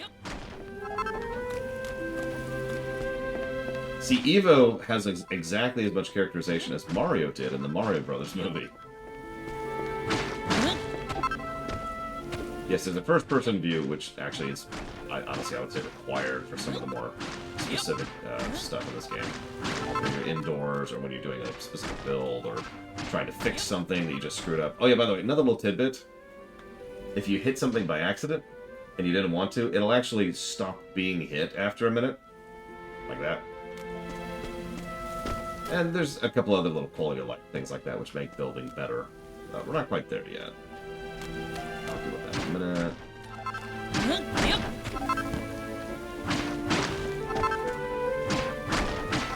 I mean, honestly, no, that was me insulting the Mario Brothers movie. Or specifically Mario, the Mario Brothers movie. Most of the characters are actually awesome in that film. And then there was Mario, who doesn't like mushrooms, and that's pretty much his character point. Yep. Have you...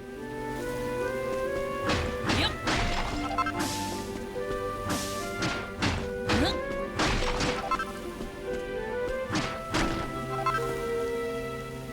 Oh. Here, let me just stop scraping that against my phone. Let's do that for the moment. Yep. So, I did want to point out something that Crazy Norse has actually already pointed out in chat. Yep. I was just bringing it up kind of as an aside, Apologies. So, so here's an example. So some of the bricks are literally damaged. If you break a damaged brick, here, so watch.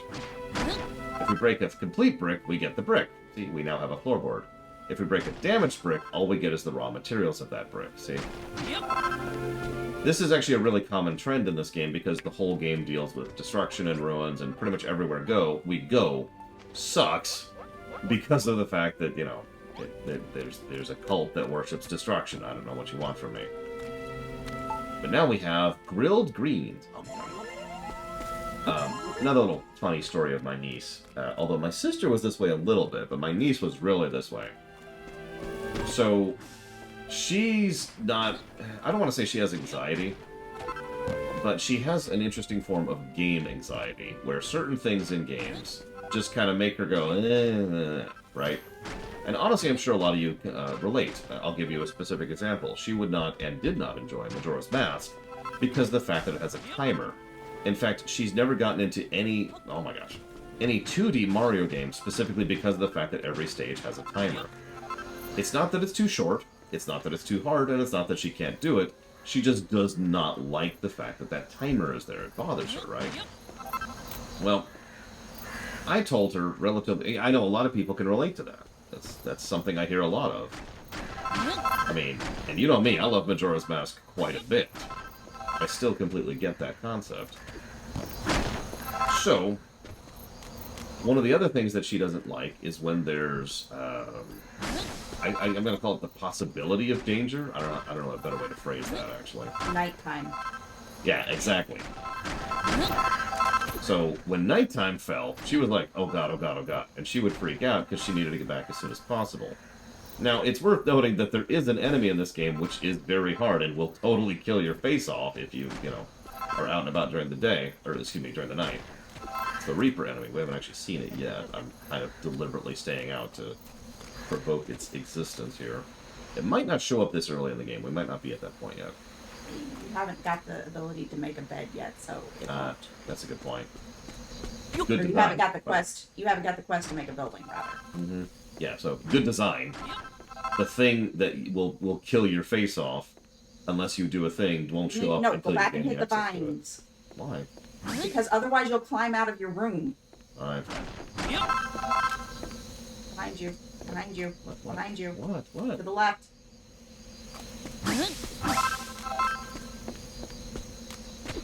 What is he doing? I'm just playing cleanup while you get lunch. I'm kind of at a pause point, so I'm just sort of chatting and cooking. Hoi. Hop, hop. I only like cabbages if they're well cooked, which I suppose is true for a lot of foods. That's not a big revelation thing, but still true. Yep.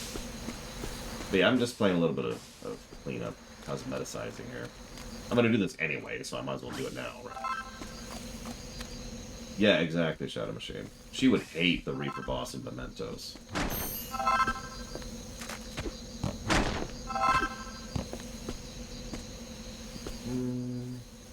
Okay. I think that's all of the ruined stuff. Other than the mud. We'll deal with the mud later. Yeah, it's kind of cool, honestly, Crazy Norse. And I mean that with sincerity. I think I've mentioned before that we have reached the point officially, about a year ago, actually, where my chat is no longer predominantly American. Yep.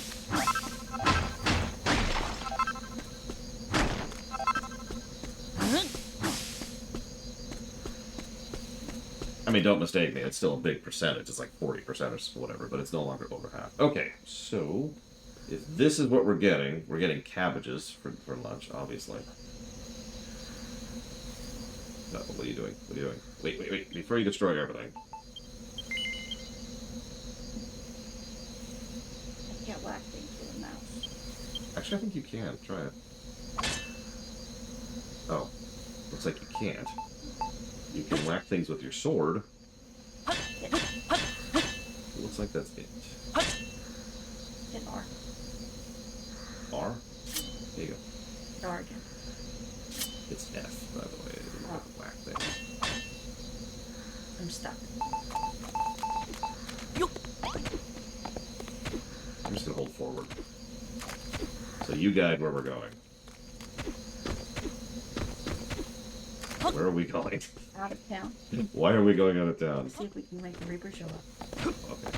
Okay. I really think you're right. I don't think it's going to because of the circumstances. Oops, sorry. They have pineapple mango limeade. I have to try.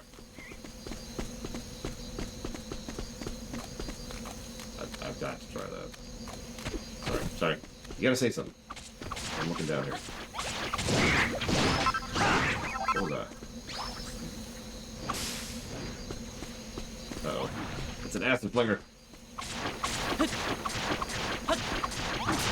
Yeah, we don't have a lot of good weapons right now. Not close enough to actually hit it. Sorry. Okay.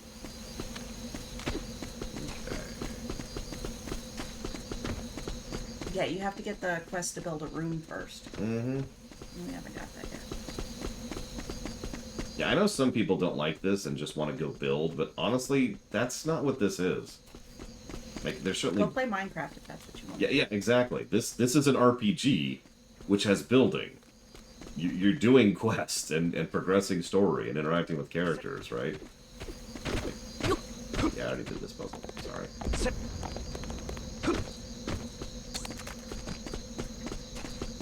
That was disappointing. Sorry. Again. Here on Crazy Norse. As a reminder, we will not be playing Dragon Quest Builders 2 after the break, Crazy Norse, if you want to just, leave forever.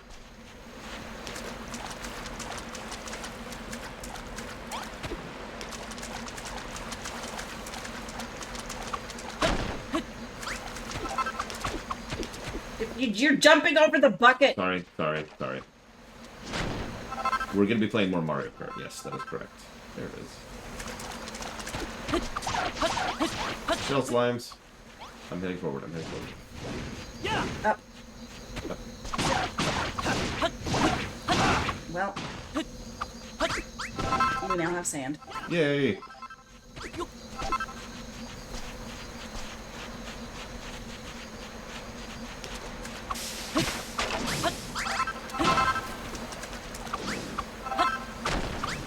I know, right, Shadow Machine? Ironically, she decided on Wendy's. Up. Up. Up. Up. Up. Oh my god. What are we climbing? Up. Up. Hook. Stop upping. Bats. Oh, it's daytime. Yeah. Up. I don't know, they stopped carrying those strawberry frosties. No, they didn't. They didn't? No. Up. Up. Up. Hook.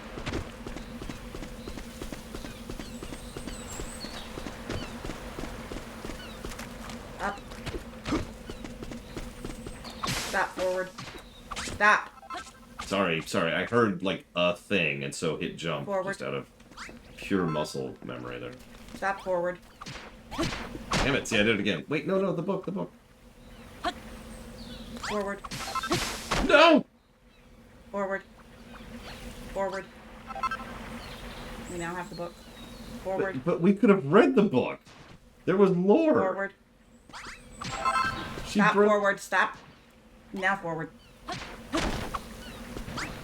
You know what we should do really, really quick? Forward. Just really quick. Does anybody want to see something ridiculous that I've been wanting to do Forward. for literally over a year now? Sure. Jump. You. Sit. Yeah. No. Turn around. Forward.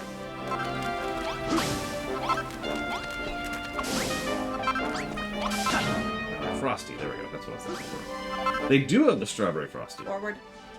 Forward! Hang on, I'm getting a frosty. Well, while you're getting a Frosty, we're being killed. Excellent. And- Why I saved before all of this. We're not being helped. Okay, forward. Jump. Jump. Jump. Jump. Jump. Jump. Jump. Jump. Jump. Oop. Forward. Okay, hang on. So, first, I'm gonna go and exit the game. Then, we're gonna exit the game again. Then we're gonna chop off the local recording.